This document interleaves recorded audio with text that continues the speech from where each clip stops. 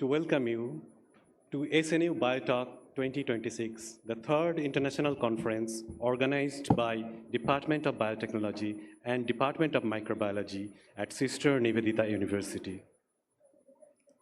Science doesn't know any boundaries or nation or race.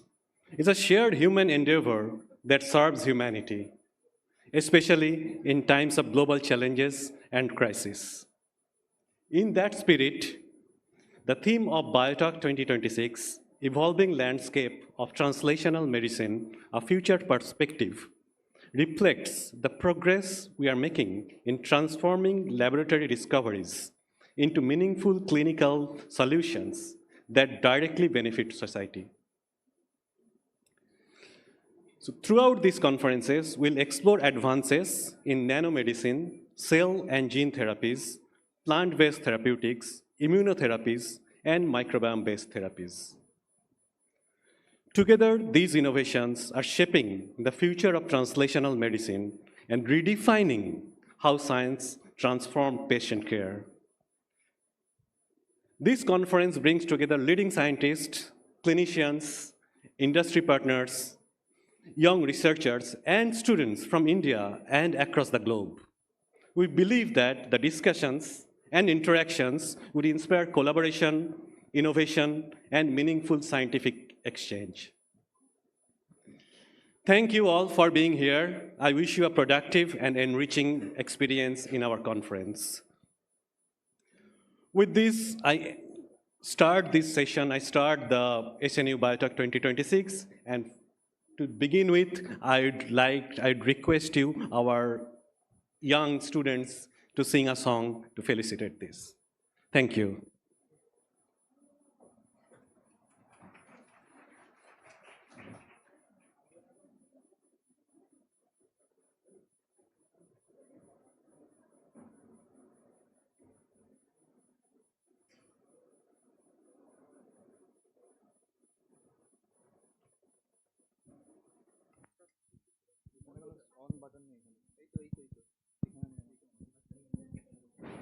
Hello. Hi.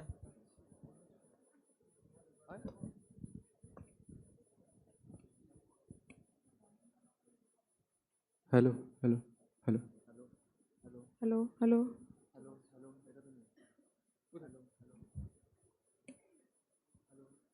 এটা হচ্ছে না। Hello. Hello. Hello. Hello. Hello.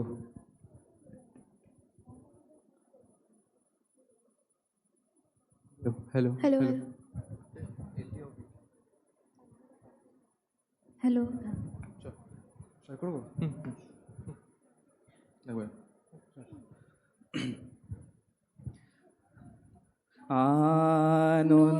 আনন্দলোকে মঙ্গলালোকে বিরাজ সত্য সুন্দর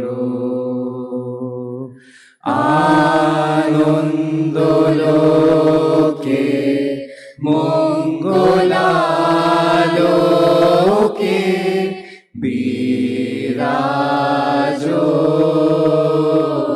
সত্য সুন্দর মহিমা তব উদ্ভাসিত মহাগগন মাঝে মহিমা তব উদ্ভাসিত মহাগগন মাঝে বিশ্বজগত মণিভূষণ বেষ্টিত চরণে আনন্দলোকে মঙ্গলালোকে বিরাজ সত্য সুন্দর গ্রহ তারক চন্দ্র তপন ব্যাকুল দ্রুত বেগে গ্রহ তারক চন্দ্র তপন ব্যাকুল দ্রুত বেগে করিছে পান করিছে স্নান অক্ষয় কিরণে আনন্দ লোকে মঙ্গলালোকে বিরাজ সত্য সুন্দর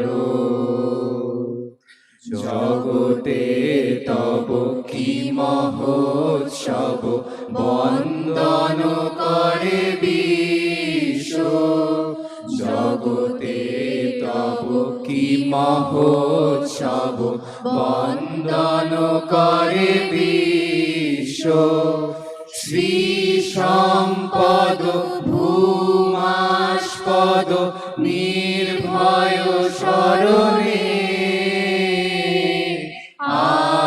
আনন্দ লোকে মঙ্গলালোকে বিরাজ সত্য সুন্দর বিরাজ সত্য সুন্দর বিরাজ সত্য সুন্দর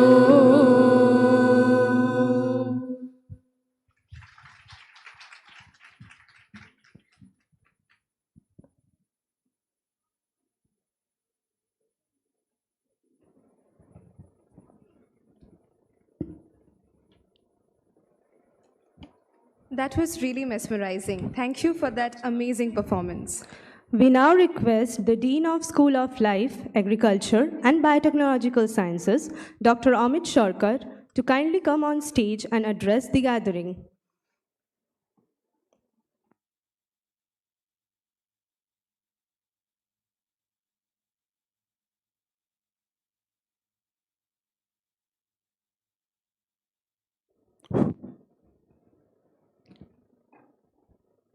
Honorable Pro-Chancellor, sir, distinguished delegates,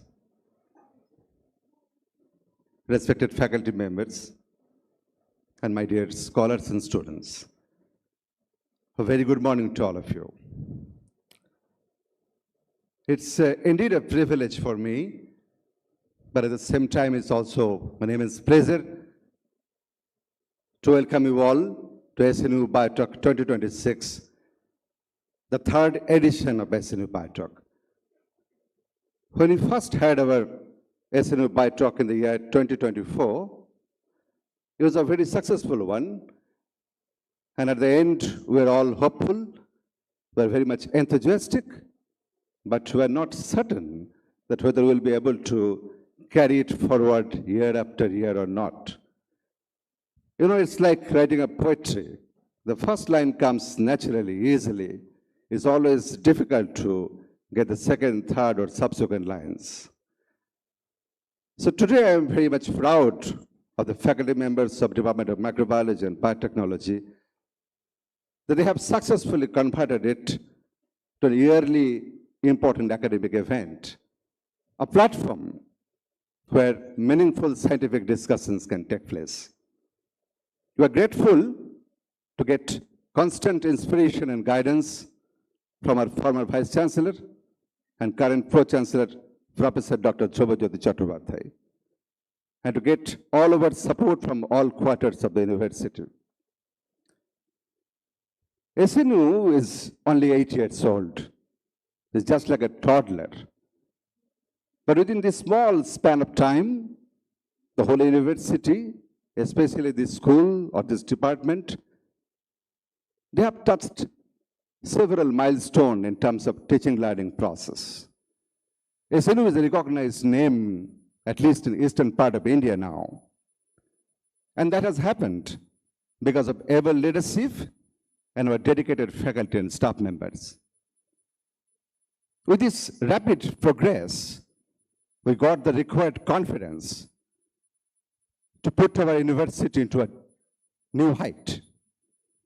Our current focus is to establish Sister Nivedita University firmly in the global landscape of research. An organization of any such conference is an initiative to that direction. If we look into this year's SNU BioTalk theme, Evolving Landscape of Translational Medicine, a future perspective, I believe is both a timely and a relevant one. I think for a long, long time, the scientists, the academicians, and the policymakers are debating and discussing that how basic or fundamental research could be translated into a real-world application that we generally describe as bench to bedside to community.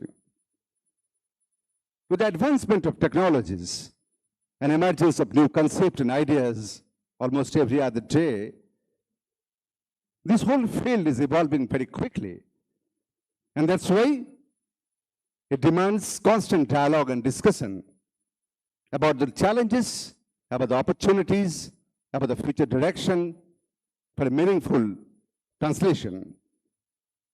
We're very much happy to have so many distinguished scientists and thought leaders from different parts of India and abroad, especially Professor Kaustubh Sanyal, Professor Fabian Kiesling, and others, Professor Tanmay Majumdar and others. We firmly believe that their insights will definitely enrich our understanding. We'll get different new future perspectives about the whole topic, whole theme. And overall, the whole conference will be going to be very engaging in nature. I especially like to appeal to the young scholars and students to consider this an opportunity. You ask questions, interact, and allow yourself to get inspired. The future of translational medicine is very much dependent on young minds like you. I sincerely hope that all the participants will have a fantastic experience for the next 2 days and wish all the success to this conference. Thank you.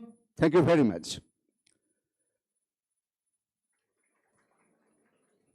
But before I leave these days, I would like to call upon the organizing faculty members from both Department of Microbiology and Biotechnology to be acknowledged for their sincere effort for the last several months and also for a group photo option. So may I call upon the stage Dr. Fatima Kalketrawala, HOD Department of Microbiology, Dr. Sudipta Saha, HOD Department of Biotechnology, Dr. Siddhartha Datta, Dr. Anindita Banerjee, Dr. Shurjit Singh, Dr. Atreyi Ghosh, Dr. Shauri Roy, Dr. Shankar Subra Das, Dr. Ashish Jana, Dr. Shayanta Bera, Professor Daipan Bharadwaj, Mr. Abhijit Das, Mr. Aniket Mukherjee, Ms. Rituparna Das, and now the core committee members, Dr. Rajat Pal, Program Coordinator, joint co-conveners of this conference, Dr. Mohua Ghara, Dr. Shayani Dasgupta. And finally, may I present joint conveners of this conference, Dr. Shamsubra Thakur Chaudhary and Professor Amarnath Mukherjee.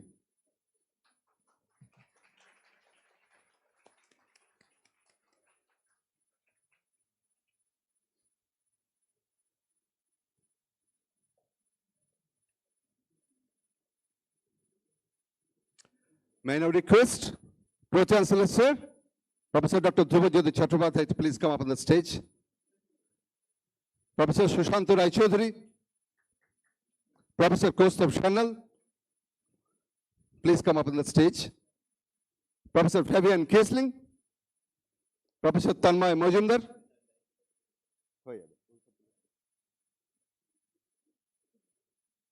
Dr. Srinivas Reddy Burman, and Professor Jaydeep Bhattacharya. Professor Arunandan Lahiri Majumdar.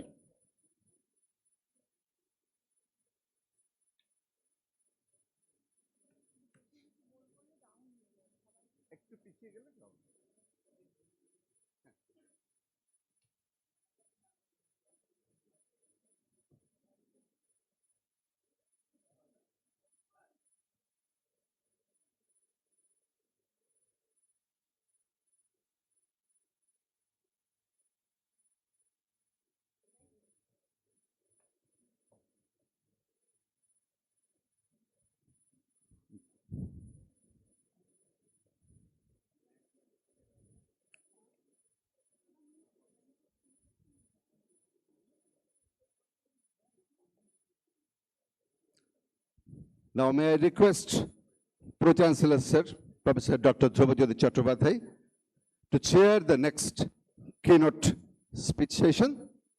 Professor Chattopadhyay.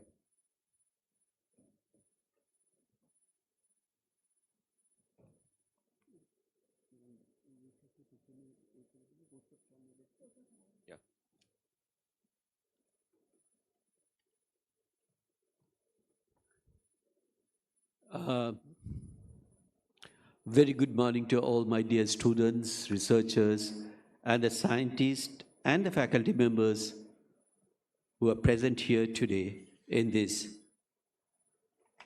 very important conference for our SNU BioTalk 2026. Now, as very rightly mentioned by our Dean, Professor Amit Sharkar, that the title of this talk is actually Evolving Landscape of Translational Medicine, a Future Path Perspective. Now, it's really very important to note that the translational medicine, it stands at a pivotal crossroads in this 21st century, which is uniquely poised to bridge the expanding divide between biomedical discovery and clinical implementation. Now, traditionally described as the bench to bedside continuum, translational medicine embodies a multidisciplinary ethos which connects a laboratory research, clinical insights, and patient-centric innovation to deliver the tangible health outcome. Its evolution actually reflects broader shifts in science, technology, society, and global health priorities. The historical success of translational approaches, such as targeted cancer therapies, the rapid vaccine development, and precision diagnostics, underscore the inherent value of the integrated research frameworks. And a key driver reshaping the translational medicine is the data integration. The exponential growth of this biomedical data, from genomic sequence to wearable sensor output, has created unprecedented opportunities for insight generation. Equally important is the integration of real-world evidence into translational pathways. And here, what we could find that the integration of interdisciplinary research is becoming more and more important. And integral to this evolution of translational medicine is a commitment to ethical stewardship and health equity. The technological breakthroughs hold immense promise, but the benefits risk being unevenly distributed. So simultaneously, implementation science, the study of how to effectively integrate the evidence-based practices into routine care, will becoming increasingly central. And the translational gap often arises not from a lack of discovery, but from challenges in adoption.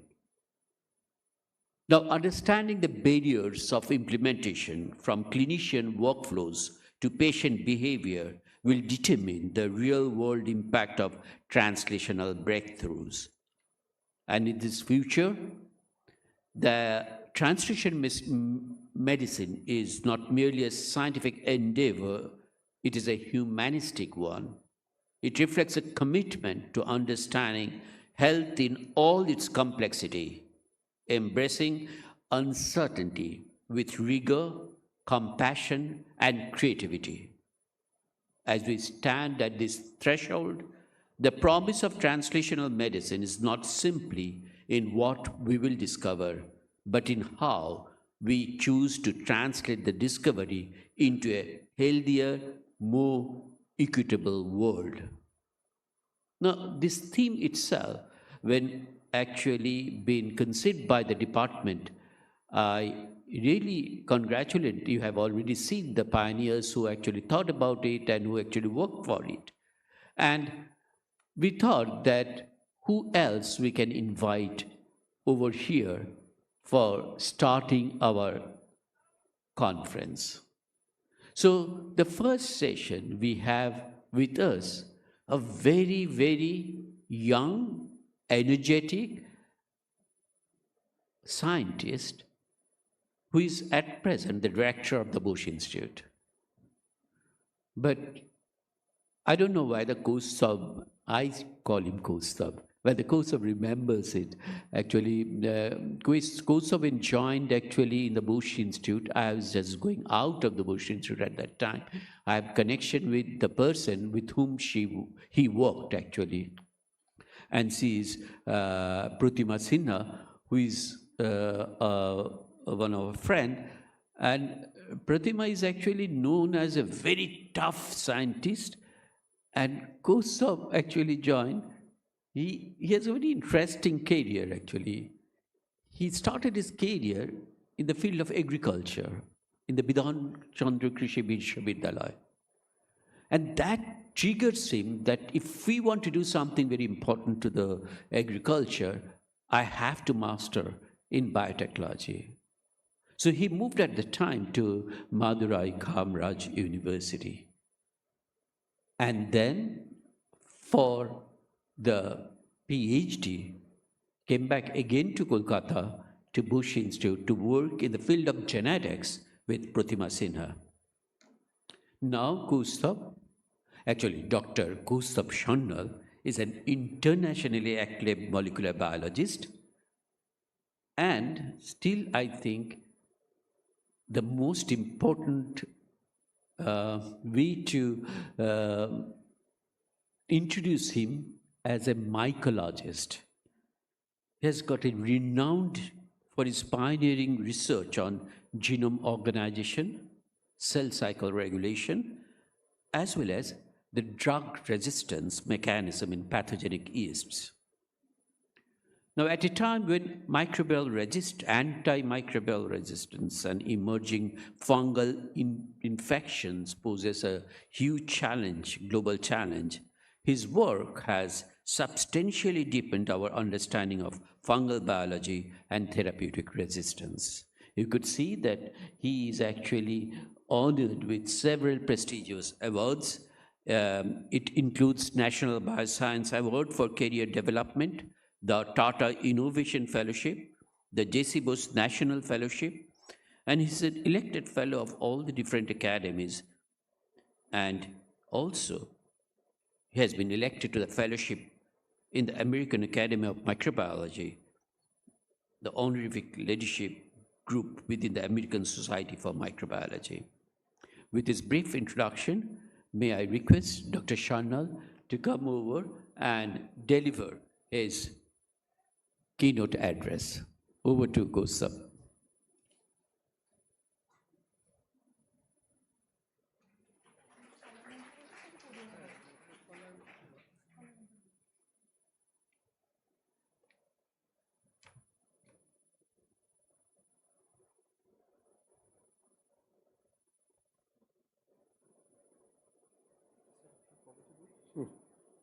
No.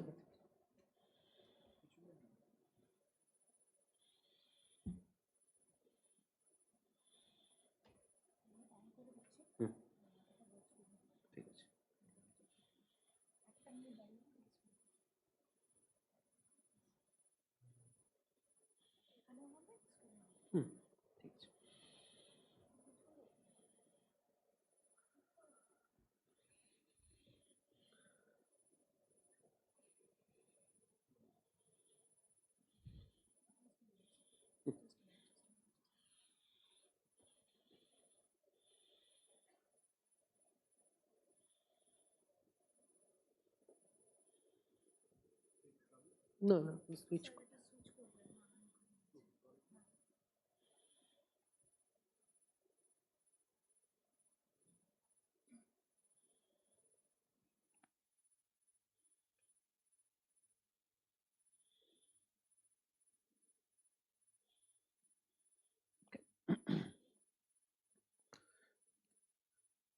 Good morning, one and all.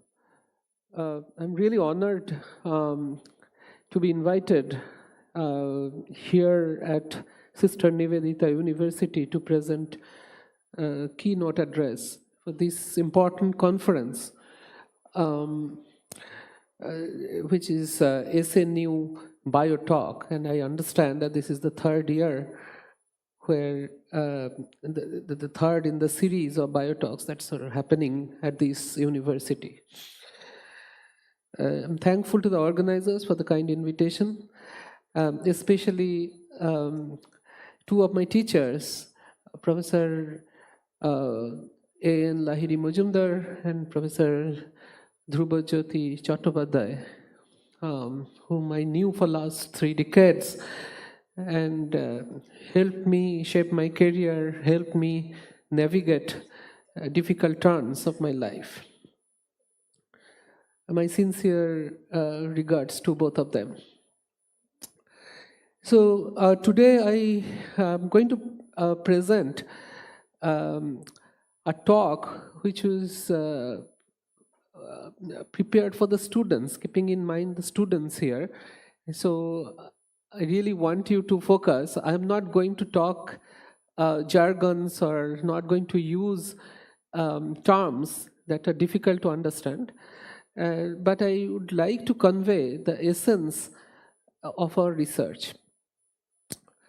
So what has been shown here is how we get infected by a fungal.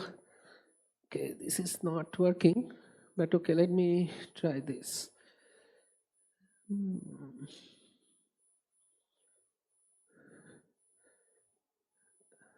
Okay, it's not easy. Yeah, by a fungal pathogen, Cryptococcus, which enters, the spores of which enters in the nasal route, and it infects lungs.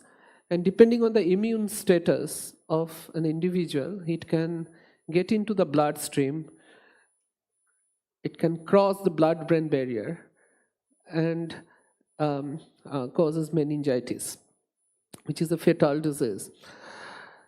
Now, what is shown next is a Cryptococcus cell. This is an electron micrograph of a Cryptococcus cell, and what you see here is the nucleus. And this is the zoomed in view of the nucleus, which is about 1.7 micrometer in diameter. And within this, we have about 14 chromosomes, and they are condensed in this small area about 2,500 times. And they express genes, different genes at different times of their cell cycle, and what we try to do is to understand how it is regulated. And this work was done mostly at JNCASR in Bangalore, where I spent almost 20 years before coming to Bose Institute last year, into 2024. And I have a small lab here, and we started working at a small scale here too. So this is just a depiction of the spectrum of life forms that you see here. There are organisms without cell wall, there are organisms with cell wall, they are unicellular, they are multicellular organisms. Some of them can make their own food, like photosynthetic bacteria and plants. Some of them are dependent on the external sources to get food. But the question is, what is life? Okay, if you start from that point, the definition of Schrödinger is an organism's astonishing gift of controlling a stream of order on itself and thus escaping the decay into atomic chaos. Now, it is really difficult to distinguish what is life and what is death. And this cartoon actually depicts you, it depends on your view. You can probably see what is written here is dead, if you focus on the black part of the writing, or alive, if you just focus on the white part of the writing. And it's exactly like this, because you will realize that life is composed of some elements, right? Now, Charles Darwin had a different view, who said that all organic beings which have ever lived on this earth may be descended from some one primordial form, right? That was a brave statement in 1859. And that was the concept of evolution at the molecular level. And then, the sequencing, genome sequencing has become affordable in last 2-3 decades. And there were thousands of genomes that were sequenced. What I have written on the right side of the number of genomes that were sequenced in bacteria, archaeal, or eukaryotes. And what we see is that all bacteria probably started from one, which we call the last bacterial common ancestor. All archaea started from one, which we call the last archaeal common ancestor, and all eukaryotes started from one, which we call last eukaryotic common ancestor, or LICA. And all of them probably originated from one last universal common ancestor, which we call LUCA. So now if we go back and see what Darwin said, that there was one primordial form, from there we don't know how we reach to something called a last eukaryotic common ancestor. And then we have prokaryotes. We have a first eukaryotic common ancestor. You can start seeing some organelles.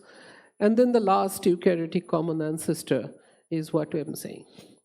Now, from this last eukaryotic common ancestor, which is somewhere here, there are different eukaryotic lineages, and we are somewhere here. So this will give you an overall idea about how we started from one primordial form and reached a stage where we are right now. Now, going back to the time, the geological time scale, so everything is in millions and billions. So just to, for a better understanding, 1 billion years is about 100 crore years. So about 2 billion years, it took about 2 billion years for eukaryotes to evolve from prokaryotes, and 1 billion years for unicellular organism to become multicellular. So it took like 200 crores from prokaryote to become eukaryote, which is unicellular, and another 100 crore years to become a multicellular organism. So it's a slow process, and we have just reached in the geological time scale, we are at around 12 o'clock. Now, again, if you go back to what is universe made up of, what are we made up of? We are made up of matters, and we have these matters can be subdivided into atoms, and there are several subatomic particles, as you see here. But what is not known is from matters how life began. Right? So the origin of life is something that many people are still interested in, and we don't understand how these matters form an organized living cell. So there is a gap here. But what we try to understand, that once a cell is formed, how does it propagate? So just for example, if I take an unicellular organism, then Okay, how do I go back?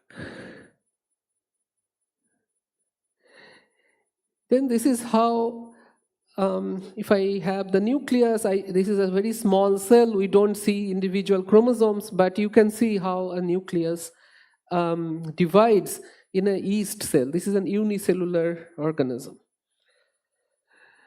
Now, if I go to a metazoans, this is for the chicken cells, but in human cells also you see a very similar mechanisms of chromosome segregation.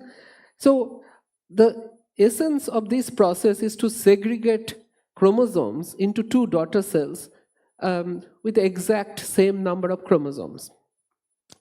And this happens quite nicely both in a unicellular eukaryote and a multicellular eukaryote. Now, this is an eye infection which is called fungal keratitis, where a particular fungus infects eye of an individual, and if left untreated, then this person will become blind eventually. Now you see the problem. Both the unicellular eukaryotes such as yeast as well as us, both are eukaryotes. So if I want to stop growth of a yeast cell, then it will affect growth of our own cells also. So what we really need to do is to find something which can be fungal specific and prevent growth of the fungi without affecting us. That's the challenge. So we study the mechanism of chromosome segregation in budding yeasts or several pathogenic yeasts, because our interest is to understand how the chromosome segregation machinery evolved with time. So, as I said, starting from LICA, this is the last eukaryotic common ancestor, and we have no idea how was the chromosome segregation machinery here.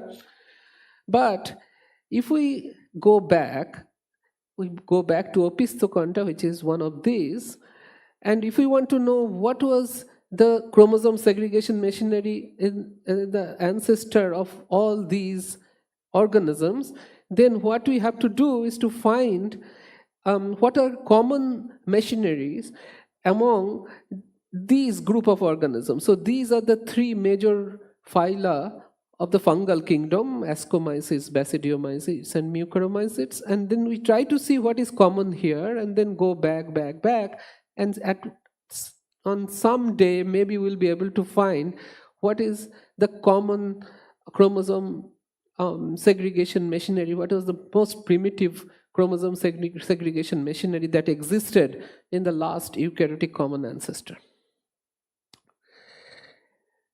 But if you just think of the process of chromosome segregation, then after DNA duplicates at S phase, at M phase, these duplicated chromosomes segregated using this apparatus called the centromere kinetochore complex, which is somewhere here, and the microtubules from the two poles come and segregate them. And as you have seen in the other movie, that the chromosomes are segregated nicely, right? So we study this part quite details in these fungal pathogens. So in 2022, the World Health Organization reported that, okay, now we have to focus on fungi because fungal infections cause a lot of death, and that is a burden to the healthcare industry. So, they categorized different fungi in different groups, and many of them we work on. These are the high priority group pathogens, and these are the critical priority group pathogens. Among them, we have Cryptococcus, Candida albicans, and Candida auris, and we work on these three organisms as well. So, what is the challenge? That fungi and humans are both eukaryotes. So if there are molecules that can disrupt essential function of the pathogen, they may also likely to have severe effects on us.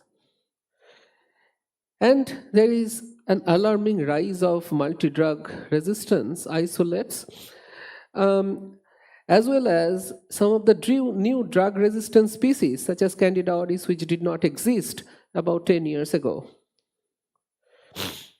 So we have to identify a drug resistance mechanism, spot the difference between the pathogen and us using genomics, proteomics, bioinformatics, or other screens to find newer molecules as antifungals. And that's our motivation. As you see here, there is not much difference in the chromosome segregation machinery if you just look at how it is in humans and how it is in fungi. But if you very carefully look at, then you see that there is something here called bridgin, which is not here. That's something different in humans. And this is something that we identified, and I'll tell you how we identified this. So before going into what we do, I'll try to play this. This is Paul Nurse, who got Nobel Prize in 2001 for his seminal work in cell cycle. So it is for the students to listen what he says. When I was a young scientist, the best advice I got, really, was firstly to recognize you're going to fail. And failing isn't a disaster. In fact, failure is part of science. If you never fail, and by fail I mean an experiment doesn't work, your thinking doesn't work properly, you have the wrong idea, you are probably not at the forefront of your research activity. Because you're in unknown territory, you're working through a land for which there is no map. If there is a partial map, it's easier, and maybe you don't fail so much. But if you're a real pioneer, you will fail.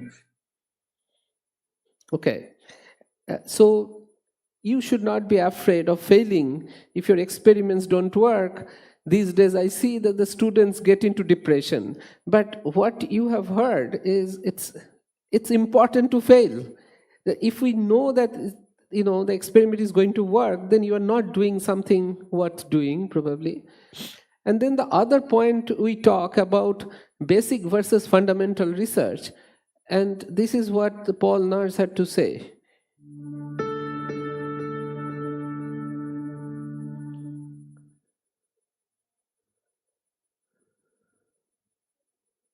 A way to think about it is that scientific research is like a spectrum, it's a range. And it's not that one thing is better than another, you actually just need it all. So you have the sort of discovery research that perhaps I do, and then you have work which is more translational, and then work which is more to do with direct application.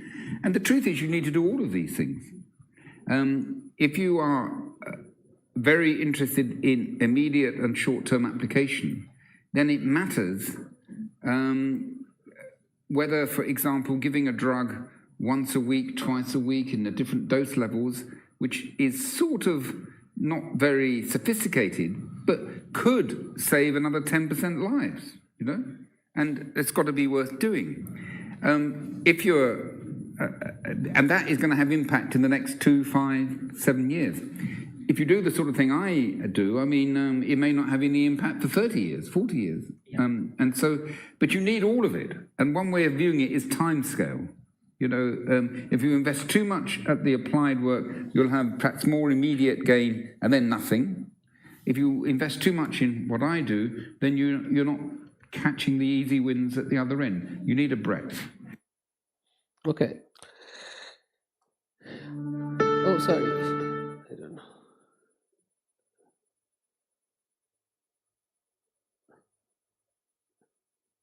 Yeah. What Paul Nurse suggested, that an innovative researcher must fail, and it doesn't matter whether you are doing something basic or applied, but finally the knowledge gain is going to be useful for any discoveries. So what we try to understand is how this chromosome segregation machine evolved using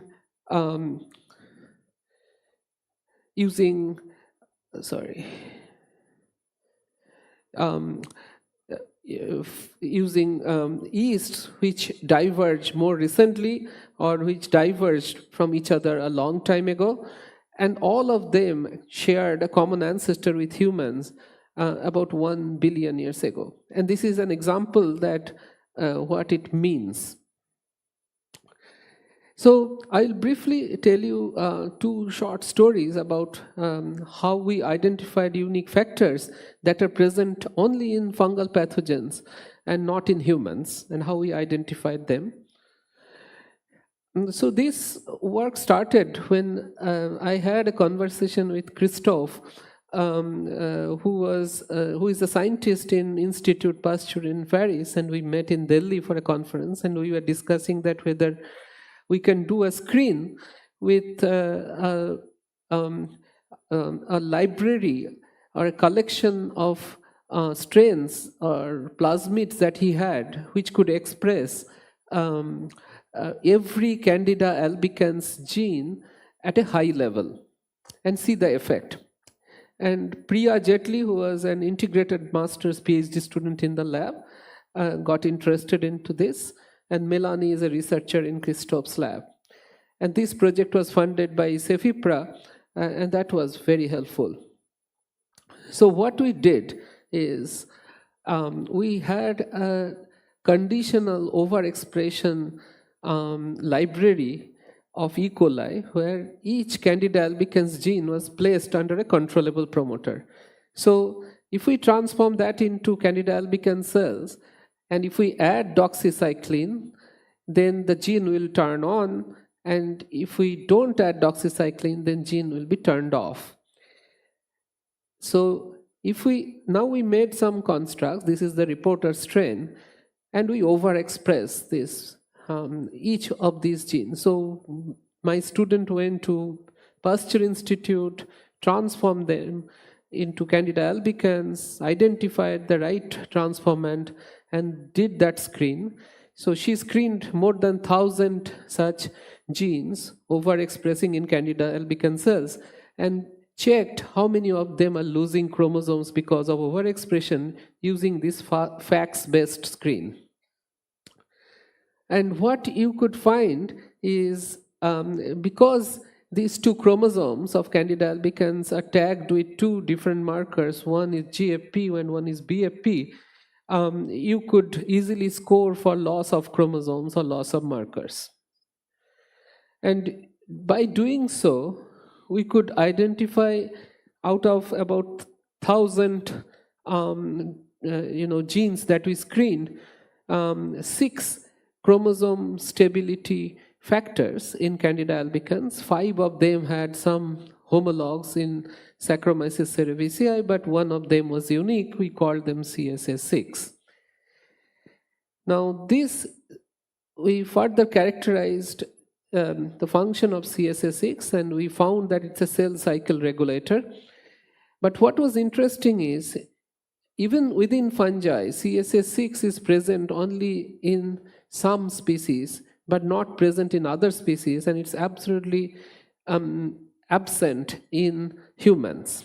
So we thought that this will be a really good factor to chase, and we have been working on this, trying to identify its partners and see whether we can use small molecule inhibitors to inactivate CSS6 from functioning.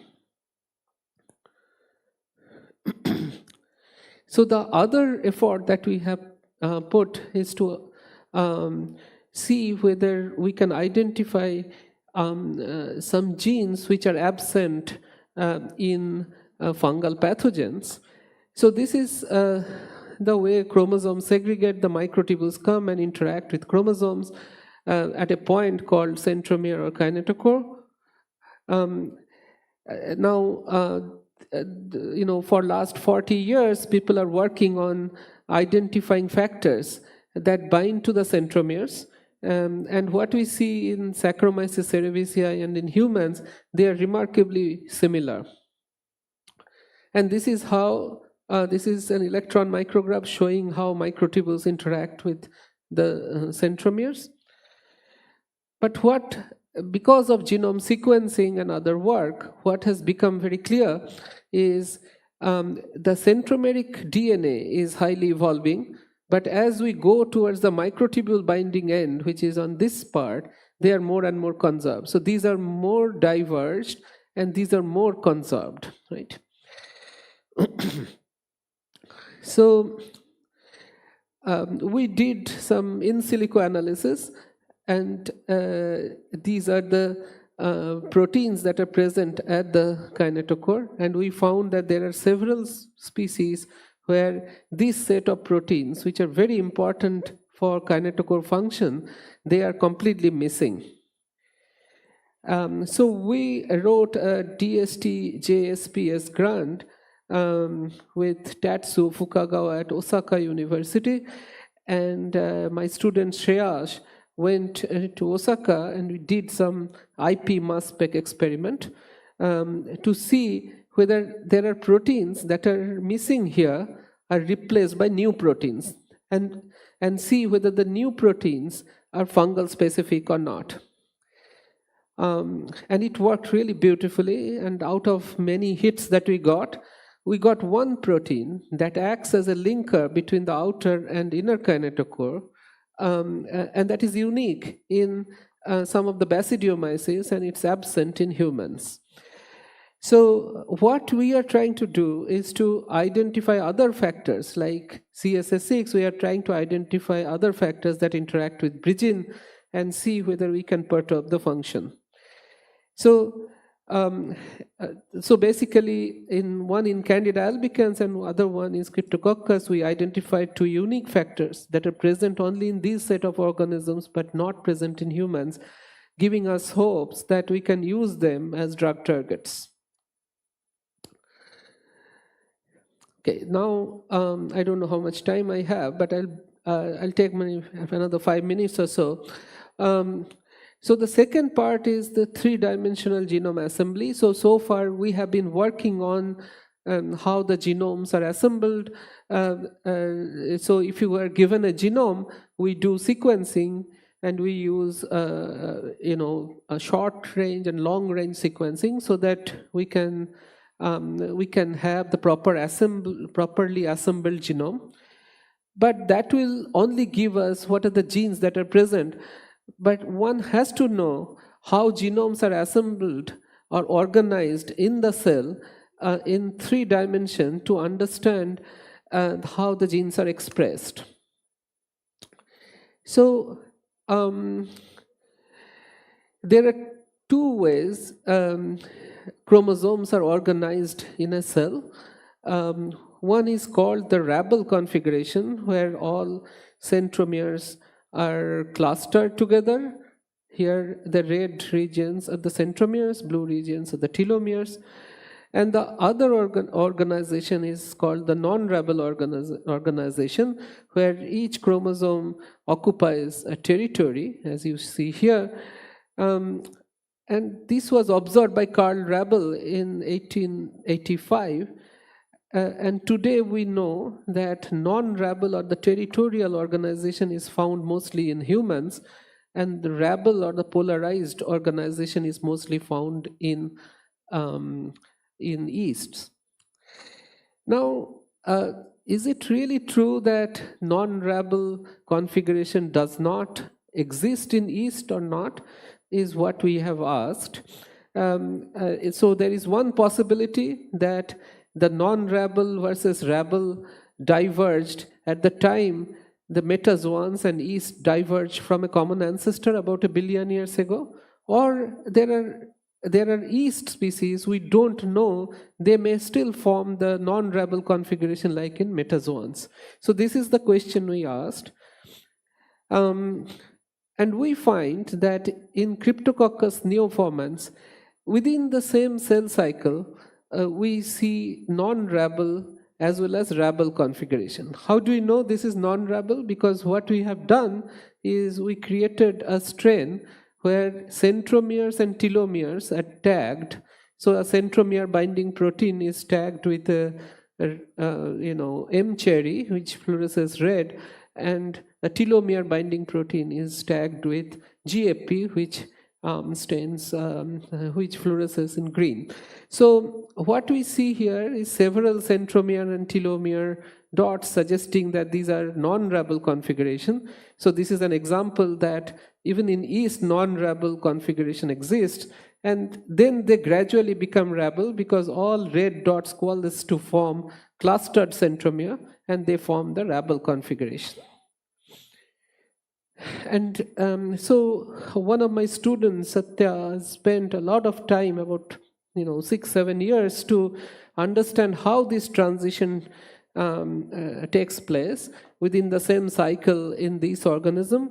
And we use super resolution microscopy, chromosome conformation capture, which is called 3C and high C, and polymer modeling to understand how this happened within the same cell cycle.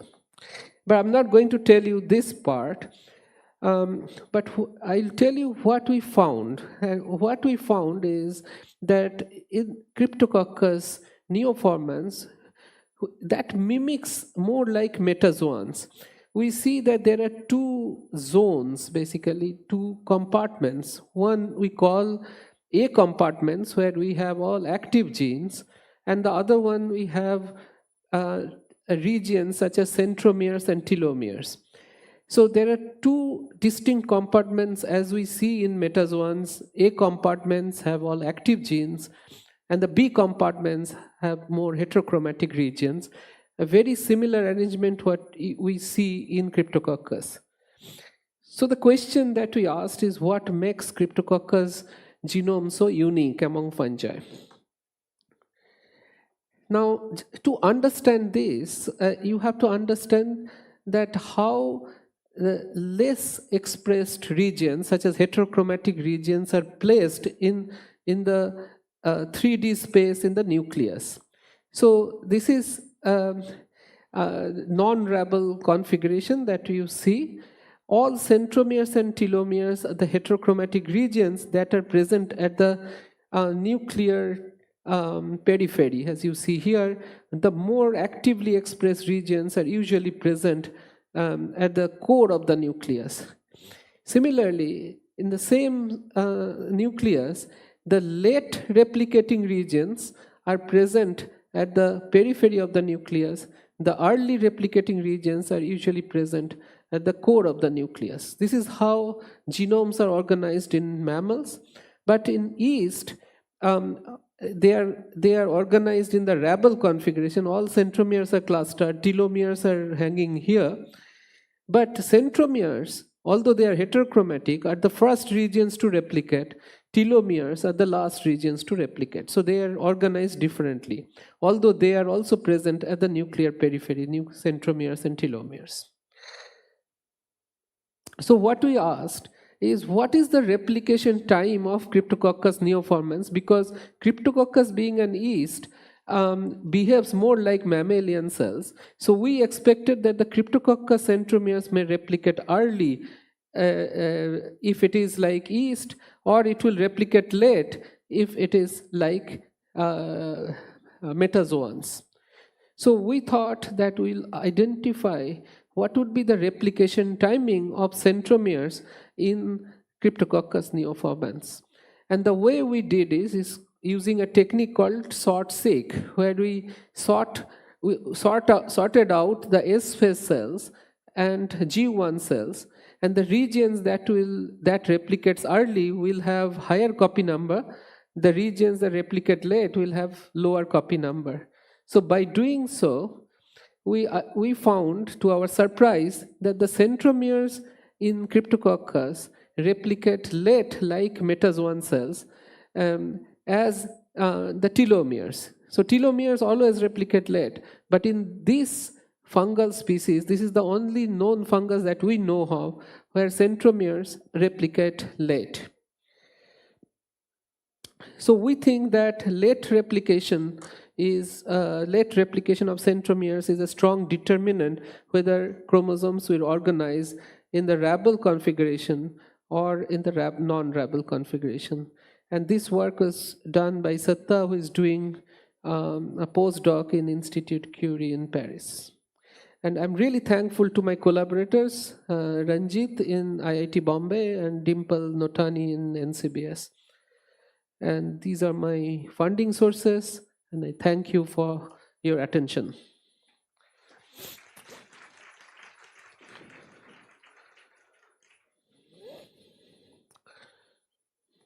Hello. Yeah, I'm sure that all of you, it's in its very simple way, looking at a very difficult thing.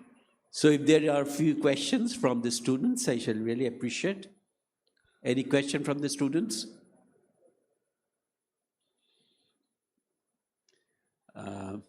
Because there are so many different things we learn from this particular lecture. Okay, yes. We can come to the first man.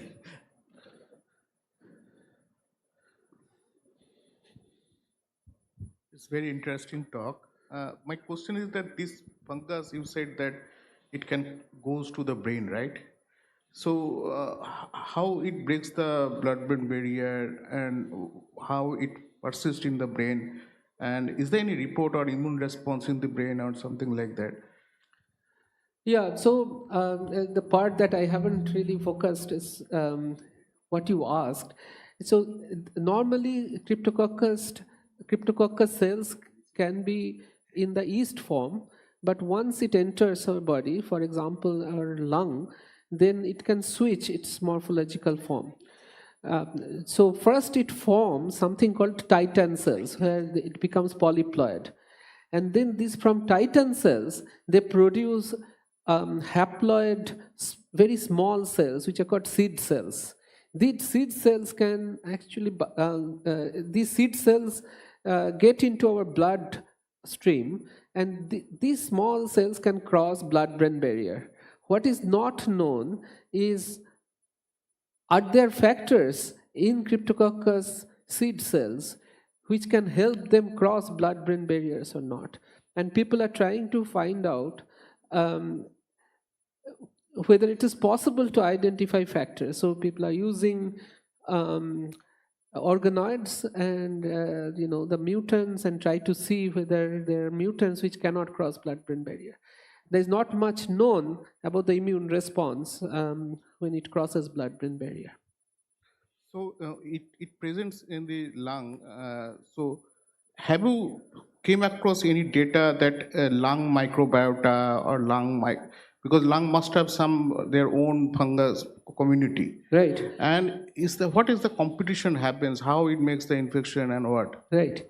So so what is not known is, I cannot show you the slides, but what is not known is what triggers this Titan cell formation, because that can be a rate limiting step. So if we can stop cells to form these haploid cells to form polyploid Titan cells, or polyploid Titan cells to form haploid seed cells, then we can probably stop it at the lung level, right? So what we don't know anything about it, but probably there is something in the lung that is triggering polyploidy, right? So we have recently wrote a project and got awarded from Discovery. It's called Discovery Project from Wellcome UK, just to study this, that how polyploid cells are formed, and from polyploid how do we get haploid, because these are like it can go up to octaploid. So octaploid cells, which is huge, is throwing up haploid. So it's not even a stepwise manner. We could do a microcapillary experiment, and we could show that haploid spores, or I don't know what is it called, are coming out, right? So there's complete black box there. The problem is not many people work on Cryptococcus because the tools are not available. So we and others, many other collaborators all over the world, we started doing things, sequencing it. Then we did this Hi-C type of experiments. Yeah, people are annotating genomes. So one has to work. There are not many. Everybody is working on Cerevisiae, and now funding agencies have stopped giving money to Cerevisiae, and he will not be happy. But that's how it is. Thank you. Anyway, because we're a little bit tight, so we are not taking any other question, but I think there are certain very important take-home message already shared by Dr. Sanyal. And here, if you remember the two stories he mentioned, and one of the stories at the very beginning where he wanted to find out if you want to have an antifungal target, you have to identify some genes in the fungus which is not present in the human. And in that way, how actually he derived the whole thing and developed the concept of this. And the second thing is with respect to the very interesting, I have no idea about this Rabble and non-Rabble thing, where this particular replication thing, together they are doing in the case of the centromere and telomere. Normally we always do that these two are at different time, but in this particular case you can see that together they are happening. So there are a lot of different things which we could find in our research studies, and I really thank for this last quote which all of you can see on the slide. That is very important. This quote actually has got a very important message to all of us. Thank you. Thank you, Professor Sharnal, for being with us. And just a minute, Professor Sharnal, if we can, yeah.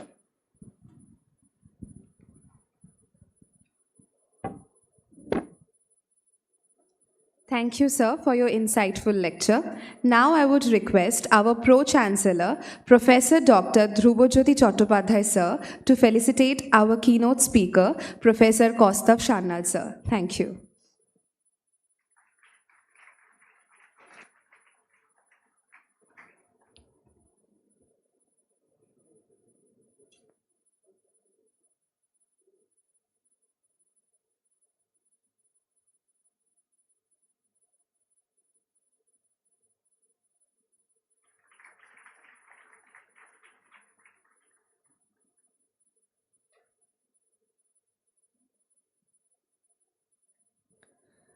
Now I would request all conveners of SNU BioTalk 2026 to come on the stage and felicitate our Honorable Pro-Chancellor, Professor Dr. Dhrubajyoti Chattopadhyay, sir.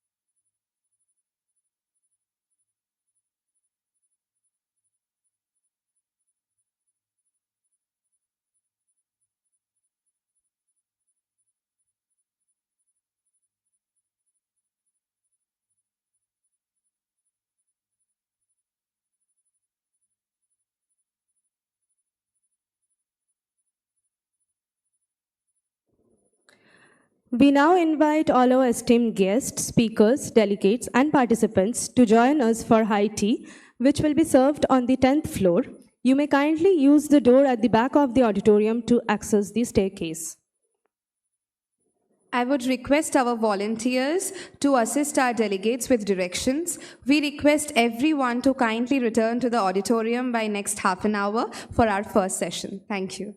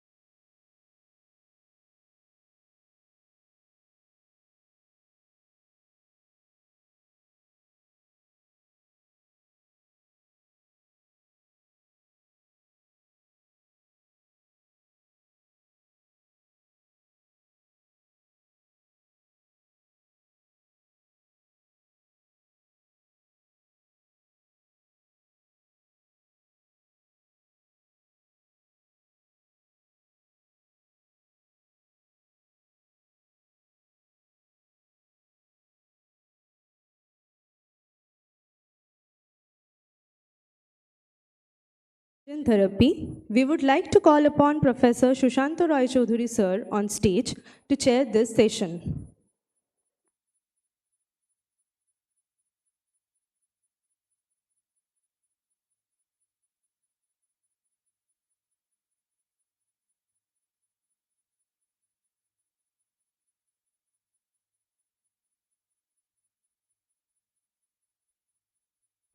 Hello.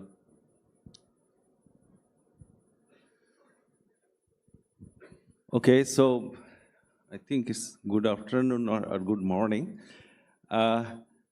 We had a very illuminating talk in the morning, the keynote speaker, and as the this theme of this conference, I think is very befitting what we are going to listen in the next 3 lectures.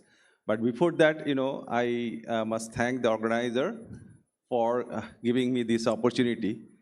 Actually, I'm being, kind of a regular visitor or chair, a speaker for this conference from the very beginning. I'm associated with this conference, and really, after coming to this, I come to this place on many occasions. But this is for the first time I'm coming to this new hall auditorium, which is fantastic. I really enjoying the whole atmosphere. So without much delay, I think I invite the first speaker of this session, which is none other than Professor Shobhik Maity.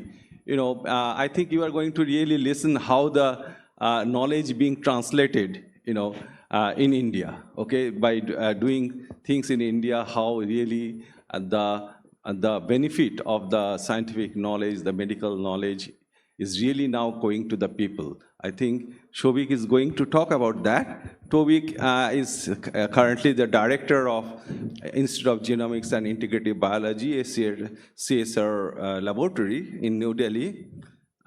He is very famous for a very pioneering development during the SARS-CoV-2 infection. They developed the first CRISPR-based diagnostics for this. Detecting for the virus, which is famously known as Feluda. He also worked in many areas in nucleic acid therapeutics, in microRNA and others. And he is the Shanti Swarup Bhatnagar Awardee, as well as has gotten the National Bioscience Award. I think it's there, so I don't have to read anymore. Okay, Shobhik, please start. Yeah. Thank you, Sushanta, and thank you, the organizer, to invite me. So next maybe 35 minutes, I'm going to describe a technology. This technology, let me tell you that I'm a chemist, and along with a biologist colleague, Debojyoti, we have developed it in IGIB. So my contribution is the physical chemistry part. That's what I'm going to describe. The major work has been done by him, biology part, which I am not covering here. So before start,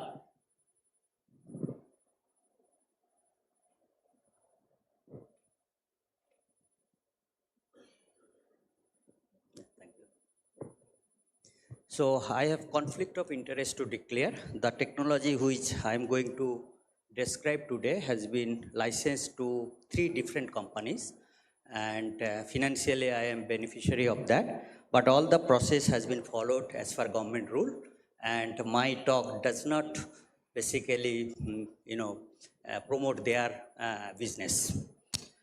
With this, if I show this family picture of famous Bachchan.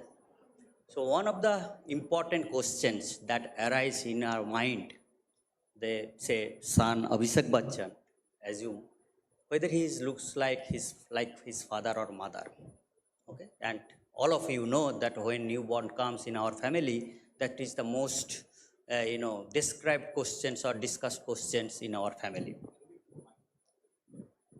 শোনা যাচ্ছে? So why it happens?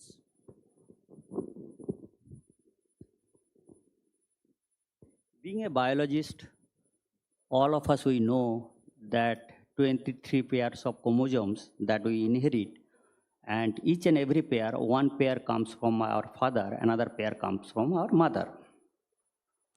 And all of us, we have gone in textbook, science, we know that if any gene or both the genes which is coming from father and mother are perfect, we born as a perfect child.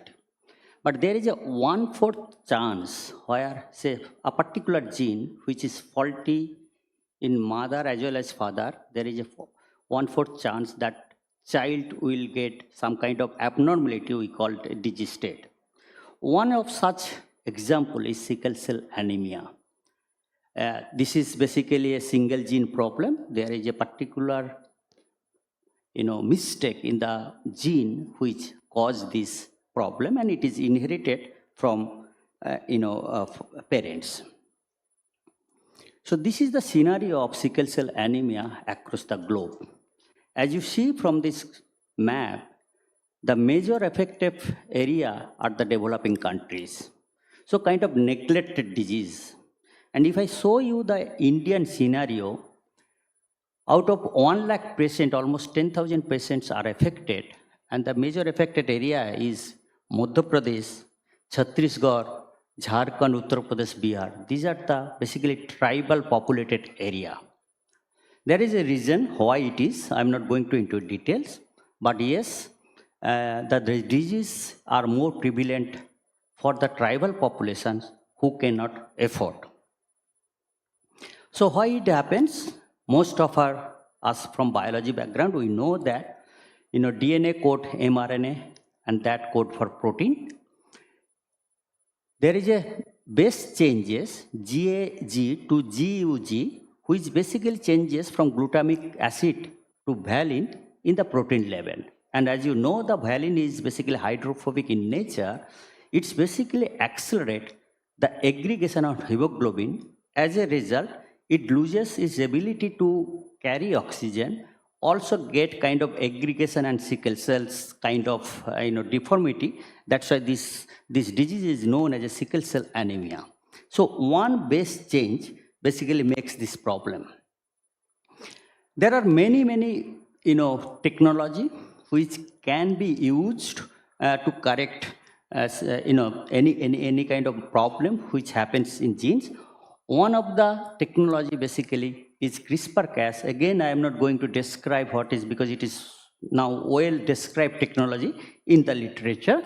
And it has been shown that it has applications in disease correction, creating animal model, and so on and so forth. So as an Institute of Genomics and Integrative Biology from 2000 onwards, the IPAN is one of the early participants. We didn't know how to read. We tried to understand how to read the genome.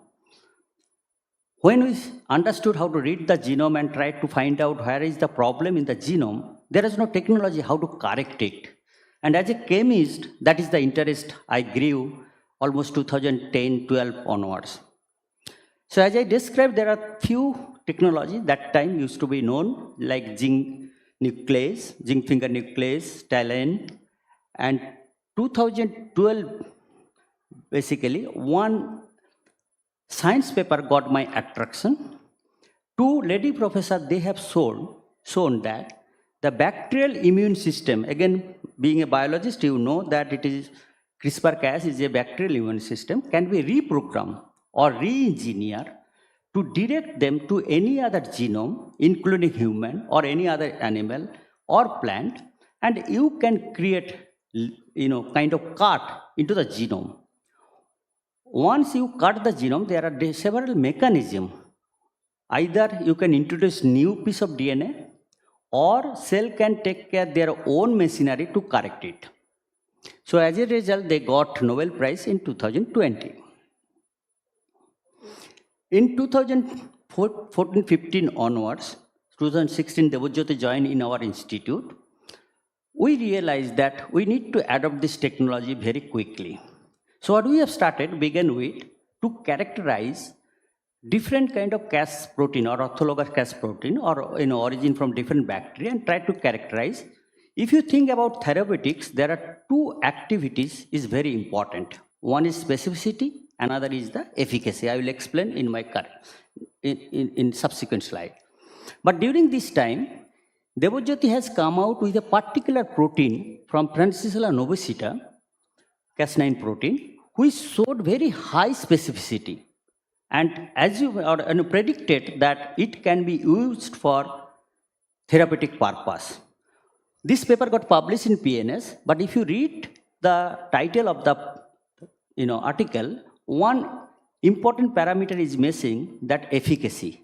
This protein didn't have a sufficient amount of efficacy to be used for therapeutic purpose. It has only 10 to 15% efficacy, but it used to show very high specificity. So as I told, I am a chemist. When Debojyoti came out with this finding and told me that this protein is highly specific but no efficacy. So any physical chemist, they receive any kind of enzyme, first thing they try to do is that enzymatic kinetics. That's what we started begin with. We took 3 targets here as an example, but we have tried with many targets and tried to understand their kinetics. And we have taken a gold standard, SP-Cas9, which is the most characterized Cas9 protein so far it is known in the literature, and tried to compare with the FN-Cas9, which basically Debu has discovered. The x-axis basically time and y-axis the cleavage activity or product formation. If you see that the red is the SP-Cas9 and green is the FN-Cas9, the FN-Cas9 always shows the slow kinetics. That means it takes more time to cleave piece of DNA. Though I have shown here 3 targets, but we have tested, and more or less almost for all targets, these slow kinetics are well evidented. Then again, a physical chemist, if you ask, what they will do next, they will try to find out the binding strength between substrate and the enzyme. In this case, the substrate is the double helix DNA, and the enzymes is the Cas9 protein along with its sgRNA.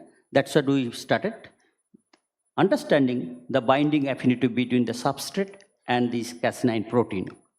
Again, we have taken both the proteins, the SP-Cas9, which is basically, most characterized protein in the literature, and FN-Cas9.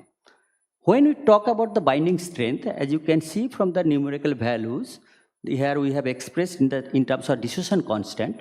The SP-Cas9 has lower dissociation constant, like 50 nanomolar, where FN-Cas9 has 150 nanomolar. The dissociation constant is nothing but the inverse of the binding strength, association constant, which means that SP has much stronger binding affinity with their target than the FN-Cas9. So far, whatever we have found is the negative finding, okay, compared to the gold standard. But when we started to understand their off target, where there is a mismatch, okay, between the sgRNA and the target DNA, what we saw that when we take a imperfect target, SP-Cas9 still it binds. Even if it were 1 mismatch, 2 mismatches, or 3 mismatches, SP-Cas9 binding strength is lower. Whereas FN-Cas9, the protein Debu has discovered, doesn't bind at all. So this is the first time we learned why SP-Cas9 has higher off target, whereas FN-Cas9 do not show any kind of off target, which means that FN-Cas9 being a protein has certain kind of characteristics which can distinguish mismatches among the sgRNA DNA complex. Okay? It has certain kind of recognition ability. So far, what we understood, the SP-Cas9, that time it was going to clinical trial, has very high efficacy but low specificity. Whereas FN-Cas9 that we are working in our lab has low efficacy, high specificity. Again, from a physical chemistry point of view, if I try to understand why SP-Cas9 is showing high efficacy and FN is showing high specificity, and engineer a protein, new protein, to bring the best of these 2 individual proteins, we may arrive to a kind of synthetic protein or synthetic Cas9, which may have high efficacy as well as high specificity. That's what we started to begin with. But to do that, we need to understand again different kind of physical parameter. Again, I will take you to the textbook enzymatic kinetics. There are two ways we can see the efficacy as well as the specificity. This enzyme, this is a single turnover enzyme, binds to the substrate, the DNA, and the K on and K off, that is the binding affinity. The ratio between K on, the forward rate reaction constant, and the backward reaction rate constant, the ratio is basically binding affinity. That's what we measure. Okay? And then it makes a complex, then enzymatic kinetics start. And the second stage is basically chemical kinetics. We measure the chemical kinetics, and the rate constant is Kcat. Now, if we compare the efficacy versus binding affinity, which is nothing but the K on by K off, it is kind of directly proportionate, which means that if you want to increase efficacy of any enzyme, by means if you can increase the interaction between the substrate and the enzyme, you can increase the efficacy. Whereas specificity is not directly proportionate to the binding strength. It is basically related, like if K off is less than Kcat, K off, the backward reaction rate constant, is less than Kcat, the chemical kinetics, we will end up with a situation known as a sticky equilibrium. This is again textbook enzyme kinetics. And in that case, we will end up with a low specificity. When the situation arises, K off is greater than Kcat, we land up with a equilibrium which is known as a rapid equilibrium, and in that case it shows the high specificity, which means that I have to dissect the binding affinity which we measure into two other parameters, K on and K off, to understand why the FN-Cas9 has high specificity. So as these are very tight binding enzyme substrate, you cannot do ensembles, chemical kinetics. What you have to take the single molecules, kind of phenomena and try to do that. That's what we have done. Using the optical tweezer, what we do, we try to measure the time of occupancy of this Cas9 protein to the DNA versus how long they are not there. You get certain parameter you can analyze. And what we have understood from this analysis, that both the protein SP-Cas9 as well as FN-Cas9, when they are basically approaching to the DNA, they have the same speed. Whereas when they are going out, the FN-Cas9 goes out very fast than the SP-Cas9. In terms of the parameter, if I can show you, that means that the K on of both the protein SP-Cas9 and FN-Cas9 are more or less same. Whereas the K off of SP-Cas9 is much less than the FN-Cas9. That explains why SP has the higher binding affinity plus high efficacy.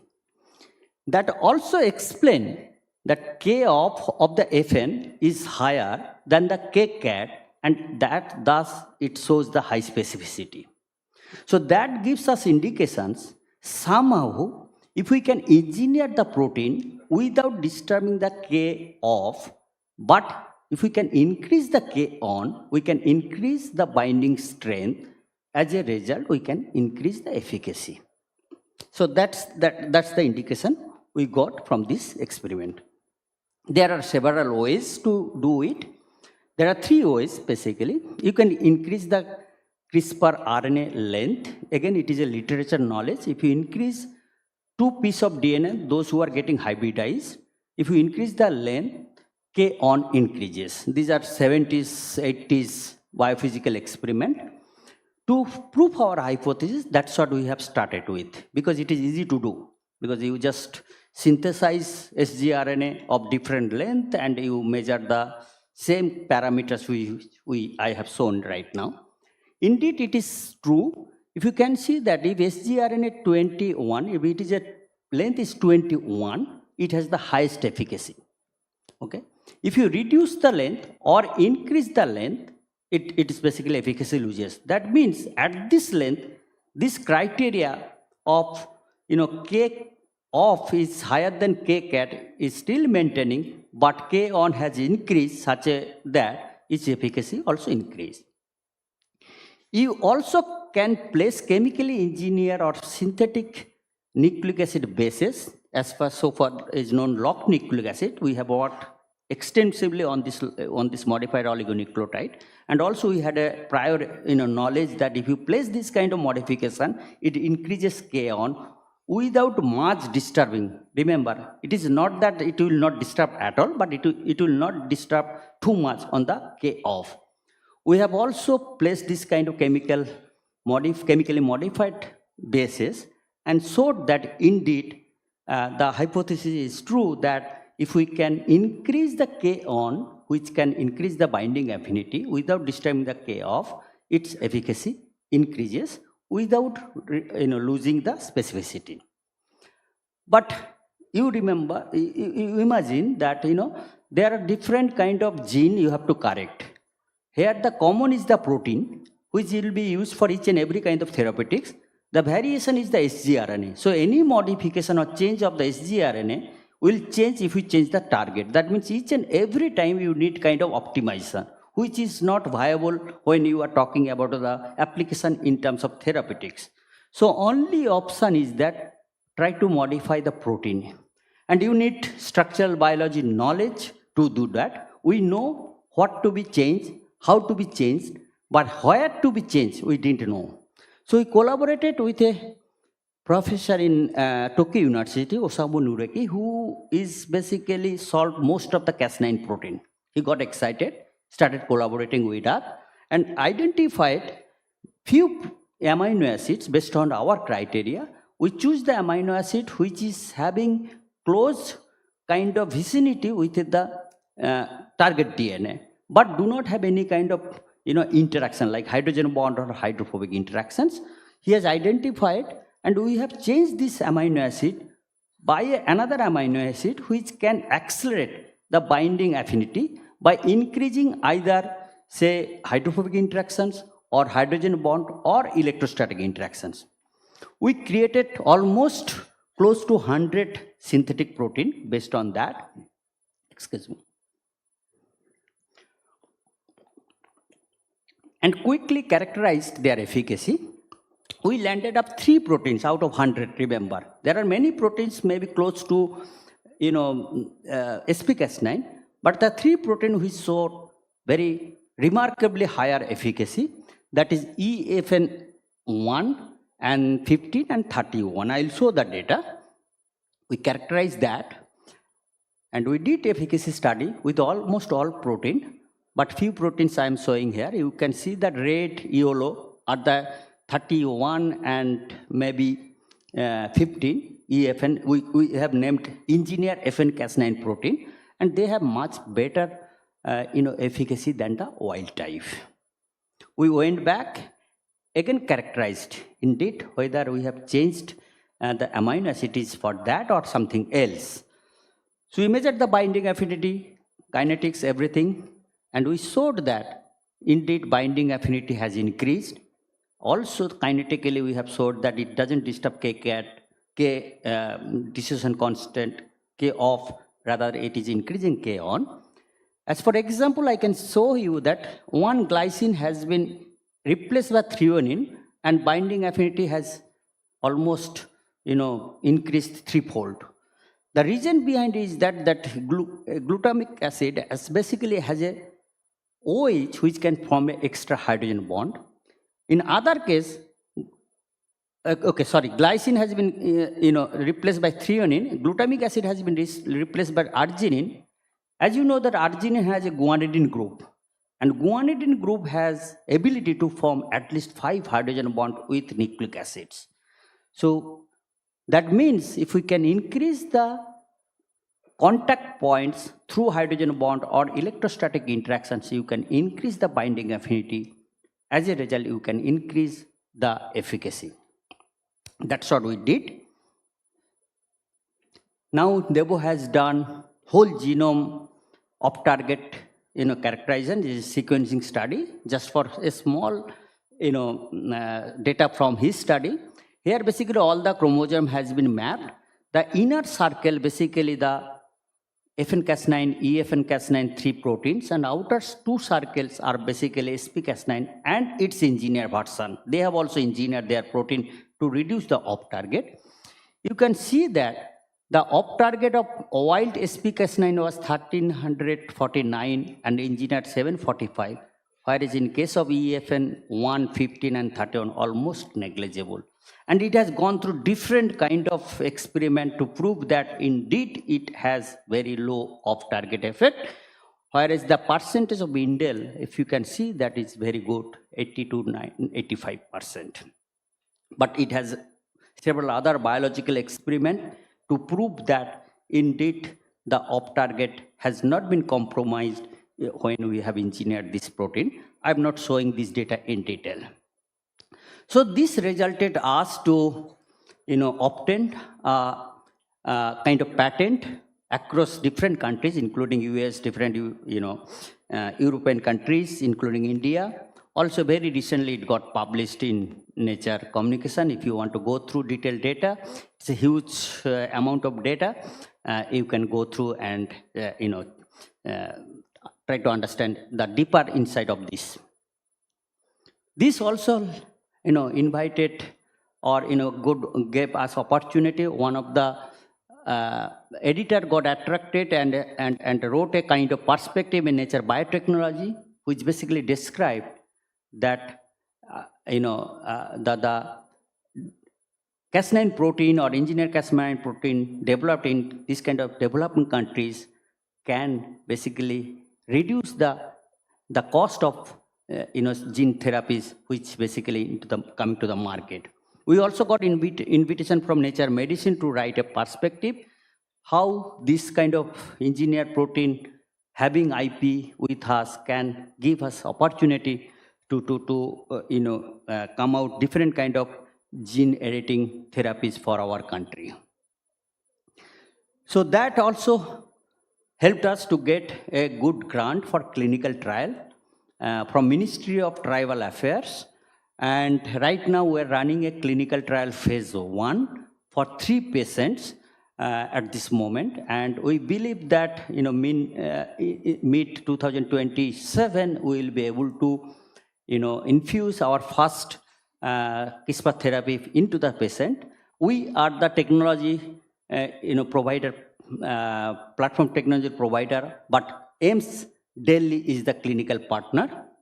We have set up, GMP facilities, which got approval from DCGI. We got CT10 as well as CT20 certificate. That's what you need when you are basically are going for a clinical trial. There are other, organizations also involved because you need hand-holding from different, agencies like DBT, ICMR, CDSCO, so on and so forth. So right now it is not again one team or two teams project. It becomes a kind of national project, and we are basically going through that.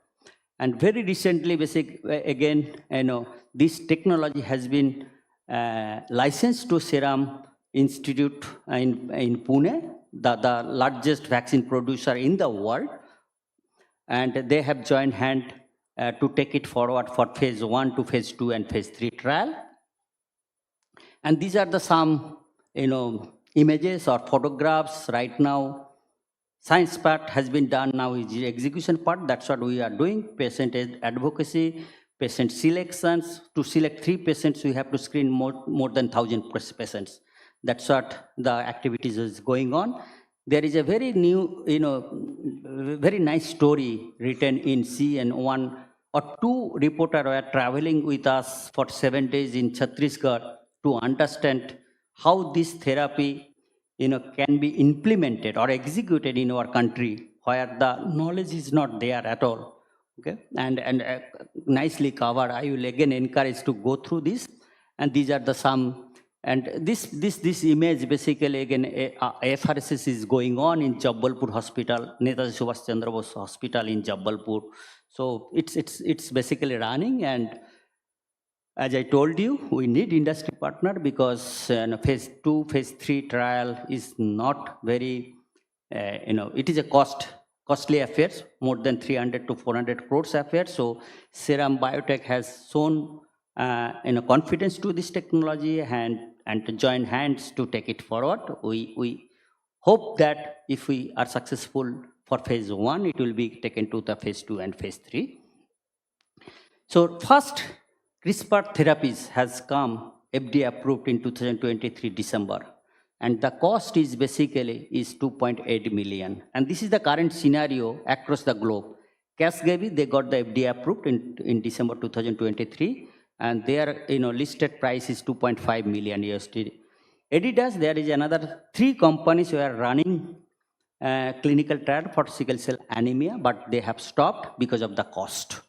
Okay, because the licensing cost of technology is few $billion, so which is making this drug cost is very high, but they have dropped for that reason. And Casgevy has infused 60 patients with their therapies so far. This is the first patient. So far, there is no side effect because it is a gene correction one-time therapies and ex vivo kind of autologous, so there is risk is very minimum. So that's what also we are hopeful. This technology also we have, as Sushantada told, that we have used for COVID detection, but we have developed a lot of diagnostics using this because it can distinguish mismatches between different DNAs. Okay, so if you want to develop a nucleic acid based detection system that can be developed, we have developed for sickle cell anemia, H. pylori, rotavirus, so and so forth. There are a series of paper on the diagnostics. I'm not going through that. If we get another opportunity, definitely I will describe. So with this, I will end here. And thank you very much for your attention. Thank you, Shobhik. I think you can appreciate that really how the translation of a knowledge has been done in our own country. So it's now open for discussions. Any questions from the students? I would prefer more.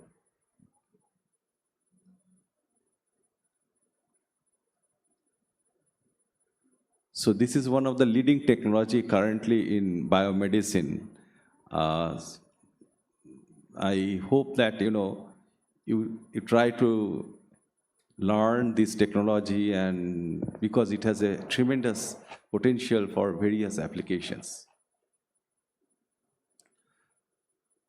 Can I ask you one question? Sure. Yeah.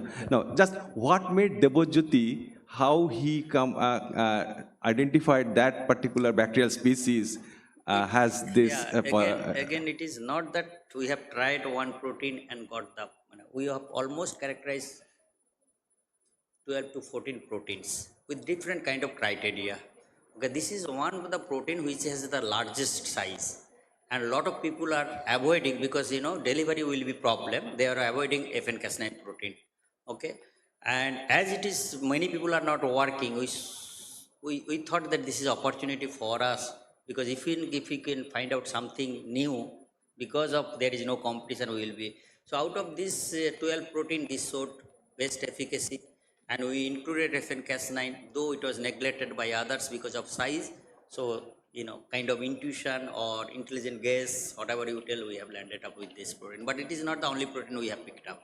We have characterized almost 12, spent good amount of money to identify this protein. So, yeah, the reason I asked these questions to him, actually there are lots of cases now being identified, okay? And we need more cases, okay? Because that's the thing. So students, you can start thinking how I can identify, the cases are being identified from various bacterial sources. You can start thinking how I can identify a new cas from a new bacterial source, okay? That's why I asked him this question. Thank you. Shobhik, is there any further question? Sorry, I can't hear you. How come you ended up with that kind of organism, that FN? So it Did you search for many things in the other yeah, it is organisms? in literature, like, we are picking up some, bacterial Cas9 protein, which is less characterized, bacteria involved or, is there in the other phylogenetic tree, so that we can find out some kind of novel characteristics. Using this kind of, logic, we have picked up 12 to 14 protein from phylogenetic tree. Those who are far away from each other may not have similarities, so that if we characterize them, we can have a map of understanding which protein has what kind of advantage as well as disadvantage. So out of this 12 protein, this protein has most specificity but low efficacy. And we thought, again, it is a combination of chemistry and biology. I was confident that if you give me a protein, I can engineer it, increase its efficacy. Yes, yeah. So that's what I have taken. Like when I started with biophysical understanding of this protein, I was confident at least I can find out why it is not having that efficacy. So that was my intention. So why it is not showing efficacy. So I thought that there may be some kind of, problem in the enzymatic site where it is cutting. I may be able to introduce a new amino acid to increase the enzymatic ability of this protein. But what we found, that enzymatic pocket, or that the cleavage pocket doesn't have any problem. Only problem that it doesn't bind properly with the target DNA. And it was easy for me to, kind of rationalize that how to increase the binding affinity, because nucleic acid, that's what I am working for a long time, nucleic acid protein binding. So I know, from my past experience, how to increase the binding affinity between nucleic acid and proteins. I have worked with RNA binding proteins, DNA binding proteins, and how they interact with nucleic acids.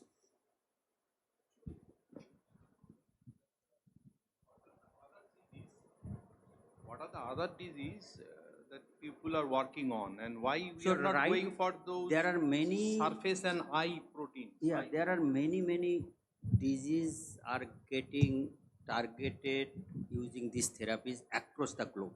Okay, in India, at least in our group, we have proof of concept for beta thal also. That's what basically after. Yeah, so there we are trying to replace the gene or trying to mutate the promoter, where basically fetal hemoglobin gets shut down so that it doesn't get shut down. So that fetal hemoglobin expression increase throughout adult period. Yeah, so that's what we are working on. So to give your answer very precisely, any genetic disease can be cured or targeted by CRISPR. If it is a single mutation, is correct. If it is a gene replacement, because it is cutting the gene, you can replace the gene also. That's also people are trying, but we are not trying. We are trying to create nick, 1 mutation change, 2 mutation change, maximum 10 base pair additions, not more than that. We are still not able to be successful to insert a whole gene. Yes. Yeah, many such kind of, right now, across the globe, at least there are 200 startup or big companies are working to develop CRISPR therapies. Damalji. Yeah. Sir, I have a question. Thank you for the talk, sir. It was excellent and very enriching for us.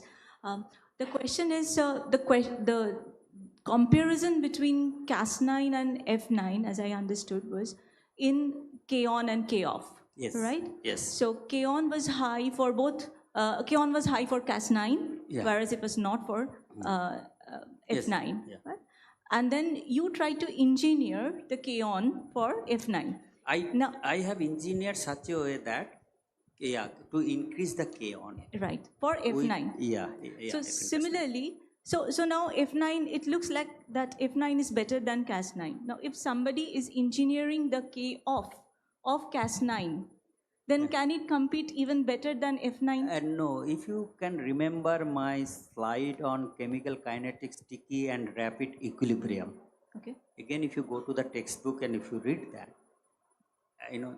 there are two zones of specificity which is linked to K cat and K off. Okay. If K off is higher than the K cat, then only you end up with a equilibrium known as a rapid equilibrium, and you retain high specificity. Okay. So you have to have high K off to have higher specificity. Now say if a protein has shown that very high efficacy but low specificity, what they have to do, they have to retain K on, but they have to increase K off. But if you increase K off, there is a disadvantage of efficacy. Okay. You increase K off, binding strength goes down, but efficacy is directly proportionate to binding affinity. That's why Cas9 will never be able to compete as good So with F9. both are Cas9 protein, but origin of the Cas9 protein are different bacteria. This is SP, Yeah. and our is FN origin. Yeah, that's what I was asking. SP and FN. FN. Yeah. Okay. Yeah. Many people are working. There are right now, again, not less than 100 of engineered protein. There are few thousands of patent. We have only one. Okay. Chinese people are just each and every day they are filing patent. Mark Millipore is filing huge number of patent. Okay, and it is such a kind of price technology. There are two original group, Berkeley as well as Broad.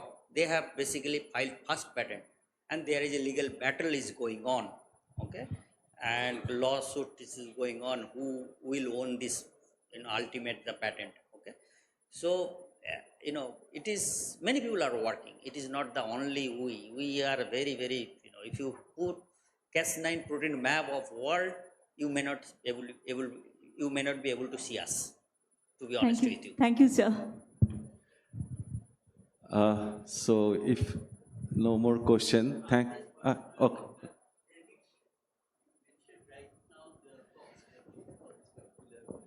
Treatment, but with your, what is actually a prediction? So right now, the calculation is showing that 80 lakhs to 1 crore. Yeah. Which is for one patient. Yeah. Which is beyond again Anybody imaginations in of India. any tribal presidents. But government has a scheme right now, up to 50 lakhs they will reimburse. So our target to bring it down below 50 lakhs. So what we are trying to do that, what we have to think in vivo therapies. Right now it is ex vivo. We are taking out patient cell, correcting in lab and putting back. So we are thinking to come out a kind of hybrid in vivo and ex vivo kind of model. What we are designing a kind of apheresis machine, that where we are collecting. Yeah. We want to make another chamber side by the apheresis machine where CD34 cell will come. Our CRISPR with kind of delivery system, either LNP or VLP will go, correct it. Corrected cell will be isolated automatically, will put back directly without taking them to the lab. So kind of creating a closed mini lab, because now steps are known. Okay. So if we can successful on that, if we are successful in vivo, that's what we are trying to do also. It will be below 5 lakhs. Just, below 5 lakhs. Yeah, that is just development of the therapy cost. We all should actually expect. Most cost is going when we are taking out cells and basically expanding them, because you need 20 million cells per kg to be infused, but we get few millions.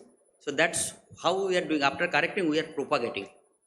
And propagating using GMP grade all cell culture media. These are very expensive.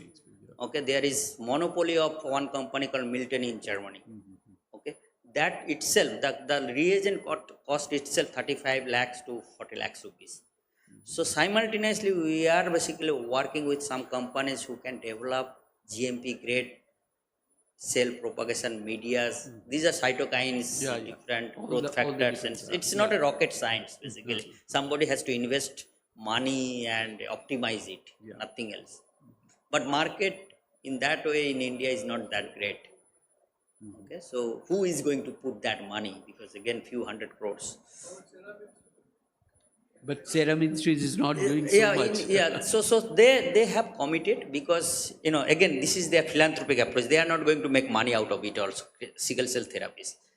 Okay, they have committed if it is successful for phase 1 trial.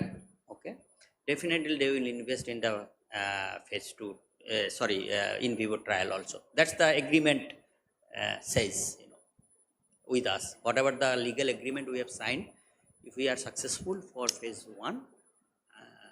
Simultaneously, they will take it phase 2 and phase 3, and we will involve in development of in vivo therapies, which they are going to fund us.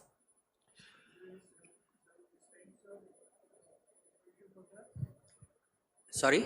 Stem cell research along with this for your cell number? When we are basically talking about ex vivo, it is the same stem cells research basically. We are taking out PBMC CD34 cells, manipulating it. But once it is done, in vivo try is the another kind of ball game. We need to have a delivery system. We have a machine which can correct. Now, how to put this machine into the body in a right cells is the delivery problem. That can be done in a different. LNP is nowadays after mRNA therapies, LNP is very popular. VLP is there. We are making kind of alternative LNP and VLP also, because again, all these are highly patented. Okay, we have to have something. So what we are trying to again do is that engineering antibodies such a way that it looks like VLP, but it is not a VLP. So the antibody will go itself complex with nucleic acid, protein, make a kind of nanobodies and take it to the body. So these are kind of basic research which we may be able to successful, we may not. So we do not know also, but yeah, we are trying. We are trying best to make it as cheap as possible. That's what I can tell you. Thank you, Shobik. Really, it's fascinating. I think we will catch up him during the break. Let's now move on to our next speaker. Again, my very good old friend, Professor Taposh Kumar Kundu. So may I invite Professor Kundu? As you can see here, I think he is a former director of CDRI and now has gone back to his own place, JNCSR, where he is a distinguished scientist. And he has been honored with all these very prestigious prizes, and also he is a member of the various academies. I think without going further, let me have Taposh to give his talk.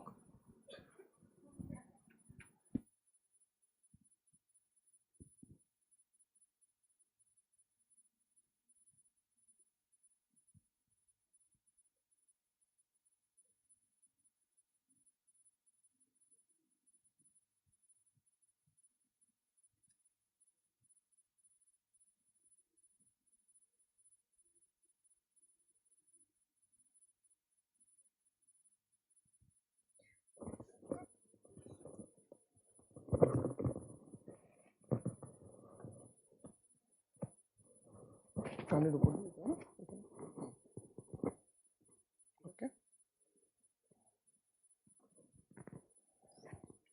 খুব কাছে দিলে ইয়ে হবে, শব্দ হবে। Pointer. This is not working.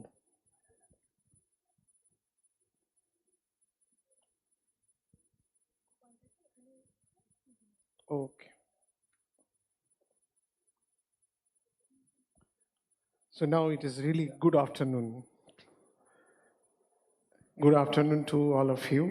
This is my first visit to SNU, and I must thank Professor Dhruvojothi Chattopadhyay, who is inspiration for many of us. I would say first line inspiration. And several times, I have come to Calcutta University, given the talk in the biochemistry department, and he has always inspired us and enriched my laboratory by giving excellent students whom he had trained initially. I also thank the organizer. Since beginning of this conversation, so nicely they have got me on time. I'm going to talk to you today epigenetics and chronic disease. I will talk to you two different aspects. One is the liver disorder, and the other one is the neurological disorder. I'll go little speed with the data because that will take more time, and try to finish within the time. First of all, I have to change the slide here. It's not changing. You have to give this one here. Where is this? I have to change here. Okay, I know. So, first of all, I have to talk to you a little bit about, because these young students are there, what is epigenetics? Your DNA is not your destiny. You all have hard genetics. But there is something beyond genes, above genes. And if your genetics is the gene sequence, then your epigenetics is the modified version of functional gene. See, there are two mice here. One is brown, another is yellow. But their gene sequence is identical, but they are very different. That means there is something above the gene. And that above the gene is a concept of epigenetics. And who sets your epigenetic cassette? The most important person in your life. And that is none other than mother. You started your life from a single cell inside your mother. Then you divide and grown up. She has given the first set of chromosomes and her entire cytoplasm. When you were inside her, what she ate, how was her health, how society treated her, everything has affected your epigenetics. Today I'm talking in front of you so confident. The actual person behind it, that old lady. And not only that, in your early age, when she has given her affection, that has controlled and balanced your epigenetics. But the good thing is, epigenetics is reversible. You can, to some extent, through your good food, good behavior, emotional health, you can alter your epigenetics. But your life is depend upon these epigenetic changes. And what is it? Your genes are present as a beads on a string structure. You call them nucleosomes. And when that becomes chromosome, so it forms this, the chromatin territories. In every signal, it folds and unfolds. And that gives you the functional genes. What is the signal? Signal is your food, signal is your happiness, signal is your worry, signal is your society, everything. And that controls your life. And chemically, it could be DNA methylation, simple modification. It could be the DNA-associated protein, histone modification. It could be small RNA, which controls this folding. And there are many enzymes which controls it. So Song of the Life will be only sang when it is properly modified. And this song could be your happiness, health, and as well as your disease. So, if I say simple acetylation, acetyl-CoA group, give the acetyl group, your protein gets acetylated, your genes are active, deacetylated genes are inactive. Very simple way.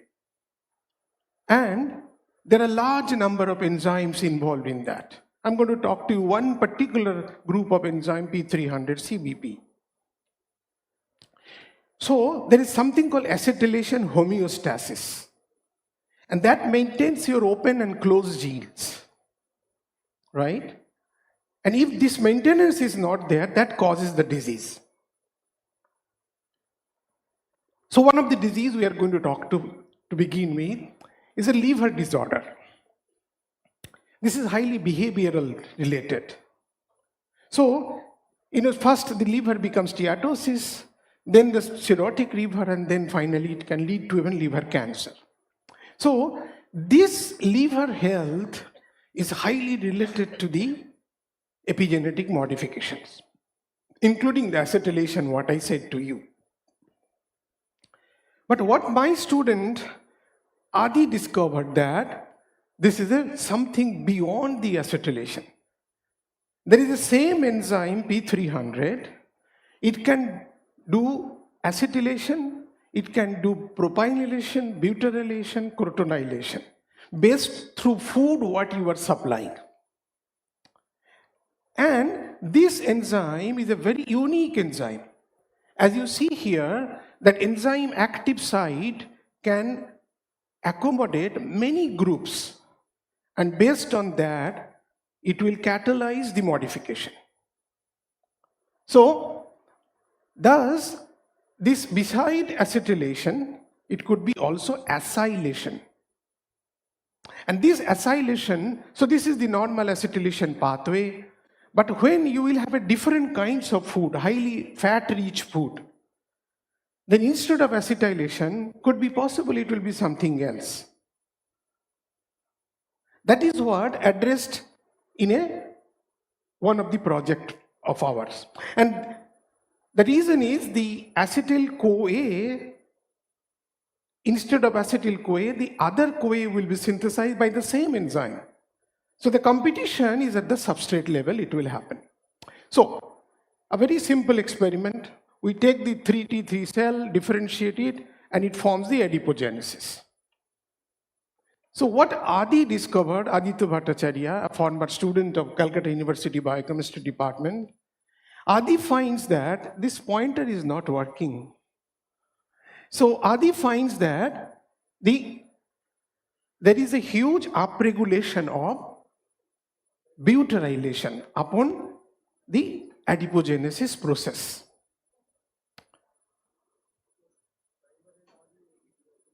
Pardon me? No, this pointer. So, this is not working here. So this becomes highly butyrylated. Now, it is the same enzyme which does acetylation, now is doing also butyrylation. Now, how do you know then what is the effect of butyrylation? So here comes the use of chemical biology. Like, it so happened my group synthesized from a natural compounds based on Cocum, Garcinia indica, many polyisophenoylated benzophenones who are acetyltransferase inhibitor. Luckily, what we find that one of the inhibitor is not affecting the acetylation, but it is affecting the butyrylation. So here comes a tool in our hand. We now look into this butyrylation is inhibiting the adipogenesis. Not only that, we see that this butyrylation, when we do the RNA-seq analysis, it shows a very interesting pathway that butyrylation does towards the adipogenesis or fat synthesis process. Now we use the mice. The first experiment we did with the high-fat diet mice, we make a obese mice, but when we put our drug, these mice become less obese. And the most interesting thing, look at in the liver. When you put the compound, the liver becomes almost normal instead of fatty liver. This is the high-fat diet fatty liver.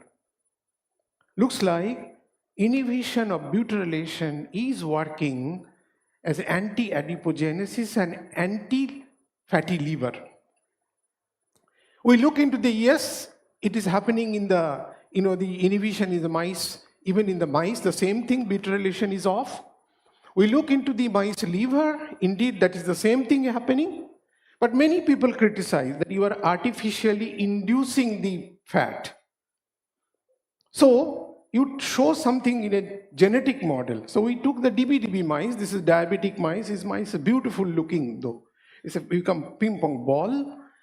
So we use DBDB mice. Adi used DBDB mice, and you see DBDB mice also it become lean as the heterozygous mice. And look at the liver again. The liver correction was fantastic, right? So the story stands here that if you target butyrylation by this compound, then you can reduce the obesity. And this compound, semi-synthetic compound, become a very interesting compound. It became a big news. This is Aditya Bhattacharya. And then what we did the toxicity analysis in Central Drug Research Institute. Professor Shashi and Professor Amir, with my former postdoc in Ashoka University now, we started working on the efficacy of this compound. It is turning out to be a very, very interesting compound which has all low level of toxicity and mutagenetic effect. But people start criticizing us that these are all you showing in mice. What will happen to human? Then we start developing human adipogenesis model. My student Jaya start working on it, and as you see here, even in the human adipogenesis model, we do see that the fat is coming down, adipogenesis is down. We started working now, the question is, can we project it as at least as an NFLD, anti-NFLD or MFLD molecule? And this looks like we start using the ApoE knockout mice, total ApoE knockout mice. This mice shows very high response to the liver fat. To cut a long story short, this is the present drug Silmarine, and this is our compound 14A. It is showing almost, and this is what happened to the ApoE mice, the liver. So the liver has become really normal. Since our toxicity data, and it is not mutagenic and it is not toxic, this shows that this could be a very important molecule. We can focus it for the anti-obesity and anti-fatty liver. So right now, Sun Pharma has taken this molecule. They are working on it, and we are hoping that this will be one of the cheapest oral therapeutic molecule to treat the fatty liver disease. I move slightly now to the neurodevelopmental disorder. So there are two types of neural disorder. One is a developmental disorder, one is a degenerative disorder. So the neurodevelopmental disorder, as you see here, of course there will be a genetic factor. And we also have an epigenetic factor. So we were thinking that if we can focus the neural disorder by altering or modulating the epigenetic factor, will we get something? That was the dream. And instead of inhibitor, for many reasons, we were looking for an activator. And serendipitously, we got it. And this activator is why? Because if you can induce the acetyltransferase activity, for example, then we will be probably able to induce the transcription translation in the brain that will ultimately give us long-term memory. So that is the reason we focus on CAT3, that is acetyltransferase P300 CBP. We are trying to modulate this and chance favor the prepared mind. So long back, we got a molecule called anacardic acid, sodium salicylate, basically aspirin. And based on these, now from other group, making aspirin is in the cancer trial. This is a broad spectrum inhibitor of B300, many acetyltransferases. So my postdoc Balu, he made a modification of this molecule, create the molecule called CTPB by adding a flutamide along with this. What we find, this is no longer an inhibitor, this is an activator. This was something unbelievable. Many people were looking for this molecule, but the first time we could synthesize very serendipitously. Molecule become very popular. Many, in spite of having US patent by us, many people start selling this molecule all over the world, giving very little royalty to us, and somebody no loyalty. Royalty not even given to us. However, we were not very happy with this molecule CTPB. The reason is, it was not crossing the cell membrane that well. So, again, since I was in Jawaharlal Nehru Center, my colleague Ishwar Murthy, he's a nanochemist, he came up with a glucose-derived carbon nanosphere. It is a hydrothermal glucose which makes the nano structure. This is a self-fluorescent molecule and it crosses the cell membrane very efficiently. We adsorb CTPB on it, and when we inject this to the mice, we find that it is crossing the blood-brain barrier. Not only that, it could induce the acetylation in the mice brain. Wow. This made us so happy that day, both Ishwar's group and my group, because the significance you will see in a moment. Here is an epigenetic enzyme you can target.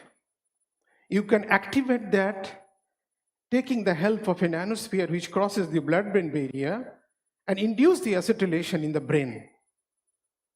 Because many neuro disorders where the acetylation is down, including depression. So we asked, then another chemist joined my group from Northeastern Hill University, Pushpak. Pushpak covalently conjugate this molecule with little bit of modification. We call them TTK21. And it crosses the cell membrane easily and induces the acetylation as you see here. Most interesting thing, after giving subperitoneal injection on third day, see this one here, you find there is a huge particles nanosphere in the brain, and that's fantastically activating the acetylation. And very specific acetylations of P300 CBP. We asked the question, where in the brain this is happening? A very important part of the brain we call hippocampus. Hippocampus is involved in your many cognitive function, including memory. And that is why in the depression, hippocampus starts shrinking. So we see that in the dentate gyrus area, there is a huge acetylation. And many important acetylation mark driven by P300 CBP. This hippocampus, dentate gyrus, is very important area for adult neurogenesis. So we asked the question, is it inducing the neurogenesis? In collaboration with, in a CEPIPRA project, Indo-French project, with Annie, we show that indeed there is a fantastic activation of the axonal growth. And if that is the case, is it affecting the memory? We did a Morris water bath test. So this is a big water bath, you put 4 mark, you put a stage there. First day mice take little time, and then second day take less time, third it knows that where is the stage because it doesn't like cold water. It'll go and sit there. To cut a long story short, normal mice, when we give CSP TTK21 IP injections, 16 days it did not forget. And we also find that it induces the acetylation in the 2 important promoter, BDNF and NeuroD1, which are directly involved in the memory consolidations. So, activation of acetylation, inducing the neurogenesis, and inducing the long-term memory. This becomes a very important, encouragement for us to look into the disease.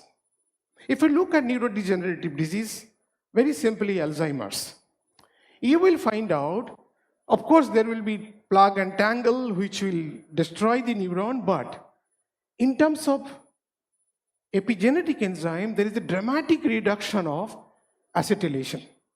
We ask the question, can we induce acetylation in Alzheimer's model? And can we improve the memory? We use the tau mice. This is just to show you after the training, this is called dendritic spines. In hippocampal dendrites, the normal mice, you can see it has formed the mushrooms, the top. Middle is the tau mice with the vehicle control and down with the drug.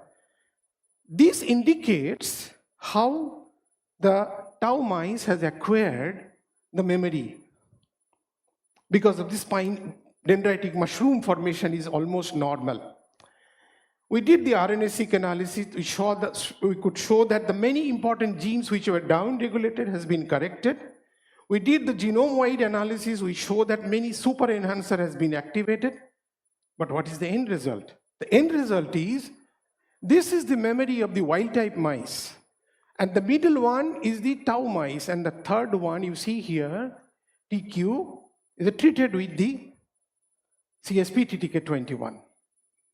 So we have completely recovered the memory.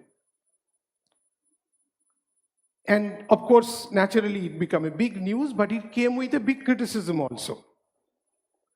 Criticism is what?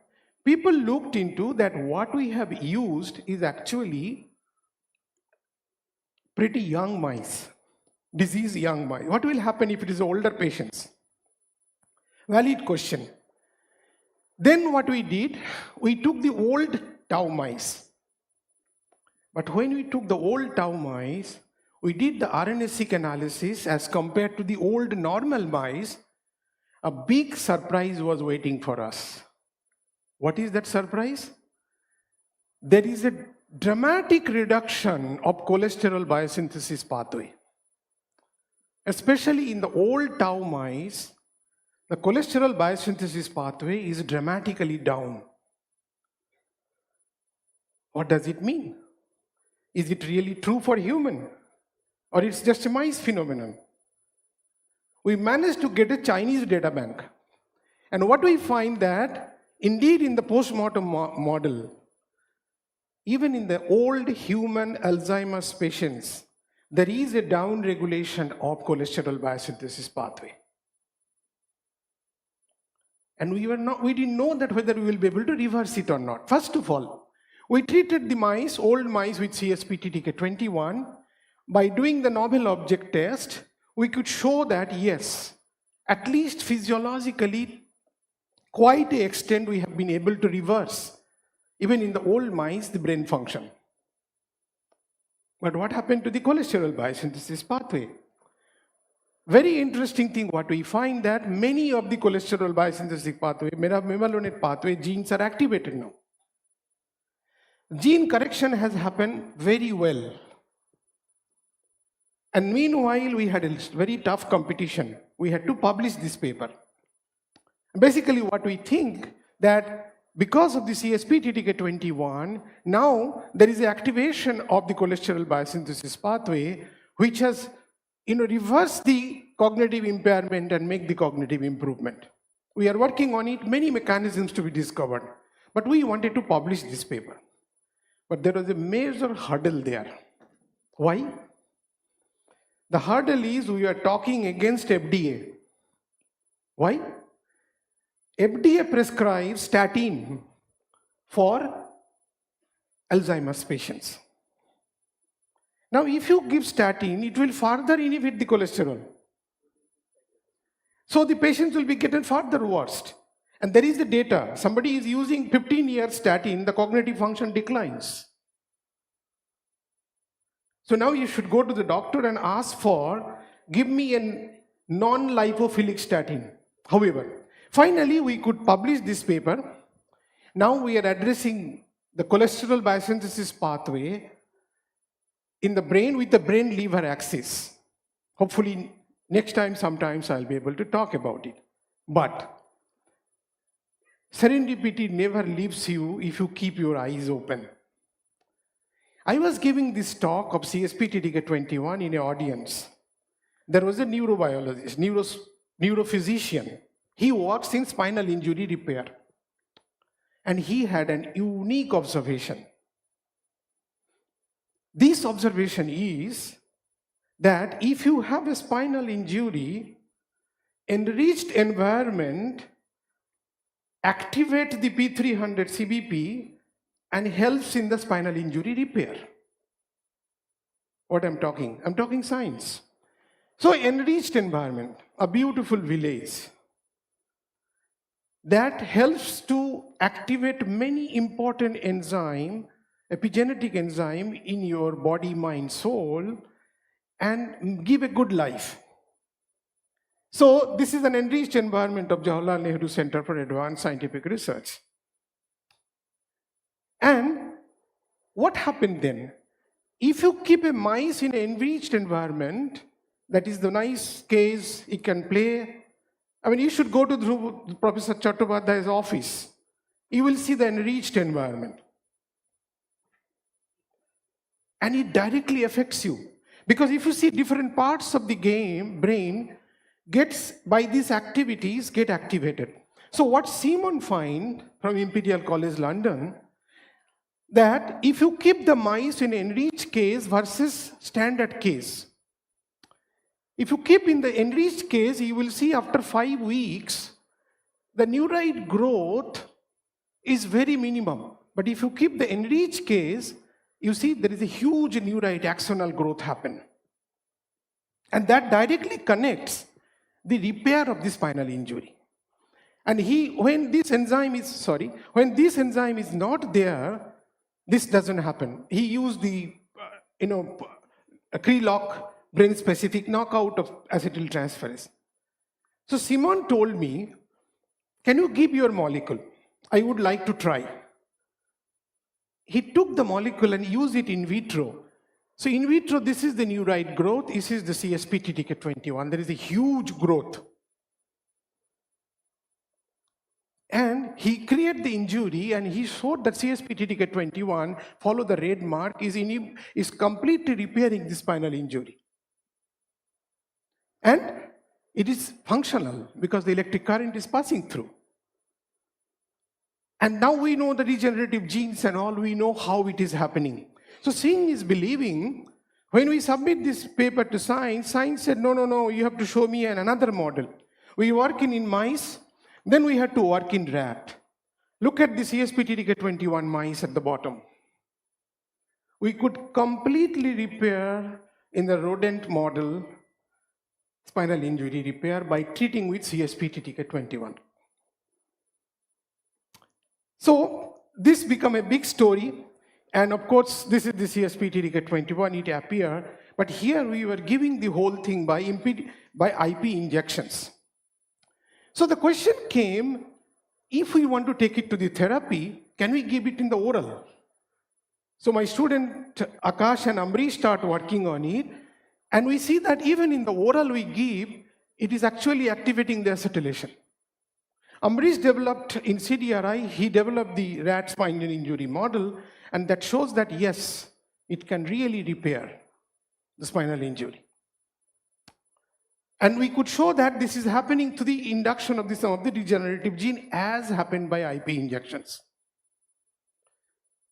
We have now done the toxicity analysis and all, and the molecule is going to the next phase of it. Do I have 5 minutes time more? No, 2 minutes time. So I will skip this next part, just giving you in 2 minutes that now what we start working on the intellectual disability. Because we had enough indication that one of the intellectual disability is in the SYNGAP mice, that there is a huge downregulation of acetylations. And this we could activate by the molecule. Not only that, treating these mice, we could change the electrophysiology. Behavior, we could change a lot by this treating of this molecule. We could induce the neurogenesis of the SYNGAP mice, and we could rewire the neural growth. And the main thing is what we could do is we could reverse the gene expressions in the SYNGAP because that was related to P300 developmental disorder. So this shows that induction of histone acetylation in this autistic model, it could rescue the many behavioral symptoms. And this paper has just appeared in the cover page of Aging Cell. So there is, all this put us into a question, is CSP-TTK21 an AP drug? Nature Review Drug Discovery has recently reviewed this molecule on their own. We have started the preclinical toxicity and IND enabling studies. We are about to recruit 5 patients in a compassionate ground in one of the hospital in Mumbai related to spinal injury. And meanwhile, the detailed toxicity analysis is happening. Thank you very much for your attention. Many work done by Akash. Jaya is doing the liver work. Amrish is finishing his thesis in CDRI in few weeks' time. I didn't get a chance to talk to you about the epigenetics and depression, which is the main thesis of Amrish. Thank you. Thank you very much. Thank you, Taposh. As you can see, in the previous talk, we have seen that how the correction of a permanent genetic defect can be addressed. Now you see the reversible changes that happens in our genome can also be targeted to develop various molecules which can ameliorate various diseases. Okay, so I think couple of questions we have time.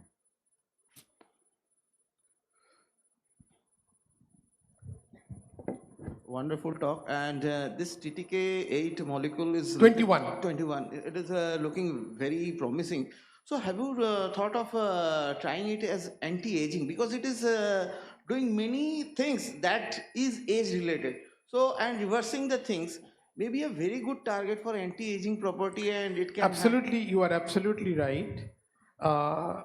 But the moment you say anti-aging, anti-autism or Alzheimer's, you have to grip this molecule once in a week, every dose.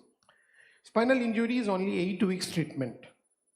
So we are trying to focus this on spinal injury so that it enters in human.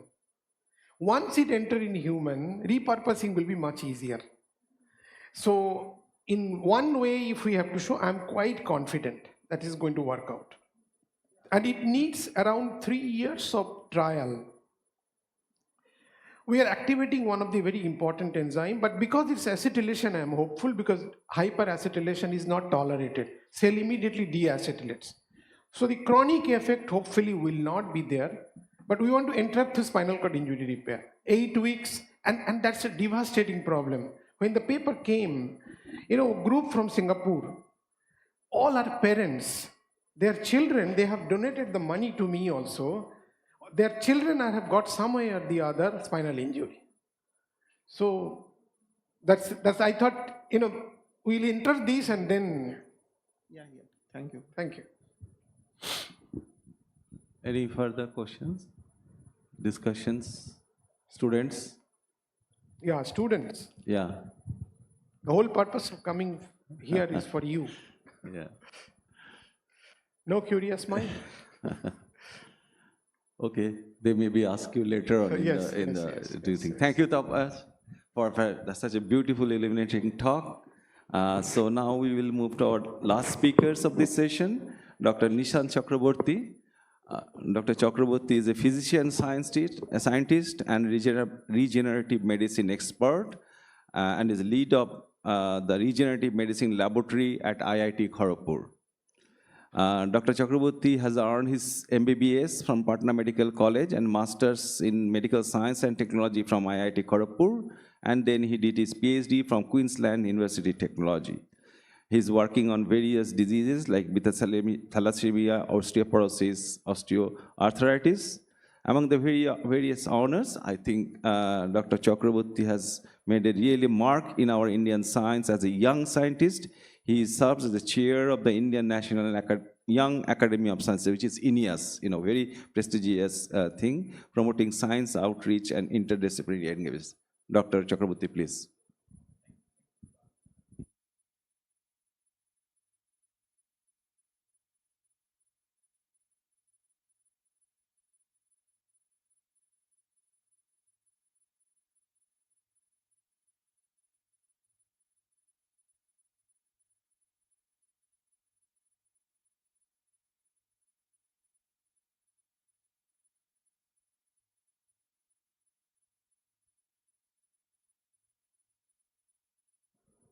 Where is the microphone?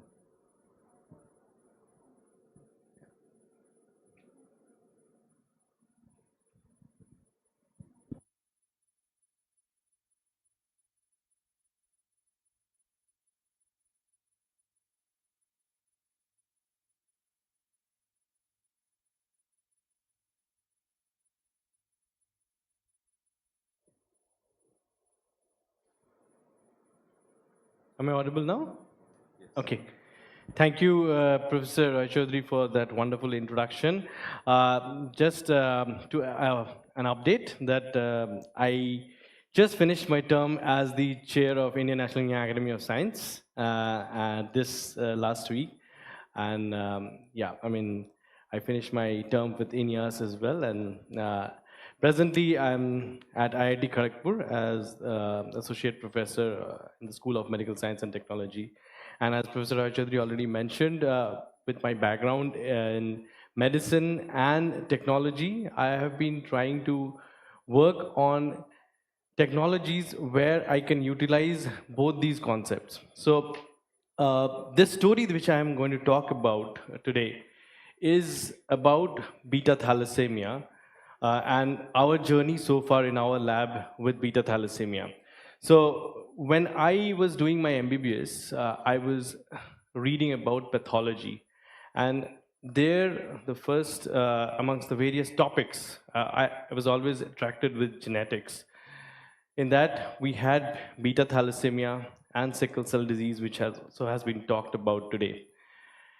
One question that always haunted my mind was that if there is a problem in the hemoglobin that we have, is it possible that there are other forms of hemoglobin which are already existing in our body, which can be reactivated or put back in action such that we can make them work instead of the most predominant form of hemoglobin? And that was one of the starting points of my inquisitiveness in science and move to a career in research. So why beta thalassemia as an interesting point specifically in our country? Now, if you look at the geographic distribution, today morning itself, we had a discussion on sickle cell disease as well. Likewise, if you look at the preponderance of beta thalassemia in India, there is a very high proportion of cases which are seen in our country. And to be more specific, approximately around 10% of the worldwide population of beta thalassemics resides in our country.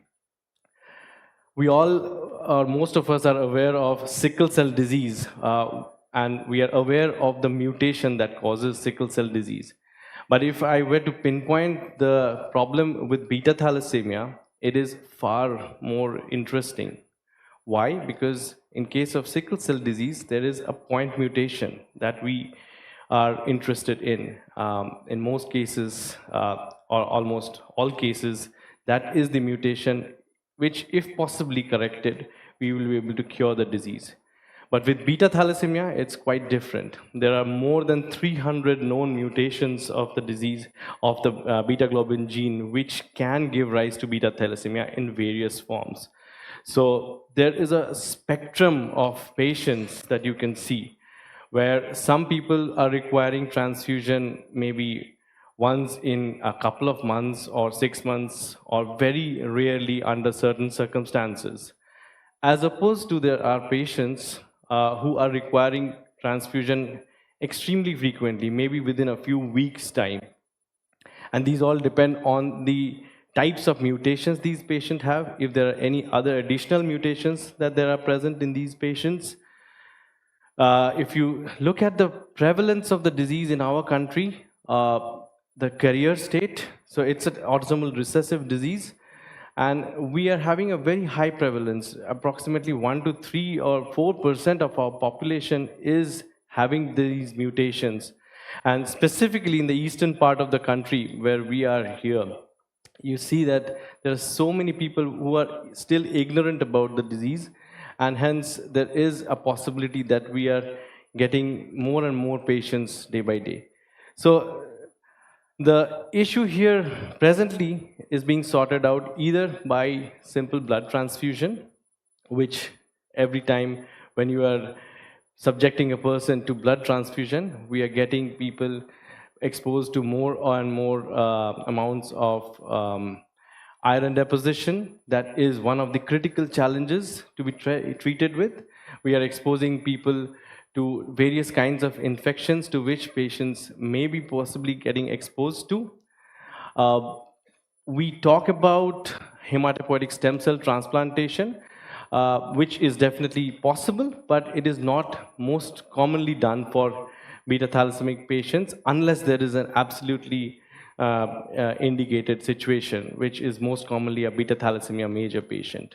But because I mentioned that there is a spectrum of a disease, so it is not always tried in such cases. So we are resorting mostly to the blood transfusion and the requirements as and when needed.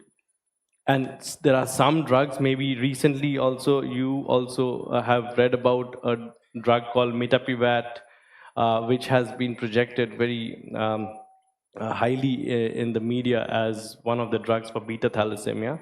But if you look into the details, it is targeting a respiratory enzyme whereby it prevents the destruction of the RBCs, and hence it is not as much effective probably or not as specific for beta thalassemia as it is being claimed to. So other drugs, most commonly the drugs are supporting drugs, for example, iron chelation, that is very commonly used because these patients are getting exposed to regular transfusions and hence iron toxicity. And then there are some drugs which possibly can, to an extent, elevate the types of other types of hemoglobins which are present in our body. So why I'm talking about non-coding RNAs? So we are getting aware of that, as my previous speaker also mentioned about the epigenetic modifications. So our genes are not the only things that are defining us. So there are many other factors which are defining us. In fact, if you look at the human genome, what we are looking at in terms of the genes which are getting expressed, it's only a very minuscule fraction of the entire genome. So usually around 2 to 3% of the genome is what we are talking about in terms of the expression. However, when we are looking at the other aspect of it, now people are discovering many other kind of interesting roles of these remaining percentage of the genome. But then majority is still unknown, and sometimes we refer to that part as the junk DNA. So could there be possibly regulators which are important? Yes. And people have identified multiple types of regulators. What I'm going to focus here is about the non-coding RNAs. And to be going into the specifics of beta thalassemia, just as a background, the disease lies in the beta globin gene. And as I mentioned, this is the predominant form of hemoglobin which is present in our postnatal life. But in contrast to this, there are other forms of hemoglobin which are also present in our body. One of the forms is known as fetal hemoglobin, or HbF as the name we commonly use. And this is the most predominant form of hemoglobin which is present in our intranatal life. So what happens? Why is there a necessity to cause a switchover once the baby is born?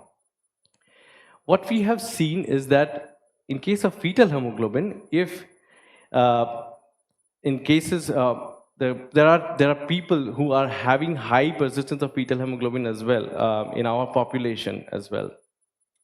Generally, if you do the experimental studies in terms of oxygen affinity, you see that the fetal hemoglobin has a much higher oxygen affinity as opposed to the adult hemoglobin. That should be an advantage, but in most cases, the trouble also lies therein. And the trouble is that if it has such a high affinity, it may be difficult for it to release it to the cells and tissues. Hence, the beta globin is a type of hemoglobin which is able to pick up the oxygen in good amounts and at the same time release it when the need is. So in case of a baby where the oxygen is need to be procured from the maternal blood, where there is a relatively lower concentration of oxygen, so in these cases it is better to have fetal hemoglobin, whereas in case of postnatal life, where we have sufficient amounts which are already present in the air, the oxygen, it can be picked up easily by the beta globin, and then it can be easily given to the cells and tissues. But then as I mentioned, we have this condition called hereditary persistence of fetal hemoglobin, and we have in our surroundings as well, we have people who may be having, it's a rare condition, but there are people who have this condition. And in spite of having certain types of mutations in the beta globin, in some situations, we do see that they are leading a normal life. So it is possible to have a normal life with high persistence of fetal hemoglobin condition. So when we have looked into what are the possible modulators, I mean, why does this inactivation happens? Epigenetic modification is something which is definitely one of the important factors, but we were more interested in the non-coding part of the genome, and more specifically in the non-coding RNAs, if there is any kind of correlation. I mean, this particular graph that you are seeing, it's not a very high correlation, but if you see, the HbF levels are usually negatively correlated with the disease severity overall as well. So we believe that fetal hemoglobin regeneration could be a possible therapeutic strategy. So of course, apart from the fact that fetal hemoglobin itself can be an important type of hemoglobin which can be helpful in case of beta thalassemia. Additionally, because the beta globin gene is inhibited, so the other type of that tetramer which is formed with alpha and beta together, the alpha genes form their own conglomerates and they precipitate and also destroy the RBCs in case of beta thalassemia. So if these alpha get the additional gamma globin which is present in fetal hemoglobin, they can join and form the fetal hemoglobin, so the destruction of the cells also will be prevented. Today morning, you also have heard about this particular type of CRISPR-based technology called Casgevy for sickle cell disease. In fact, the whole principle for Casgevy is also based on the fact that if it is possible to reactivate fetal hemoglobin by inhibiting a type of repressor of fetal hemoglobin, which I'm going to allude to in my study as well. And as I mentioned, if you look at the landscape of our whole genome, the coding part is being shown as this small proportion of the entire pie chart, whereas this green part that you're seeing is essentially the non-coding portion. And within that, there are multiple different types of non-coding parts. And specifically, if I'm talking about the RNA types, you have microRNAs, which have been very extensively studied in the past decade or past couple of decades. We have also looked into, or we are coming up with interesting findings in terms of long non-coding RNAs. And recently, there has been a developing interest in the case of circular RNAs. So when we started working, we started, of course, focusing with the microRNAs, as this was one of the areas which I worked as well during my PhD. And one of your faculty colleagues here, who was my first student, Dr. Shankar Subrodas, who is sitting here as well, this is actually based on his results.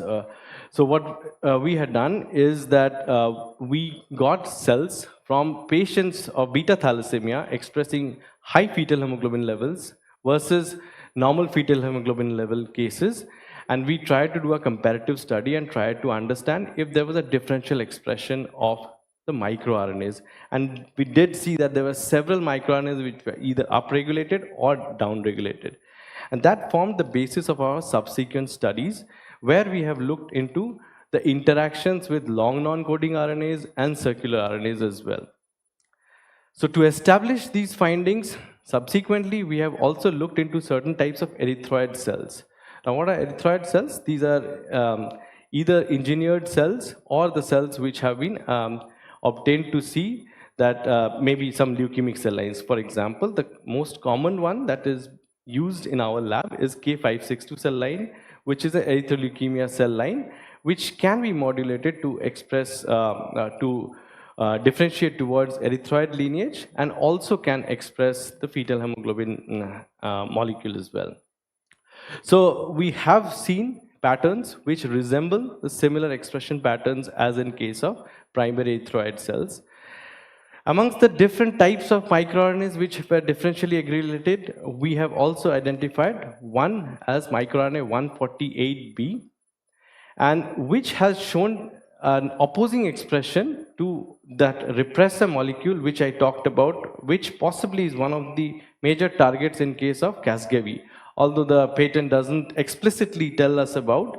But when you dig deeper into the literature available with Casgevy, they are also looking into most probably the BCL11A. And BCL11A is one of the prime areas of research in case of fetal hemoglobin research. So we see that if this 148B is upregulated, the BCL11A is going down, and hence the gamma globin can also go up. This is in a very simplistic way if you want to understand. So the other types of things that can play a role include long non-coding RNAs and the circRNAs. And the part of the work that we have been doing, I want to discuss here, is about a particular long non-coding RNA known as UCA1, and this interacts with microRNA 148B. And then there was another circRNA which we have identified, which is termed as circNFATC3 LET7B. So the first part of the work that we wanted to establish was we needed to create a model to recreate this high fetal hemoglobin in case of our cells that we are having. And the cells which we most commonly use, as I mentioned, is K562 cell lines. There is another cell line which is an engineered cell line known as HUDEP2. At that point of time, we didn't have proper availability of that, and the functionality of K562 has been seen to be pretty mature and well developed in our lab as well. So we have been using erythropoietin-based differentiation and expression of the differentiation markers. So we have already established the pattern of erythroid differentiation using erythropoietin, and this is just to summarize the kind of differentiation that you expect to see when you use this erythropoietin, and we get to see the results as expected. We also tried with the increase in fetal hemoglobin. I mean, if you just go back to some of the earlier discussions that I had, I mentioned about there are the presence of certain drugs like hydroxyurea, which has been mentioned here, which are given to patients of sickle cell disease or beta thalassemia. And this drug has been shown to be effective in increasing the fetal hemoglobin levels partially. Of course, with time, with the long-term use of the drugs, it is seen that there is a saturation. The mechanisms are obscure. There are certain epigenetic mechanisms which they are expected to work with, but they are not extremely well understood. They are kind of obscure, and there is a saturation which is also observed with this. But nevertheless, in the lab, it is a good method to overexpress and maybe use it as a positive control model to see that the fetal hemoglobin can be overexpressed or not. So the first part of the work established the kind of amounts of the hydroxyurea that can be utilized to overexpress fetal hemoglobin, and the whole exercise was conducted, as you can see here, and we could express the higher levels of fetal hemoglobin, as you see at the gene level and at the protein level here as well. So there was higher expression of gamma globin, and then even at the Western blot level, we could establish this. We also explored the expression of the microRNA, UCA1, and in fact, when we had done an in silico study earlier based on some GEO dataset which was available, which was a whole genome analysis that we obtained. In that, it was possible for us to do a repurposing of the whole genome, and such that there were certain annotations that we could create to understand the possibility of having certain LNC RNAs. Amongst them, we had identified this UCA1 and this ZEB1AS1. So we primarily focused on several others, but these two were the most important ones.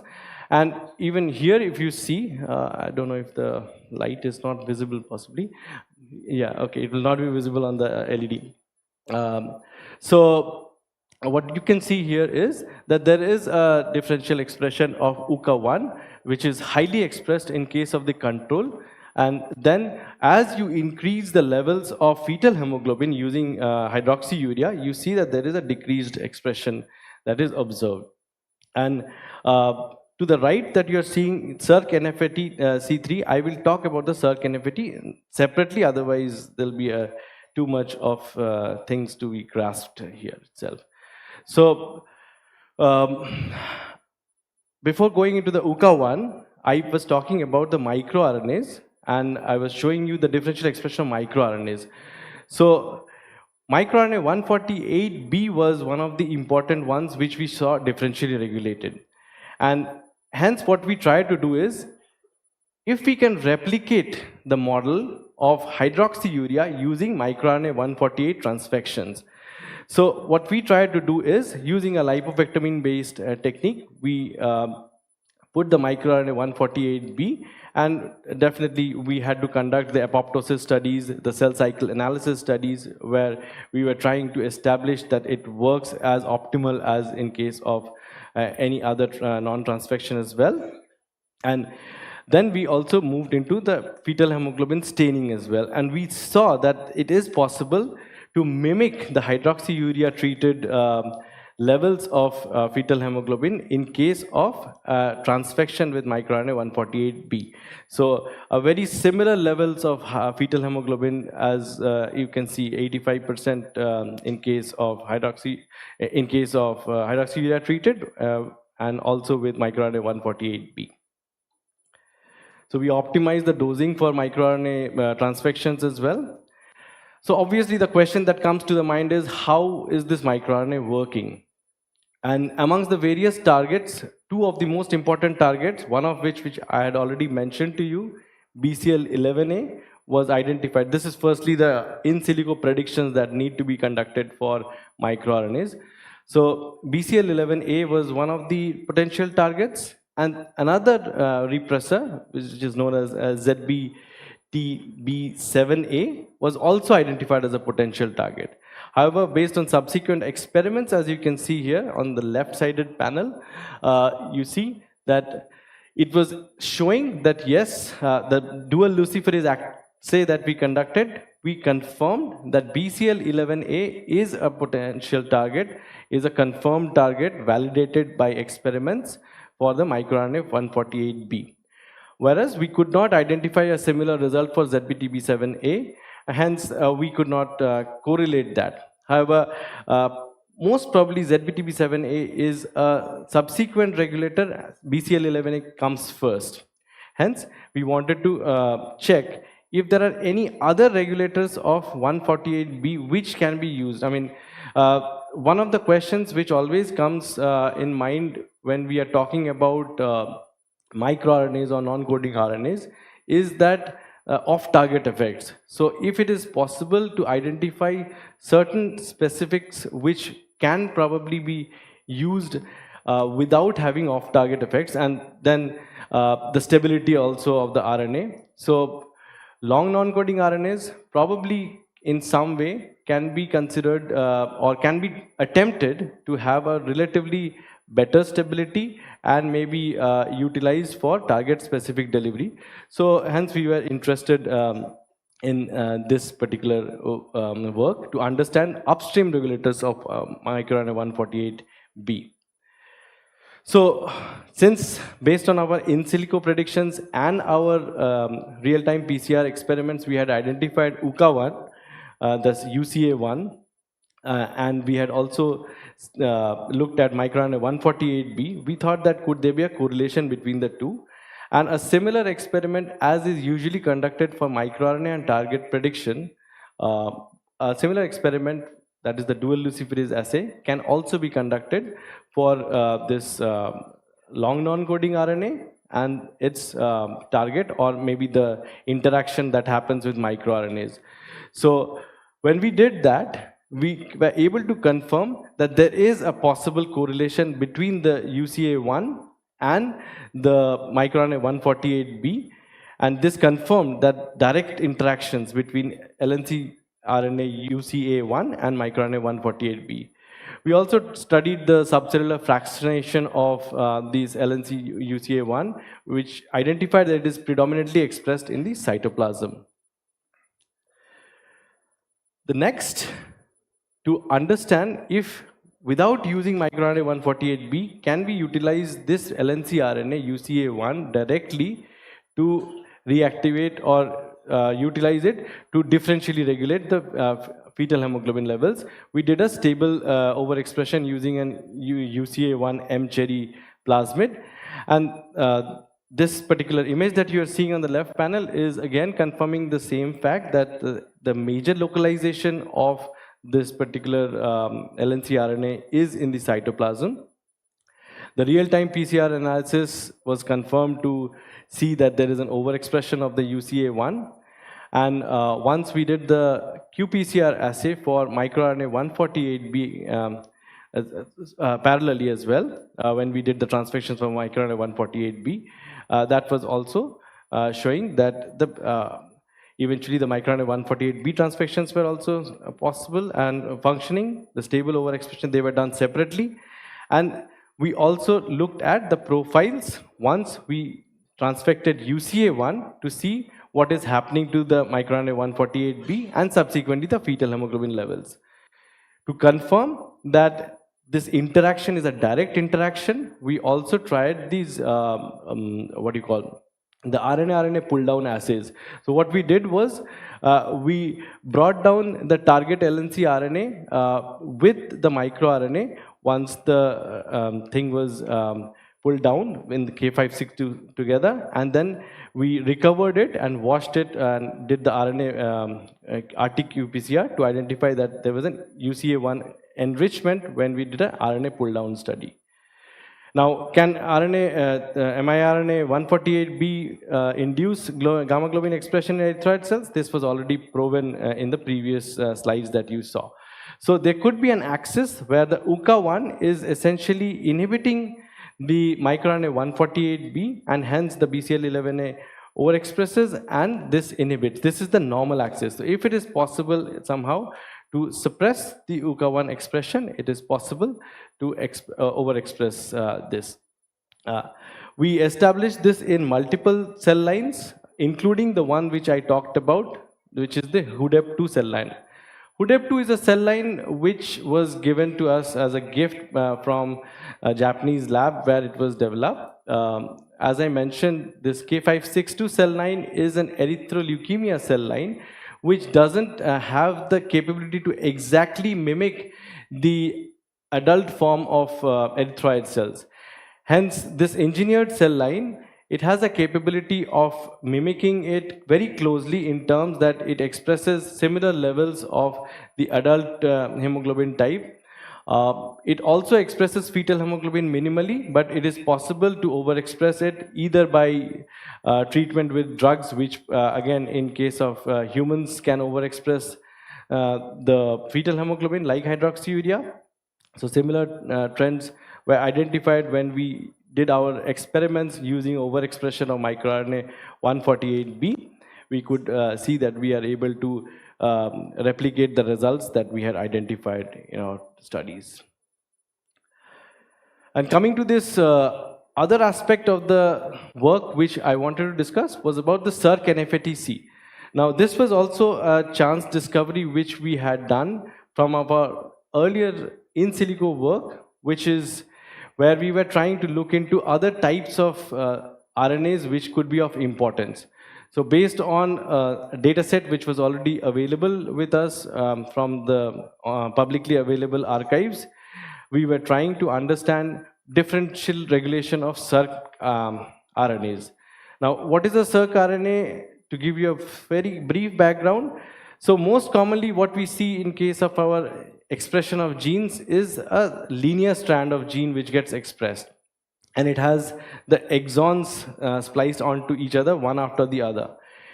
However, there are circumstances, and this possibly is a feedback mechanism that happens between the different types of genes and their regulation, it may be possible that they loop back onto itself and it forms a circular form of RNA, such that, as you can see here, it is possible that it loops back onto itself and there is a 3' and 5' end joining together, and hence it forms a circular form of the same thing. So the name that you see here, Src NFATC3. NFATC3 is one of the genes which can get expressed under different circumstances in different types of cells. The Src NFATC essentially is coming out of the same gene, but it is basically a backspliced one, such that there are two of the exons which are looping onto itself and forming a circular pattern. So, as I mentioned, when we were looking into this available data set from a publicly available archival data set that we got, which was which had again higher fetal hemoglobin versus normal fetal hemoglobin levels, we were able to identify using different tools. There are multiple tools which are all present for identification of Src RNAs. One of them is this DCC tool, then the Src Explorer 2 is another one, and then we were able to identify that there were certain overlaps between them. We also looked at the profiles specifically as well in terms of the copy number variations that were present using the data set which was available with us, and some of the different types of Src RNAs which we were identifying. Src NFATC3 was one of the important ones that was like kind of catching our attention. In our previous studies and also subsequent studies also, we were finding that LET7 family of microRNAs was important in case of fetal hemoglobin regulation. So if there was a relation between these two, we were not very sure, but certain types of in silico predictions were indicating that there could be a correlation between Src NFATC3 and LET7B, which led us to explore this a bit further more in details. So we did the luciferase assays as well using overexpression of Src NFATC3, and then we looked at the expression of LET7B. And as you can see here, it shows that with the increase in the Src NFATC3 expression, this particular microRNA goes down. So the experimental method is again very much similar to the dual luciferase assay which is done for microRNAs and the target prediction, the same that we used for LNC RNA target validation with the microRNA. In this pattern as well, it was basically we are looping on the Src NFATC3 molecule into the interest that p-Meriglo vector, and hence we conduct the study. This particular one is also, this NFATC3 is also one of the RNAs which is localizing in the cytoplasm and not inside the nucleus, if you see the pattern in the image, in the previous image. So Src NFAT overexpression is another interesting topic of discussion which I'm not going to cover here, but there is one particular vector which is already available through AdGene, which is able to provide us with this circularization of this NFATC3 molecule, and hence we utilize this. And we identified that there are no morphological abnormalities that are present, but we are able to increase the expression of fetal hemoglobin when we are overexpressing Src NFATC3. And based on the RT-PCR, the Western blot analysis that we did, we were able to confirm that the Src NFATC3 is able to increase the gamma globin. And if you look at the pattern of expression of Src NFATC3 and its linear strand, the NFATC3, the NFATC3 definitely goes down when the Src NFAT goes up. And then there are certain expressions of GATA2 and other molecules which are modulators of fetal hemoglobin also are differentially expressed here. So some more results relevant to this and essentially indicating to the same thing.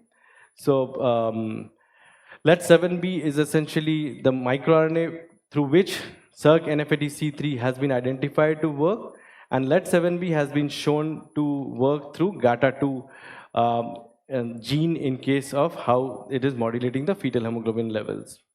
So this is the overall mechanism that we are expecting it to work with. And broadly speaking, the things that I was mentioning here is we are talking about the LNC RNA and we are also talking about the Circ NFATC3, all eventually combining towards this gamma globin formation. So higher levels of UCA1 essentially is not helpful, but higher levels of Circ NFATC3 is possibly helpful. So if there is a mechanism that we can develop to converge these two things together, that probably is one of the ways that we can target and utilize it. So right now we are still in the establishing phase of the use of or identification of these microRNAs or the LNC RNAs and Circ RNAs, which we have already got certain candidate genes, but then we are now thinking of the big question which Sir also mentioned, the delivery of these kind of molecules. And even within the delivery, the bigger question is a targeted delivery. So unless we are able to establish some mechanism to have a targeted delivery in erythroid cells, it is very challenging to utilize these technologies because of the inherent off-target effect natures for these molecules.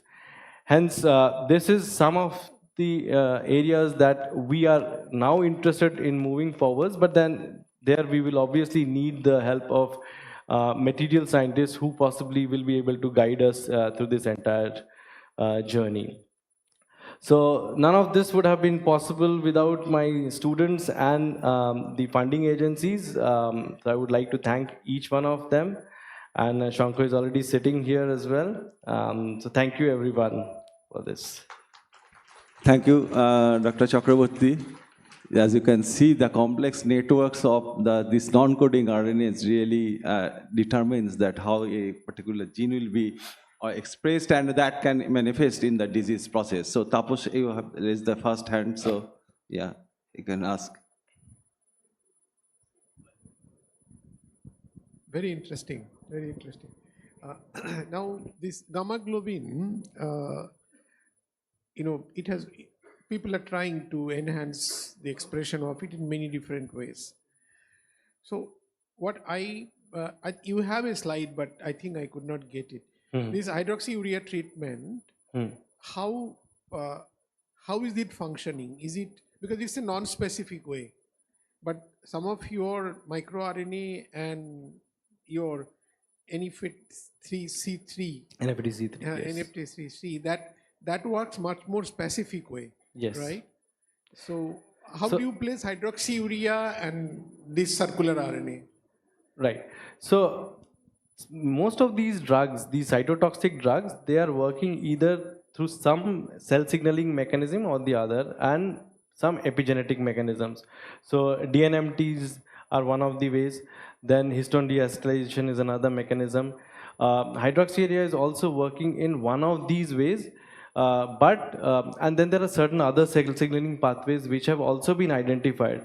But one of the reasons possibly them being not as much functional, I guess, is because of the inherent nature of the multiple factors and multiple areas where they are working non-specifically as well, is one thing. And the other one is the cytotoxicity, which is already with these kind of drugs. That you said very interesting. The reason is the arginine methyltransferase, PRMT4 and PRMT5, it has a very interesting connection with the gamma globin expression. PRMT5, in fact, inhibits the gamma globin expression, whereas the this needs PRMT4 to function. So that's what people are thinking, that if you inhibit the PRMT4, that is it's called CARM1, coactivator associated arginine methyltransferase 1. You don't know, like hydroxyurea might be doing in that route. It will be very interesting to look into, but I did not see, maybe you have done. Have you done an RNA-seq by knocking down of this? So after doing the Circ RNA overexpression, we have done RNA sequencing, but not with the LNC RNA.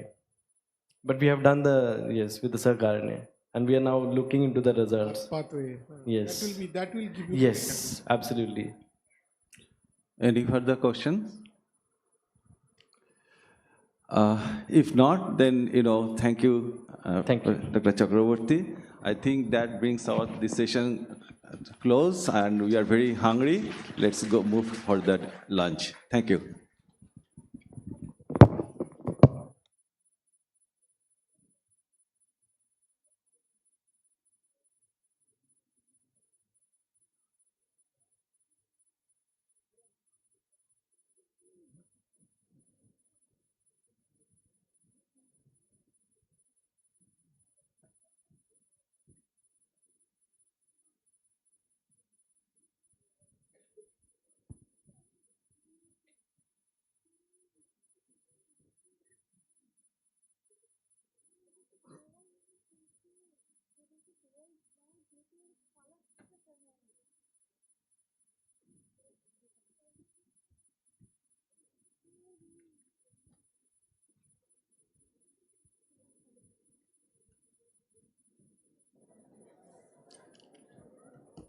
Thank you, sir. Thank you all the speakers and chairpersons for such an engaging and insightful session. Now I would request our respected VC sir, Professor Shonku Bose, to come on the stage and felicitate our speakers of the first session. I would request Dr. Shobhik Maiti sir to please come on stage.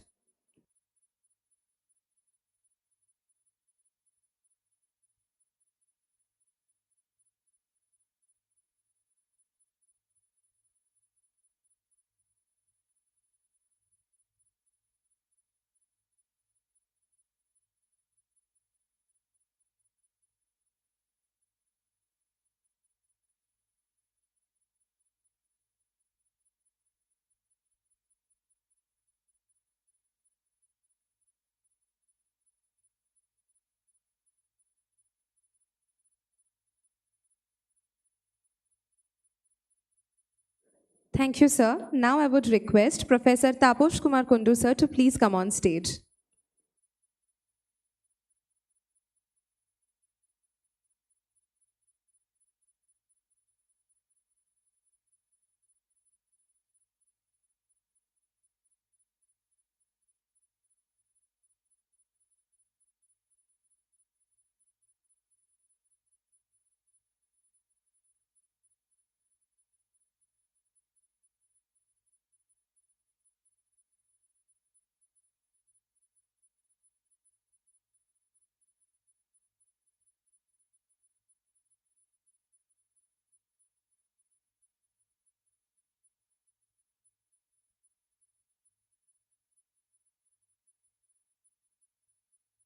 Thank you, sir. Now I would request Dr. Nishant Chakraborty sir to please come on stage.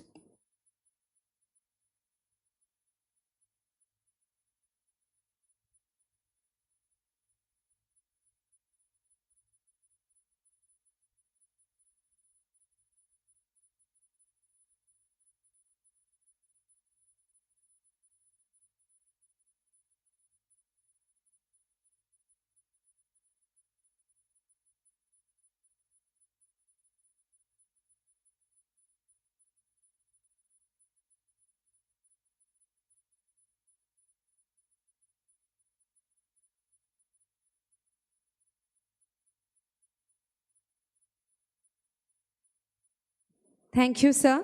Now I would request our respected VC sir, Professor Shonku Bose, to kindly share a few words.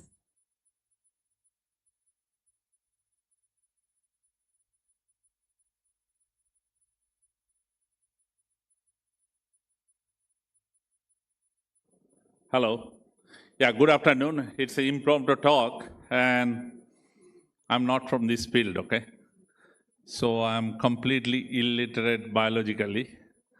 But this week I'm fortunate. So I started this week with Professor Samir Brahmachari, whom I spent more than 3 hours, though we had a very little discussion on biotechnology and the biotechnology and microbiology. But we did discuss more of a fundamental issue that he's excited because my area of research or my area of things is AI. And he and me, we are talking on a fundamentally, both of us agreed and realization that we are producing the generation, that generation is through home tutor. And particularly on the suburb cities, the home tutor whom we trust, our parent trust, they are kind of the semi-educated, and you know that what we are ending up. Then how AI tutor can replace this private tuition business? So he and me started doing the brainstorming. So it's a work is on my plate now, putting a concept paper, how to start and do that thing. So, and with the Professor Brahmachari, now I was listening, so I missed the first speaker, so I came in between when Professor Kundu, so your slides are amazing slides, sir. And being a non-biologist or not from this field, but was very inspiring, very listening, and it's understanding at a common people's level. And thank you for the organizers organizing this. So that creates a really good things. It creates an academic environment, intellectual environment. I wish that it's an annual event. I know it's the third time we are doing, so we should do, every year we should do better and better. But one of my requests to my students, be curious. Don't be shy. You are in the generation, you can afford to be shy. If you are shy, that means you are missing something. And should ask a question, something should be in your mind that because you are the new generation of bioscientists or biological things, and you are not asking a question, it's a more interaction, engage between all the senior, probably 3 decades older than the people discussion. The discussion should be this generation to your generation. So I'm sure that the next session, afternoon onwards, then you should participate and should participate. I want that you guys should take in the front seat. Our generation should take in the back seat. So that's the time has come. Thank you. Thanks.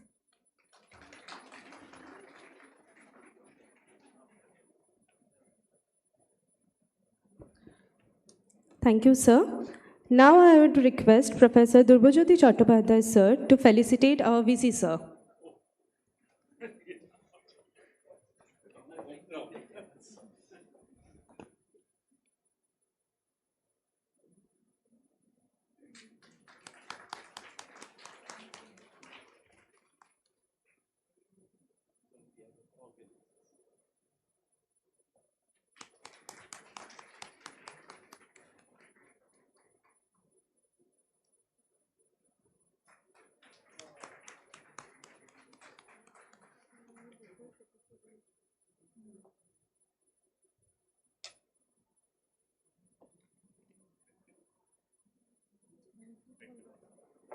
Thank you, sir. I would also request Professor Durbojyoti Chattopadhyay, sir, to felicitate Professor Sushanta Roy Choudhury, sir.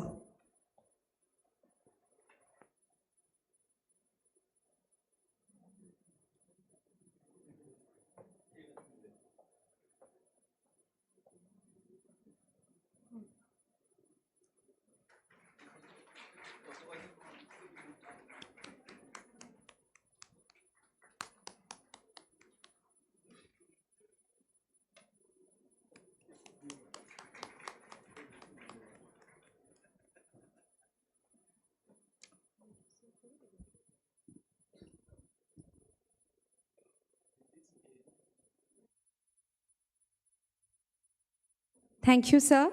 Now, with this, we invite our esteemed guests, speakers, and delegates to proceed for lunch, which will be served on the 10th floor.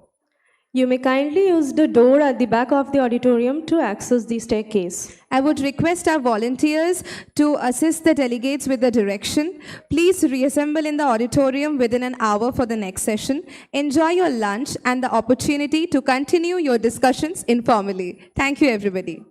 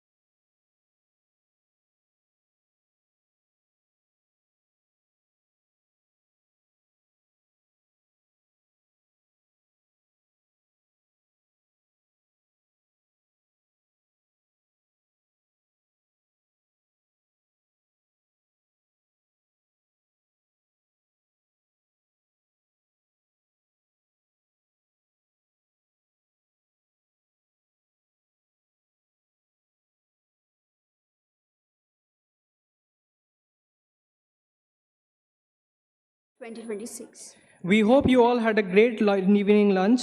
It's always a challenge to dive back into science right after eating, but we promise you that we'll keep things engaging and forward going.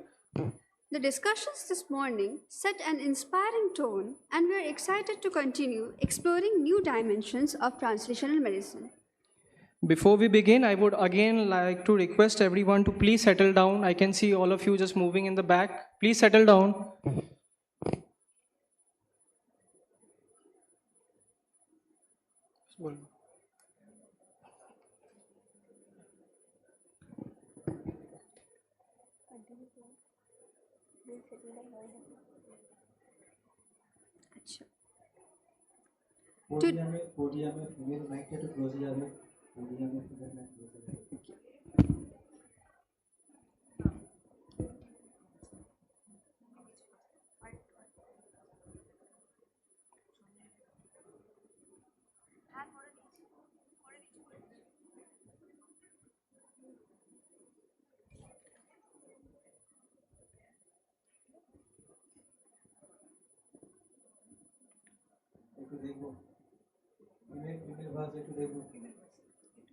Hello.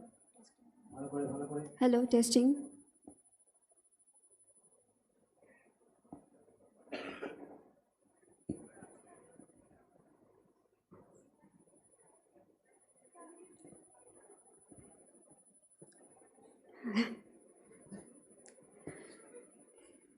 Today's second session is dedicated to one of the most exciting and rapidly evolving areas in biotechnology and medicine, immunotherapies and vaccine. Specifically, how we are harnessing the immune system to fight diseases like cancer and beyond. Moreover, personalized mRNA vaccines are moving from promise to pipeline, with the battle against COVID-19 being one of the most recent and remarkable examples. With this, I would like to begin the very first talk of this session. It is with great honor and privilege I would like to invite Dr. Ramamurthy sir to please kindly come up on the stage in order to chair this session.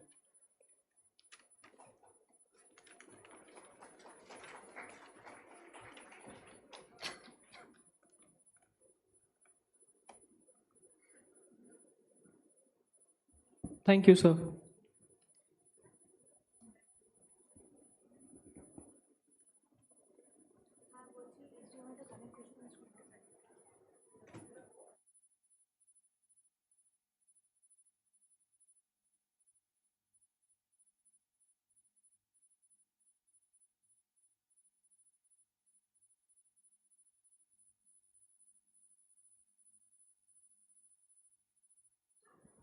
So, very good afternoon to all of you.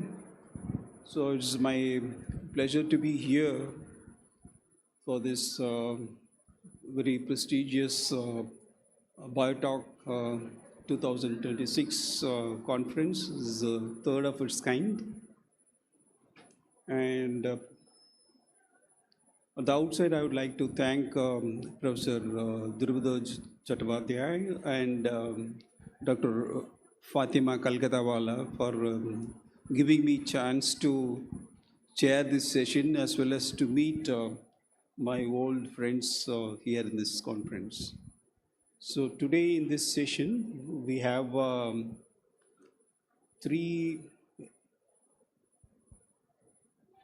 very interesting talks. And the first is will be delivered by Professor Tanmay Majumdar from the National Institute of Immunology, New Delhi. Professor Majumdar is an interdisciplinary immunologist and distinguished translational research focused on balancing immune tolerance and protective immunity to prevent chronic inflammation and infectious diseases. Dr. Majumdar investigates how the gut microbiota and its metabolites regulate immune tolerance and inflammation across organs such as colon, spleen, and brain. His research focuses on T cell differentiation, beta-catenin, mTOR signaling, and immune metabolic crosstalk in infection and chronic diseases. By integrating microbial ecology and metabolomics. His work aims to uncover mechanisms underlying inflammation associated cognitive disorders and identify novel therapeutic strategies. I known him from the Translational Institute of Health and Institute in Faridabad, where he started working on gut microbiome. So that's why our acquaintance started. So with this few introductory remarks, I would like to invite Professor Majumdar to deliver his talk. Thank you. Good afternoon, everybody. Thank you, sir. I am really honored and privileged to get the invitation, and I convey my sincere thanks to Professor Dhrubajyoti Chattopadhyay, along with all honorable members of this university, for giving me this opportunity to present our research program in front of this August gathering, especially in front of the students. So this is our campus. It's a beautiful campus. So whoever done your MSc or about to complete your MSc, please apply for PhD in our institute. You would have the excellent 5 years, that I can assure. So I work basically on host pathogen interaction, where we want to investigate how the pathogen infection causes the microbiome dysbiosis and altered the metabolic cues in the gut, and how this altered microbiota and metabolic cues actually involve in reprogramming in macrophage polarization, followed by how T cell plasticity alteration happens, and how the gut T cells trafficking to the brain to induce the chronic inflammation. That is the major goal of our research. So here today I will discuss about one pathogen, which is Toxoplasma gondii. So this pathogen actually falls under the phylum of Apicocomplexa, where Plasmodium falls in the same family, and it is a eukaryotic parasite. Okay, it has a unique structure like dense granule, and you remember that this parasite, along with the Plasmodium, they do not have multiple mitochondria. They have the single mitochondria. So this Toxoplasma basically a brain-eating pathogen, and the cat is the definite host, and and the cattle, livestock animals, the humans are the intermediate host. But so when the cat releases the feces, the soil and the vegetables generally get contaminated with the parasite, and it has been consumed directly by human, or it goes to when they eat these vegetables, or then the livestock animal get infection. And when humans eat those livestock animals, whether undercooked or raw condition, then the humans generally get infection. And when the pregnant women get infection, then the parasite can cross the placenta, and it can infect the neonates and cause the cognitive disorder in the fetus. So now here we want to understand that how this pathogen actually involved in activating our host signaling pathway. So people have shown that the Wnt beta-catenin pathway is involved in many neurodegeneration, neural development, along with some cognitive disorders, like in case of Parkinson, in case of Alzheimer, in Huntington. People have shown that how beta-catenin pathway is essentially important for inducing the disease. In case of Toxoplasma, there is a paradoxical role of beta-catenin has been found. Few authors have said that the Toxoplasma hijacks this pathway, but other people showed that the Toxoplasma impede the beta-catenin pathway. So here Gitika, my PhD student, she asked the question, and to understand the paradoxical role of beta-catenin signaling in Toxoplasma infection and its downstream effect on inflammation. So to understand the mechanism of beta-catenin pathway activation, what she has done, she has isolated the bone marrow macrophages and she infected the cells with the parasite, and up in different time points, she checked the phosphorylation of PI3K and along with phosphorylation of AKT, along with the phosphorylation of beta-catenin, which is concomitant with the parasite growth. So we have measured the parasite growth using a specific antibody, that is the SAG1. This is the parasite antibody. But when we impede the PI3K, we can see that not only the PI3K inhibition happens, but also the AKT and beta-catenin phosphorylation got abrogated, and that also suppressed the parasite growth. And with the confocal microscopy, we have used the GFP toxoplasma parasite. So this parasite actually green in color because it has GFP, and you can see the parasite can grow in wild type cells, but when we have used the PI3K inhibitor, parasite could not multiply. Now, next we want to understand the hierarchical role of PI3K, AKT, beta-catenin. So here what we have done, we have inhibited the AKT.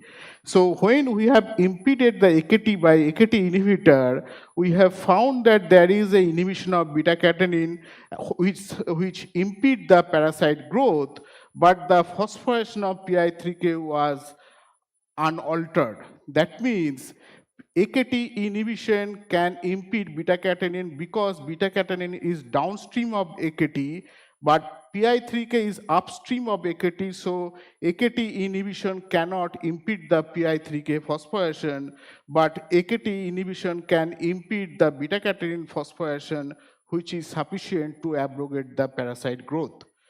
Followed by, we have checked the beta-catenin inhibition, and when we use we have screened different beta-catenin inhibitors, and we have found that this particular XAB939 is efficiently enough to impede the beta-catenin with lowest cytotoxicity, minimum cytotoxicity. And here you can see that beta-catenin inhibition also impede the parasitic growth, but PI3K phosphorylation or AKT phosphorylation was remain intact. So because PI3K AKT is the upstream of beta-catenin, that's why beta-catenin phosphorylation can impede the parasite growth. That's why you do not see any parasite growth here, but wild type cell you can see the parasitic growth. So from this data, we can tell that the PI3K AKT beta-catenin signaling pathway is responsible with beta-catenin phosphorylation, and we have checked that which domain of beta-catenin is essential, and this beta-catenin phosphorylation is critical, is a central molecule. Even the PI3K AKT is active, but if you inhibit the beta-catenin, still parasite could not multiply. So now this has been done in ex vivo model, so we want to go in vivo model. So what we have done, we have generated a mice. It's a transgenic mice where we have taken the beta-catenin flox mice and Cre-Lox mice. So here we have deleted the beta-catenin not in total mice. We have deleted the beta-catenin only in macrophages. So whatever the other cells, microglia, epithelial cells, astrocytes, fibroblasts, whatever the cells, beta-catenin is present, but only beta-catenin is absent in macrophages. So we have generated this mice in our institute with the help of Professor Amitabh Bandyopadhyay, also Dr. Somen Bosag, he's my colleague in NII. So when we got this mice, so these mice, when we cultured the bone marrow macrophages, these bone marrow macrophages do not have the beta-catenin. And also we have used the pharmacological inhibitors, and we have checked that among all these molecules, XAB939 is the most efficient one to inhibit the beta-catenin. So now you can see that in conditional knockout mice, the mice is surviving 90%, where wild type mice can die in 15 days, 50% of the mice can die. But also you can see when you use the XAB939, which impede the beta-catenin, also mice can survive. So here you can see that in ex vivo model, the macrophage is the toxoplasma parasite is entering in the macrophage, and it can form the parasitophorus vacuole. And so you can see that macrophages, these are the parasitophorus vacuole, it's a rosette-like structure, and the macrophages, they started to move and they fuse with each other to make more infection. And you can see after 30 or around 30 or you can see that when the parasite is at the highest level, the cells are burst out, parasite egress out, and they infect the other cells.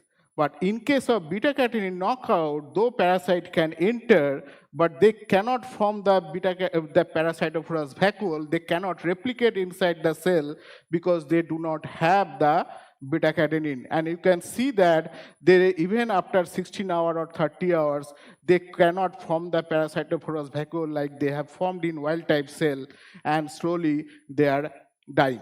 So with this data, we can tell that the beta-catenin actually is helping the parasite for their growth. So now what is the function of beta-catenin? Why beta-catenin is getting activated? So we have found that beta-catenin actually goes to the nucleus and binds at the promoter region of a IRF4 gene. IRF4 is known as a transcription factor, but you know that every transcription factor has its own transcription factor. So similarly, IRF is an interferon regulatory factor which is known to activate the interferon pathway, but it has its own transcription factor, and we have found that by luciferase assay and other chip assay, we have shown that the beta-catenin actually regulating IRF4 transcription, and when in beta-catenin knockout, as there is no IRF4, so you do not see the IRF4, so there is no phosphorylation. So in those mice, as the parasites could not also multiply. And you see that in wild-type cell, when beta-catenin is there, so beta-catenin goes to the nucleus, helps in IRF4 transcription, and IRF4 phosphorylation further helps, as I have told you, the IRF4 itself is a transcription factor.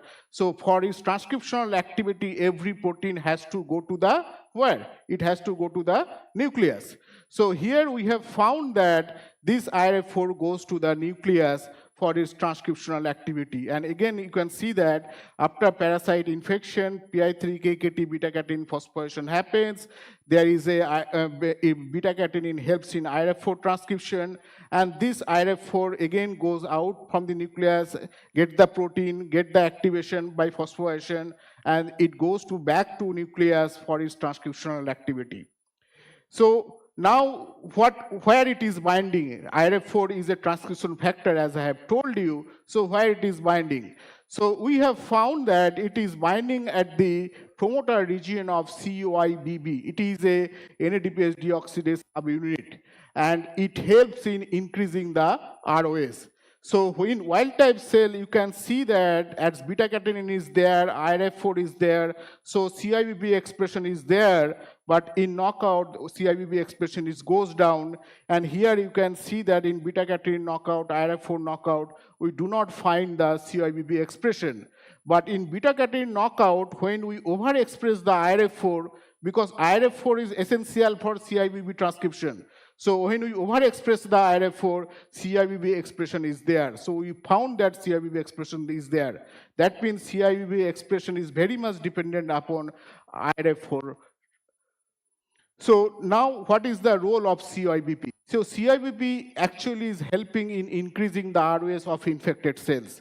Here you can see that in 12 hour and 24 hour there is an increased ROS, but in beta-catenin knockout the ROS level is not that significant. And also, is it a CIBB dependent? So what we have done, we have used the CIBB siRNA. So when we impede the CIBB by using CIBB siRNA, we knock down the CIBB expression, then again the ROS goes down. And also we have checked with NAC, because NAC is known as a global ROS scavenger. So here also ROS goes down. So from this data, we can tell that due to Toxoplasma infection, ROS is going up, and essentially this ROS is controlled by the CIBB expression. So now for the students, this knowledge you have to have. I know all of you know these things. So we have two different compartments where DNA present, right? one is the nucleus, another one is mitochondria. So what is the difference between mitochondrial DNA and the nuclear DNA? Mitochondrial DNA do not have the histones, it is circular in nature. So we always ask in our interview that suppose you have purified the mitochondrial fraction as well as Golgi body fraction, and you put it in a 2 tubes, okay? Now you forgot to label. Suppose mitochondrial fraction you have in 1 tube, you have 1 tube with the Golgi bodies, but you forgot to label. How do you recognize that which is mitochondria, which is Golgi body? So you know that mitochondria has the DNA. So simple by 260 to 80 spectrophotometry, you can detect that if you get the reading in 260 to 80, you can say that this is the mitochondria, and the other one where you do not get the reading on UV spectrophotometer, then means that is the non-mitochondria, means that is the Golgi body or any other organelle. And this nuclear DNA and mitochondrial DNA, they have specific genes which encode specific protein. Now question is that, so what we have found that during infection, when we have checked the cytoplasmic fraction, we have found that cytoplasmic fraction, the DNA has been released. And we checked that what is the source of this DNA. And we have found, we have used the PCR by hexokinase 2. Hexokinase is a gene which is present in the nuclear DNA. And the NADPase deoxidase 1 or 5, these are present in the mitochondrial DNA. These are mitochondrial encoded protein. So we have found that all these, whatever the DNA is coming out in the nucleus, this is the cytoplasmic fraction of DNA, and this DNA actually is coming from the mitochondria, not the nucleus. And we have found that this DNA actually in oxidized condition. Why it is oxidized condition? Because earlier I showed you that ROS is going up. ROS is helping for oxidation of the mitochondrial DNA. And that's why you can see that there is a oxidation of the mitochondrial DNA, but in beta-catenin knockout, there is no ROS because there is beta-catenin, no IRF4, no IBP, so there is no oxidation of mitochondrial DNA. And this, because of this mitochondrial disintegration, the mitochondrial copy number also goes down. So followed by, to understand that why, as you saw that the oxidized mitochondrial DNA is coming out to the cytoplasm, and you know that cytoplasm has different pathogen recognition receptors. You have heard that STING molecule which can detect the DNA. You have the M2 which can detect the DNA. So from our population sequencing transcriptome analysis, we have found that the M2 is the one of the molecule which is getting activated. And we have found that this M2 actually getting activated due to oxidized mitochondrial DNA. So what we have done, we have purified this oxidized mitochondrial DNA and transfected into normal good cell, healthy cell. And as those oxidized mitochondrial, this oxidized mitochondrial DNA from the infected cells can also induce the M2 activation. But the nuclear DNA from uninfected or infected cannot induce the M2 activation. And that also helps in LRP3 phosphorylation. And this LRP3 makes a complex with the mature caspase and ASC1. This is a 3 proteins make a complex, and this 3 protein makes an inflammasome complex. That's why you see inflammation. And here you can see that in course of time, the 30 hours, as I have shown earlier in live imaging, that parasites cells burst out, parasites are egress out from the cells. But in case of beta-catenin absent mice where parasite could not multiply, mitochondria remain healthy longer in their structure. And here you can see that in our live imaging, so you can see that this nucleus is intact. Those cells are burst out, parasites are coming out, but nucleus is intact. See, this nucleus is intact. Though mitochondria, this is the mitochondria is disintegrated at the latter time point of infection, but nucleus is intact, and that is known as a pyroptosis. Okay.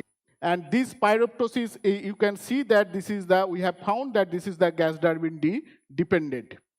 So now in human, you know that there are two TLRs are absent. That is the TLR 11 and TLR 12 because of the pseudogene. So always question is there, like in case of malaria, plasmodium infection happens, where toxoplasma infection happens. What are the TLRs generally getting activated? Because in mice, TLR 11 and 12 is present, but in case of human, we do not have these TLRs. So what is the answer is that due to ROS, oxidized mitochondrial DNA activates another pathogen recognition receptor, which is M2, and that is the alternative TLR or pathogen recognition receptor when TLR 11 or 12 are absent. So now, as I have told you, the inflammation complex is developed. Inflammation complex is the major signature molecule is the IL-1 beta. So when IL-1 beta, so you can see that there is a cleavage of IL-1 beta in wild type cell, but in LRP3 knockout or ASC knockout or caspase knockout, we do not find the IL-1 beta. So from this data, we can tell that this oxidized mitochondrial DNA actually helps in M2 activation, which forms the inflammation complex, and that helps in release of the IL-1 beta.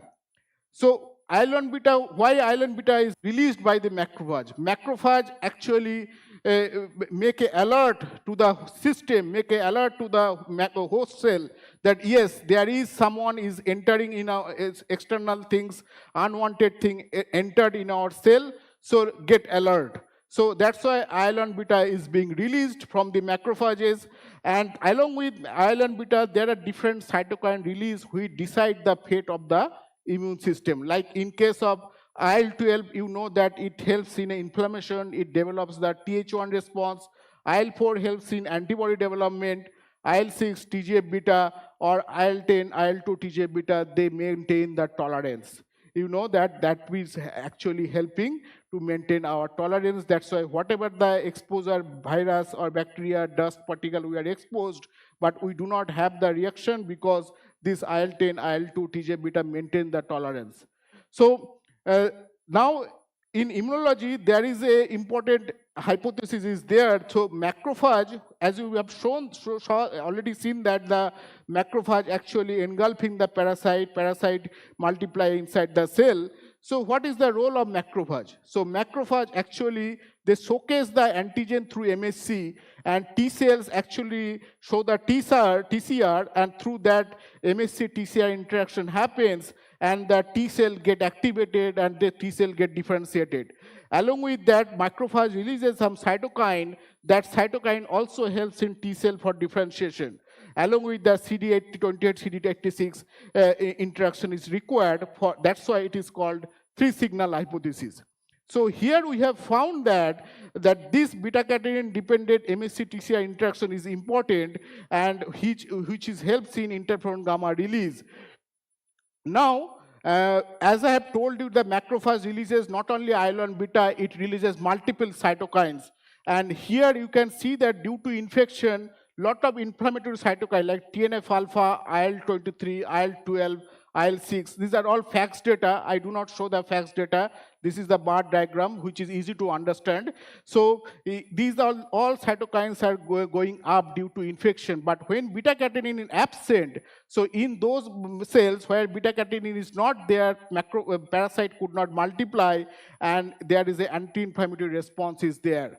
And here you can see that, so as inflammation is going up, so that means there is a M1 polarization. So M1 polarization, there are three signature markers are there. One is the GLUT1, another one is the INOS, and another one is the CD8T. And all these three molecules are significantly going up in case of infection, but when infection is abrogated in beta-catenin knockout, these three markers are going down. So, and also in case of where beta-catenin is absent, in those cells you can see that IL-2, IL-10 and TGF-beta is going up. Along with that, some an M2 marker like arginase, CH3L3 and CD86. These are the three markers which are significantly going up in M2 polarization when beta-catenin is absent. So how it is happening? How M1, M2 polarization happens? So what we have done, we have taken those cells and did the untargeted metabolomics analysis, and what we have found that that you can see that mitochondria, as I have told you, that mitochondria disintegration happens. So because mitochondria disintegration happens, so TCA cycle is broken. You can see that glutamate goes up, but alpha-ketoglutarate goes down. You can see succinate goes up, fumarate goes down, malate goes up, oxaloacetate goes down. So there is a broken TCA cycle. So in that condition, when there is a broken TCA cycle, the pyruvate actually moves towards lactate. And this lactate actually is helping to maintain the M1 polarization. How? Because here you can see that when in wild type cell, there is a increased HIF1 activation, and when beta catenin knockout, no HIF1, and when ROS is inhibited, so HIF1 is also downregulated. That means ROS, which I have shown earlier, actually stabilizes the HIF1, and this HIF1 alpha actually stabilizes the hexokinase 2 and lactase dehydrogenase A. So when we use the digoxin, this is a HIF1 alpha inhibitor, the hexokinase 2 and lactase dehydrogenase A goes down. So ROS actually stabilizes the HIF1 alpha. This HIF1 alpha helps in hexokinase stabilization, and hexokinase 2 followed by the lactase dehydrogenase helps in lactate production. And then the function is what is the function of lactate? So you have heard about a lot of epigenetic modulation before lunch, that acetylation and all. But there is another epigenetic modulation is there, which is known as lactylation. So increased lactate actually induces the histone lactylation, and you can see that there is a histone lactylation, but when we inhibit the lactase dehydrogenase A, the histone lactylation goes down. In Toxoplasma infection, you can see that there is a histone lactylation. And when lactylation is there, so when we impede the lactase dehydrogenase A, so if I inhibit the lactase dehydrogenase A, that means no lactate. So when lactate is not there, you do not see the M1 marker like GLUT1, INOS, IL-1 beta. These are all inflammatory marker. These are all goes down. So that means lactylation is also a critical factor which helps in M1 polarization. Then, as I have told you that mitochondria disintegration happens, TCA cycle is broken. So there is another confirmatory test where we have done the Seahorse analysis. So Seahorse analysis is nothing, it's just like a pH meter where you can check the glycolysis and mitochondrial activity and TCA cycle activity. So here you can see the infection, the glycolysis is significantly high because mitochondria disintegration happens, but in case of beta-catenin knockout, the glycolysis is less, but TCA cycle is more. So from this data, so we can tell that it is not actually signal three signal hypothesis, actually it's a 4-signal hypothesis, because not only the MSC-TCR interaction or cytokines, but the nutrition, lactate is also one of the critical molecule which decides the fate of the macrophage for deciding the T cell plasticity alteration. So now how macrophage is altering the T cells? So you know that the IL-2 is the most common, just after birth IL-2 is produced, which maintain the tolerance.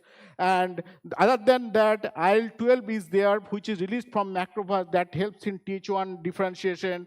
IL-4 is there, which helps in Th2 differentiation. IL-10, IL-2, TGF-beta is there, which helps in Treg differentiation. IL-6 and TGF-beta is there, which helps in Th17 differentiation. So we understand that how macrophage is helping in T cell polarization after infection in presence or absence of the beta-catenin. So what we have done the co-culture experiment, and we have done the flow cytometry using a battery of antibodies. So basically what we have done, we have taken the CD4 and CD8 T cells, which are T helper and cytotoxic marker, along with different transcription factors and their cytokines, like CD25 FOXP3 is specific for the Treg response, GATA3 IL4 is responsible for Th2 or TC2 response, TBET interferon gamma, TBET is transcription factor, interferon gamma is the cytokine. GATA3 is transcription factor, FOXP3 is transcription factor, IRF4 is transcription factor, RR gamma T is transcription factor, and their respective cytokines. So IRF4 IL9 is helps in Th9 or TC9, and this is the TH17 or TH17. So here I am not going to detail into the facts data, but basically what happens when progression of disease is there, there is the activation of beta catenin, and we have found that all the inflammatory T cells like Th1, TC1, Th9, TC9, Th17 and TC17 are going up. But when beta catenin is absent, you can see that Treg response or Th2 Treg response is actually helping in mitigating the disease. And in the finally, in the summary, you can see that, again, I am just showing up the summary where you can see that PI3K activation is there after infection, which helps in AKT beta-catenin phosphorylation, and that beta-catenin goes to the nucleus, helps in IR4 transcription. After IR4 formation, again, it comes back to nucleus, helps in CIBP formation, and this CIBP actually helps in ROS generation. And this ROS actually helps in oxidation of mitochondrial DNA, and along with the mitochondrial disintegration happens, so glucose breaks down into lactate that helps in M1 polarization, and oxidized mitochondrial DNA helps in M2 activation that finally helps you through IL-1 beta and other inflammatory cytokines that helps in inflammatory T cell plasticity alteration, and that helps the parasite to multiply. But when beta-catenin is absent, the anti-inflammatory T cells are going up, and that helps to mitigation of the disease. So with this, I would like to stop here. These are my funding agency. I am really grateful to all my collaborators. And at the end, I would like to tell you that without all this work, it cannot be possible. Without my students, Gitika actually has done the most of the work. She got the postdoc. She is flying soon in US. And other than that, Ranjan and Amit also has done a lot of work in this work. They have contributed significantly. And also, I am really grateful to Ruchi for computational analysis, Danny for the parasite. Jesse actually also helps in the metabolomics part. And with this, I would like to stop here. And if you have any question, I can take. Thank you. Thank you, Dr. Tanmay. So now this talk is open for discussion.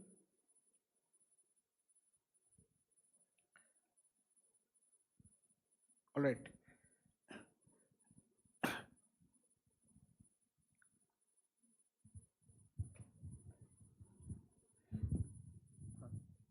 Good afternoon, Professor Mojumdar. It's a nice talk. So you were talking about the lactylation epigenetic changes. Yeah. So is there any known lactylation marker? Like we know the markers for epigenetic markers for methylation, H3K9 methylation. Yeah, lysine is there. Okay. So lysine specific lactylation happens, and antibody is available. So you can. So of course, if there is no antibody, we cannot check also. So histone lactylation from specific lactylation is so. I have shown that H3. Basically, lysine region is important for lactylation of this thing. Okay. So if we have checked that if you remove the lysine, the lactylation doesn't happen. Okay. Thank you. Good afternoon, sir. Thank you, sir, for such an interesting talk. Can you raise hand?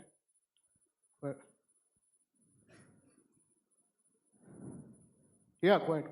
Here, near the camera. Yeah. Thank you, sir.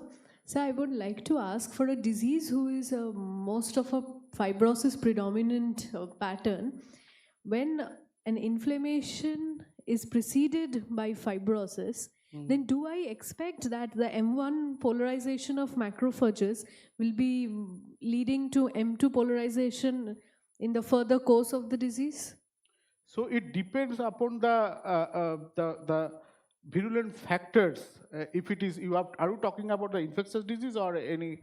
No, it's a non-infectious disease. So in case of, suppose in case of cancer or in other autoimmunity model, so when the host generate peptides or antigens, actually it decides the fate of the macrophage. Not only that, that's what I have showed that in that condition, what are the metabolites are generally activated. We have found that butyrate or acetate, if it is there, that is helping in M2 polarization. But if it is lactate or this kind of molecules are there, we have found that this is M1 polarization. So At the end of the day, I would say the metabolite is a very important factor, and this metabolite actually not only regulated by this all signaling pathway, it is very much regulated by the microbiota.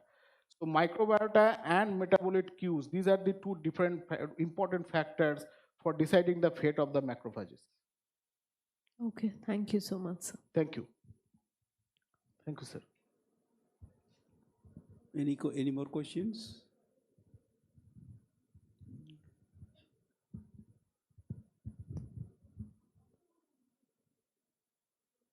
So I have one naive question. Yes, sir.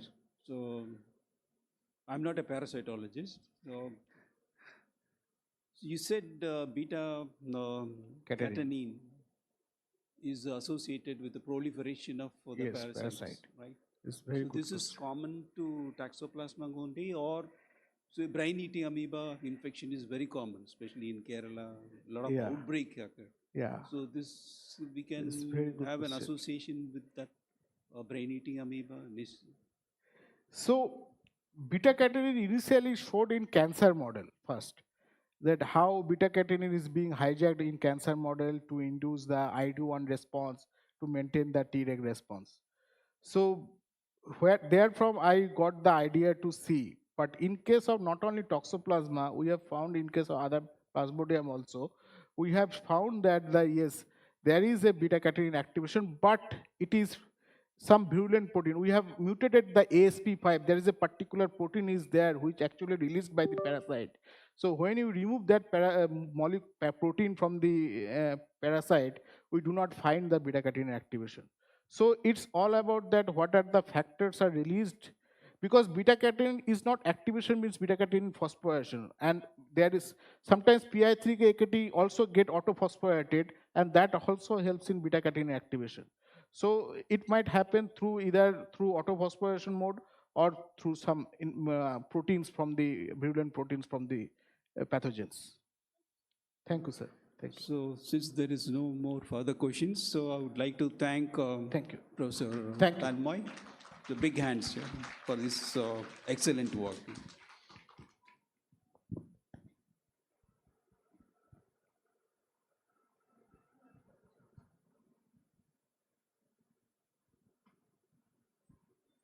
Yeah.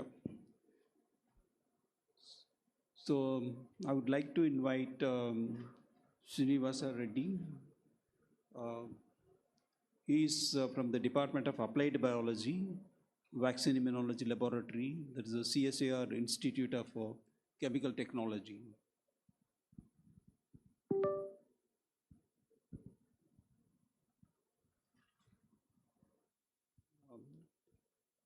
Today he'll be talking about the future of vaccines from mechanistic adjuvant science to mRNA, LNP therapeutics. To mention briefly about his scientific backgrounds. But pointer? Pointer? This? Okay. He was first awarded Rama Charapak Fellowship, which enabled him to conduct part of his doctoral research under Professor Muller at University of Strasbourg, France. He has contributed to highly impact studies published in leading journals at this young age, like Science or Science Translation Medicines, etc. He currently leads advanced research programs in vaccine immunology and immunomodulator development in CSIR, Institute of Chemical Technology. His pioneering contribution includes patents on novel vaccine adjuvants and the development of uteroside and spaninin-based vaccine adjuvant license that was licensed in Bharat Biotech. So with these few words, I would like to invite Dr. Reddy to deliver his talk. Thank you, sir. Thank you for the nice introduction. And first of all, thanks to Dr. Shreyani and all the organizers for this wonderful talk. And I appreciate the organizers for arranging talks in such a way that genes and cell therapy is different and vaccines is different, because now I wanted to give a broad introduction, because Tanmay has, he has given nice introduction regarding immunology and what vaccines are actually. So I'll quickly jump into the topics. So I will be discussing two aspects. One is vaccine adjuvants, and the second one is mRNA LNP vaccines. So this is my trajectory from academic as well as research journey. During my PhD, I worked on vaccine adjuvant development, where one molecule we have licensed to Bharat Biotech. And in my first postdoc, I worked with Imupharma in France. So where we have worked on a molecule called P140. Now it is in clinic, phase 3 clinical trials. And then the second postdoc, I worked with Professor Jagadish Berry at INSERM. There we have developed on vaccine adjuvant again, which is in phase 2 clinical trials. So I'll be talking mostly half of the presentation on the vaccine adjuvant.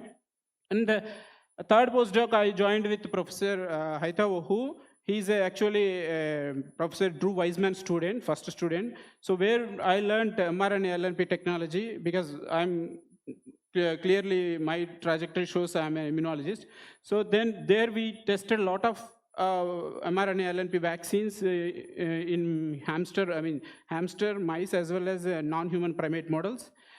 And then I recently joined CSR IICT a year back and start using this knowledge. I'm establishing now the platforms. So yeah, we know we have a lot of different type of vaccines. Mostly we heard mRNA vaccines because of the COVID. Thanks to the COVID, what is this mRNA vaccine and how it works? I will be discussing. So every vaccine is composed with other antigen components. Those are called adjuvants. What they do generally, they are either receptor-specific immune activators or immune modulators or either delivery systems. So they help in the form of either delivery or they activate the innate immune cells so that it enhances the adaptive immune system. So we can see there, if the dendritic cell is getting activated, so the dendritic cell, as Tanmay showed the nice figure of 3-signal picture, the same way dendritic cell interact with the T cell, and the T cell helps for the B cell to produce antibodies. We have a global consortium project under Horizon 2020, so where IICT is also a part of the consortium. What we have, we have been working on this. So our goal of this project was for developing an effective and affordable flu vaccines for the world. So when I joined with the Professor Jagadish Berry, so they wanted me to dissect the mechanism of LightVax adjuvant, which was developed by the LightVax, Dr. Luke Higler. So this is the composition of the LightVax. So it is an oil in water emulsion, which is having an active component called CMS. So they already tested that this adjuvant is non-reactogenic and non-hemolytic and highly compatible. And it showed actually good efficacy against influenza and malaria. So then when I joined this lab, so what I quickly done, as Tanmay showed, TN macrophage and T cell interaction. So I took healthy donor blood and purified the immune cells, and from immune cells to monocytes.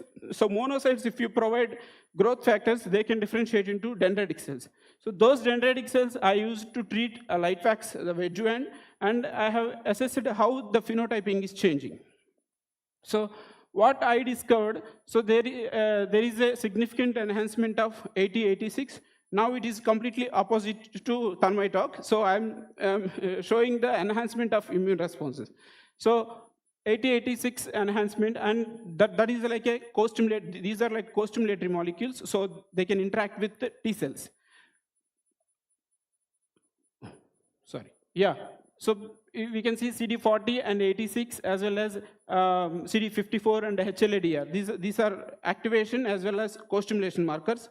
I have tested initially I tested LightVax adjuvant, means complete emulsion, with oil in water adjuvant. But later what I decided, because the adjuvant has an active component, whether this immunomodulation is because of oil in water system or it is because of CMS. Then in the next set of experiments, I used CMS alone without emulsion and with the different doses. I could see that the adjuvant effect is mainly because of CMS. Later, what we did, we wanted to know the antigen-specific immune responses. So similarly, same way we took PBMCs and we used H1N1 HA peptide pool and we cultured for 6 days. So this is nothing but a vaccine. And along with our CMS as well as our LightVax adjuvant. And we continued for 6 days, and then we assessed the immune response, how the antigen-specific immune response is happening. So we can clearly see here CD137 is nothing but a 4-1BB. It's an 4-1BB. It's an activation marker. And again, CD154 is a ligand, CD40 ligand. So with these two markers, we can define antigen-specific immune responses. So in CMS-treated conditions, we can clearly see the enhanced CD8 plus as well as CD137 activation. So this clearly shows that the CMS in oil in water emulsion is enhancing the antigen-specific immune responses as well as activating the dendritic cells. So later we wanted to see, okay, there is a activation of dendritic cells by CMS, and also how these dendritic cells interacting with T cells. So we used same donors PBMCs and purified the monocytes, and also we used the same autologous T cells and co-cultured after treating vaccine adjuvant. Then we wanted to see the interaction of DCs and T cells. So as we can see the same figure. So DC is how they are interacting with the T cells and how the T cells are polarizing towards to the different phenotype, TH1, TH2, TH17.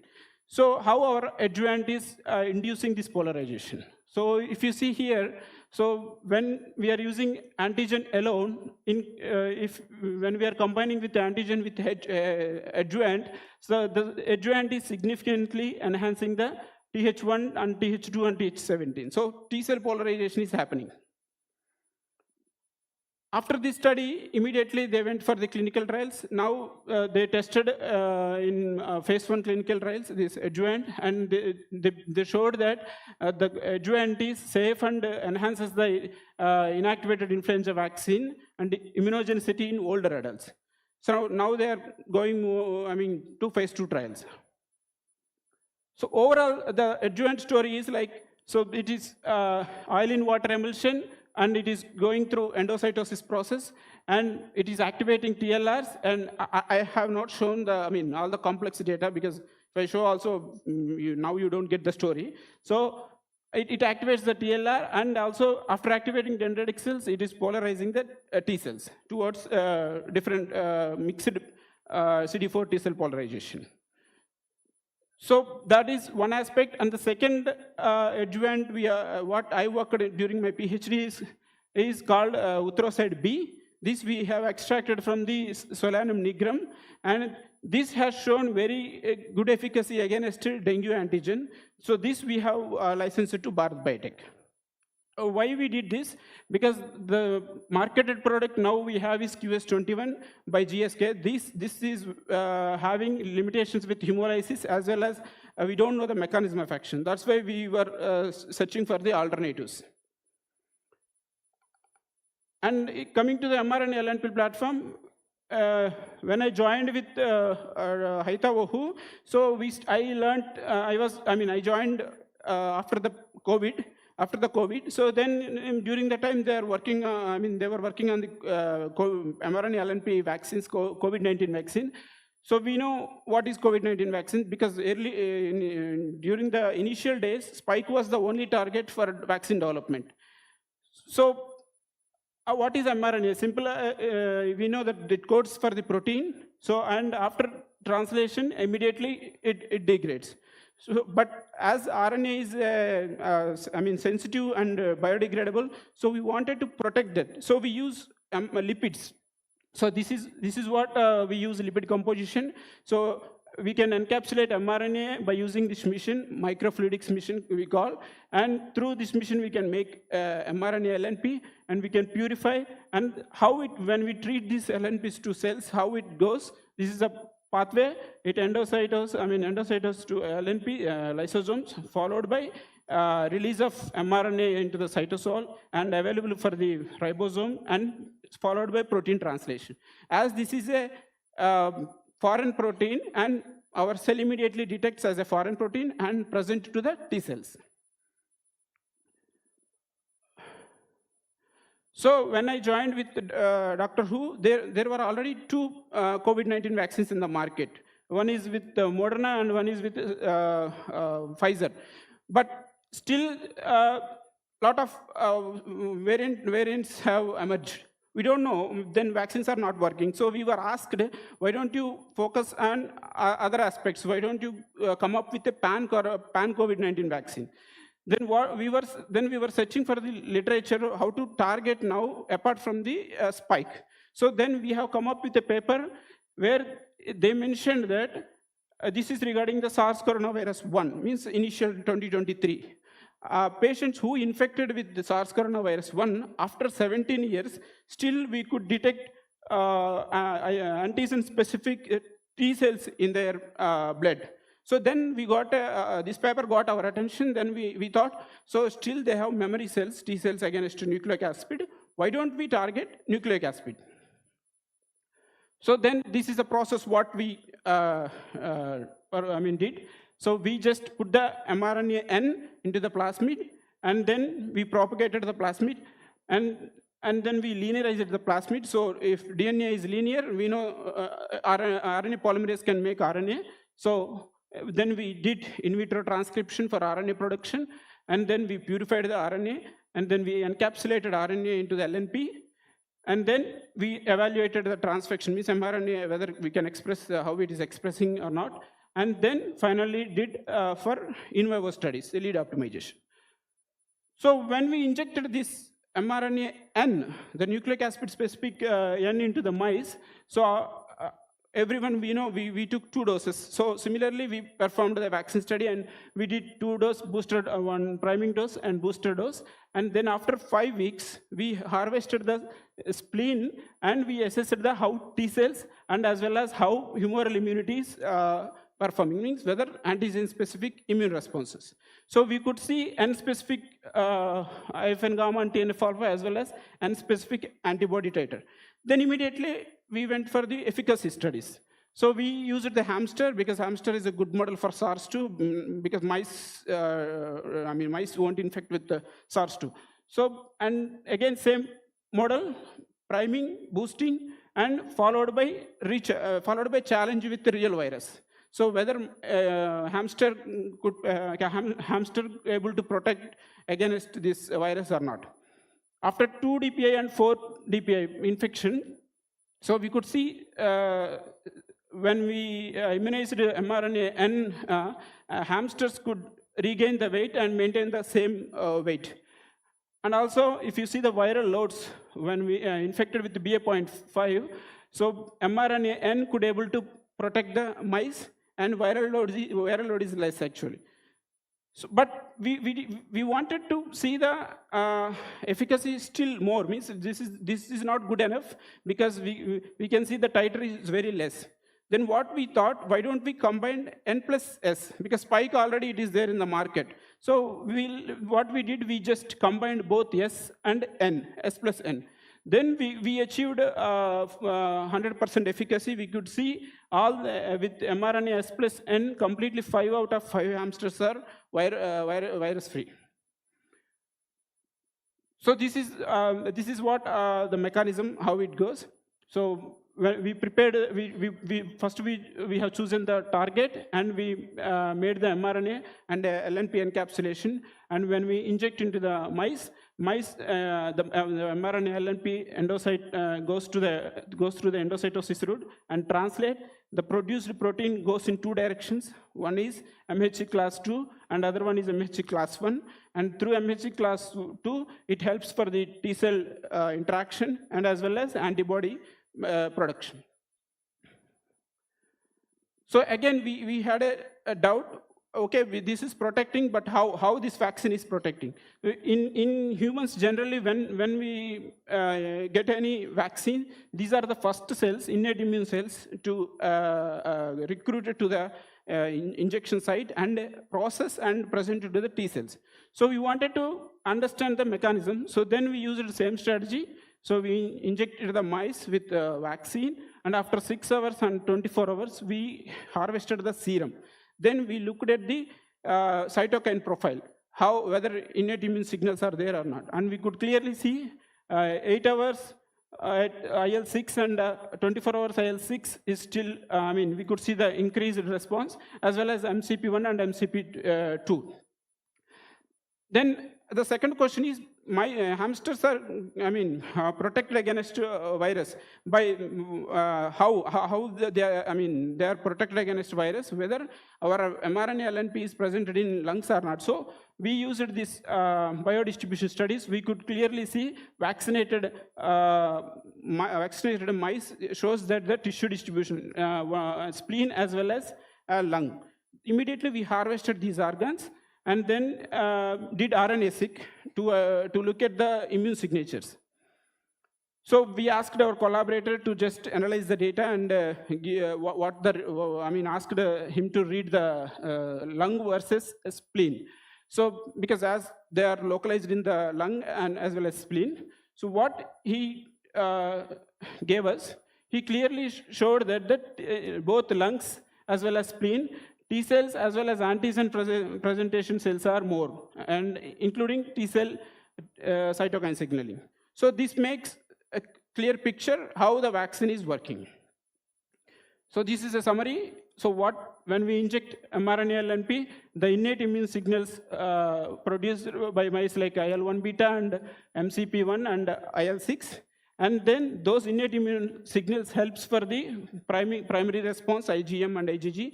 And when we give boosters, the booster dose helps for the antibodies and lung and spleen specific immune responses.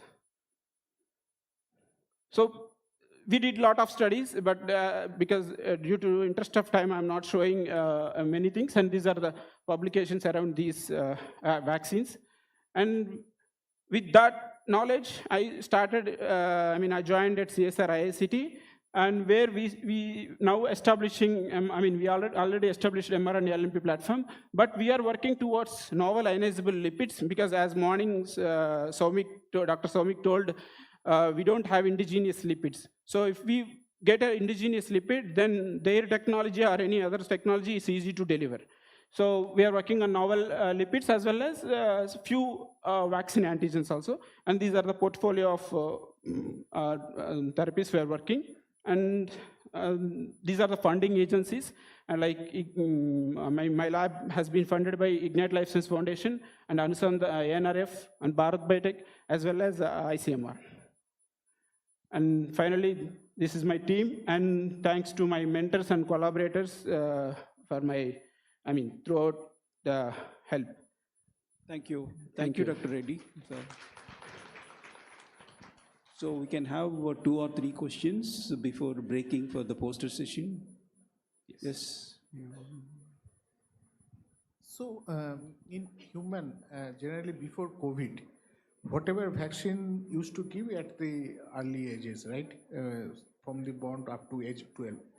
The simple reason was that thymus involution.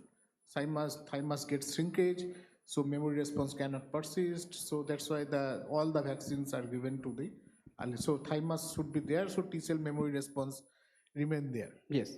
And because of that reason, the government has given again and again the booster vaccine, yes, because memory cannot persist. Yes. So in case of mice, whatever that, hamster, those data, have you seen the age variance? Because there also the thymus is getting shrinked throughout their ages and all. Yeah, the problem with the mRNA vaccines, this mRNA is transient. So if it is a recombinant protein vaccine, definitely we are using adjuvant like the first part what I discussed with LightVax adjuvant. There we used recombinant antigen, and it is long lasting, memory is long lasting. But for mRNA, we need to take more boosters to have the long lasting memory. That's the reason for mRNA, I think people took 3 to 4 booster doses. Yeah. Thank you. So any questions? Just one technical question. Sir. So you said mRNA can be stabilized by adding the lipids. Yes, sir. In that case, what is the shelf life if you are mixing with the lipids? And next step is the dialysis comes. Yes, sir. And what is the recovery rate of the mRNA after that? We are getting almost 80% of the 80%. And kept we are one interesting thing, sir. We generally people prepare LNPs manually. They take lipids, they mix in ethanol. Let me show you.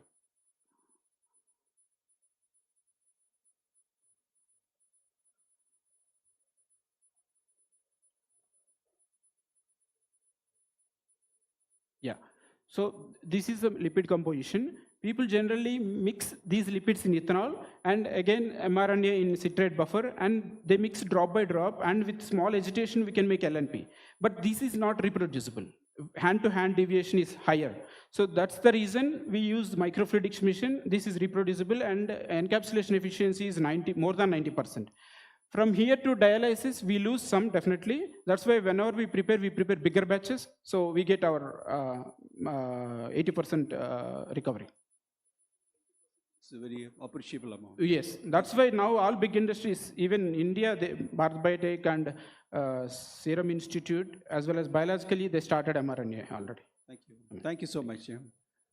I thank both the speakers for maintaining the time so nicely. Thank you so much. So I think any housekeeping announcement?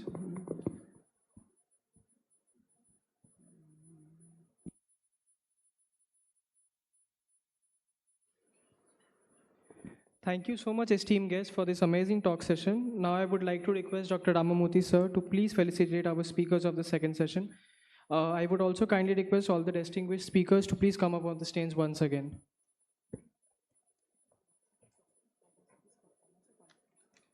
Dr. Tanmay Majumdar, please would you kindly come up on the stage?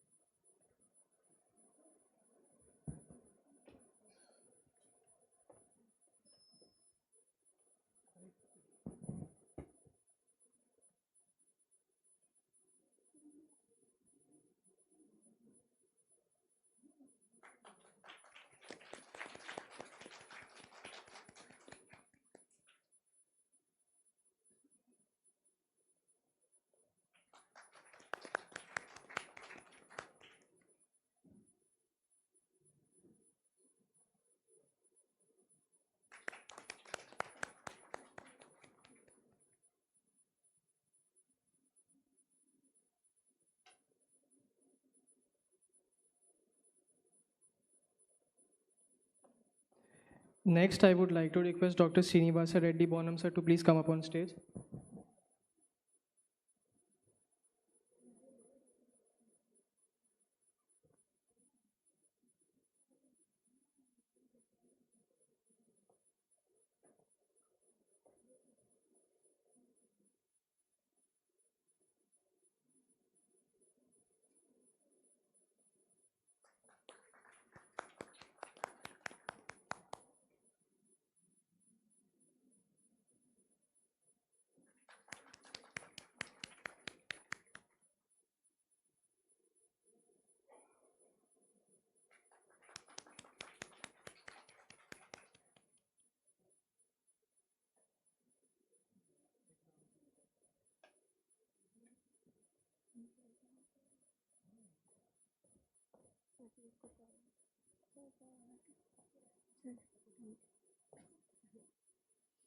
Now, I would request our Dean of Research and Innovation at SNU, Dr. Ramanujan sir, to come up on stage and felicitate Dr. Ramamurthy sir.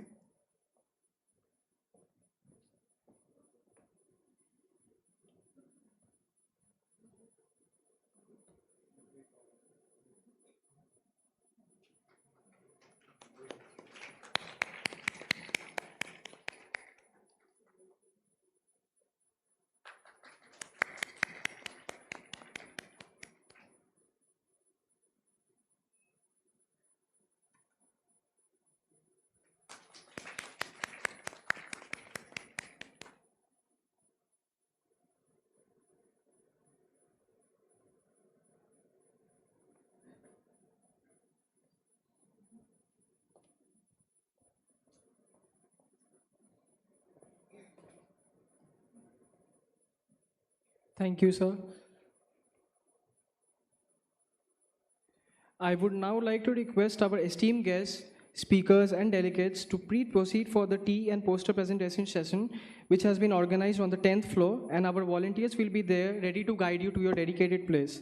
I would also like to make an announcement that after the session, please be back to the auditorium latest by 5 p.m. for the next session. Thank you.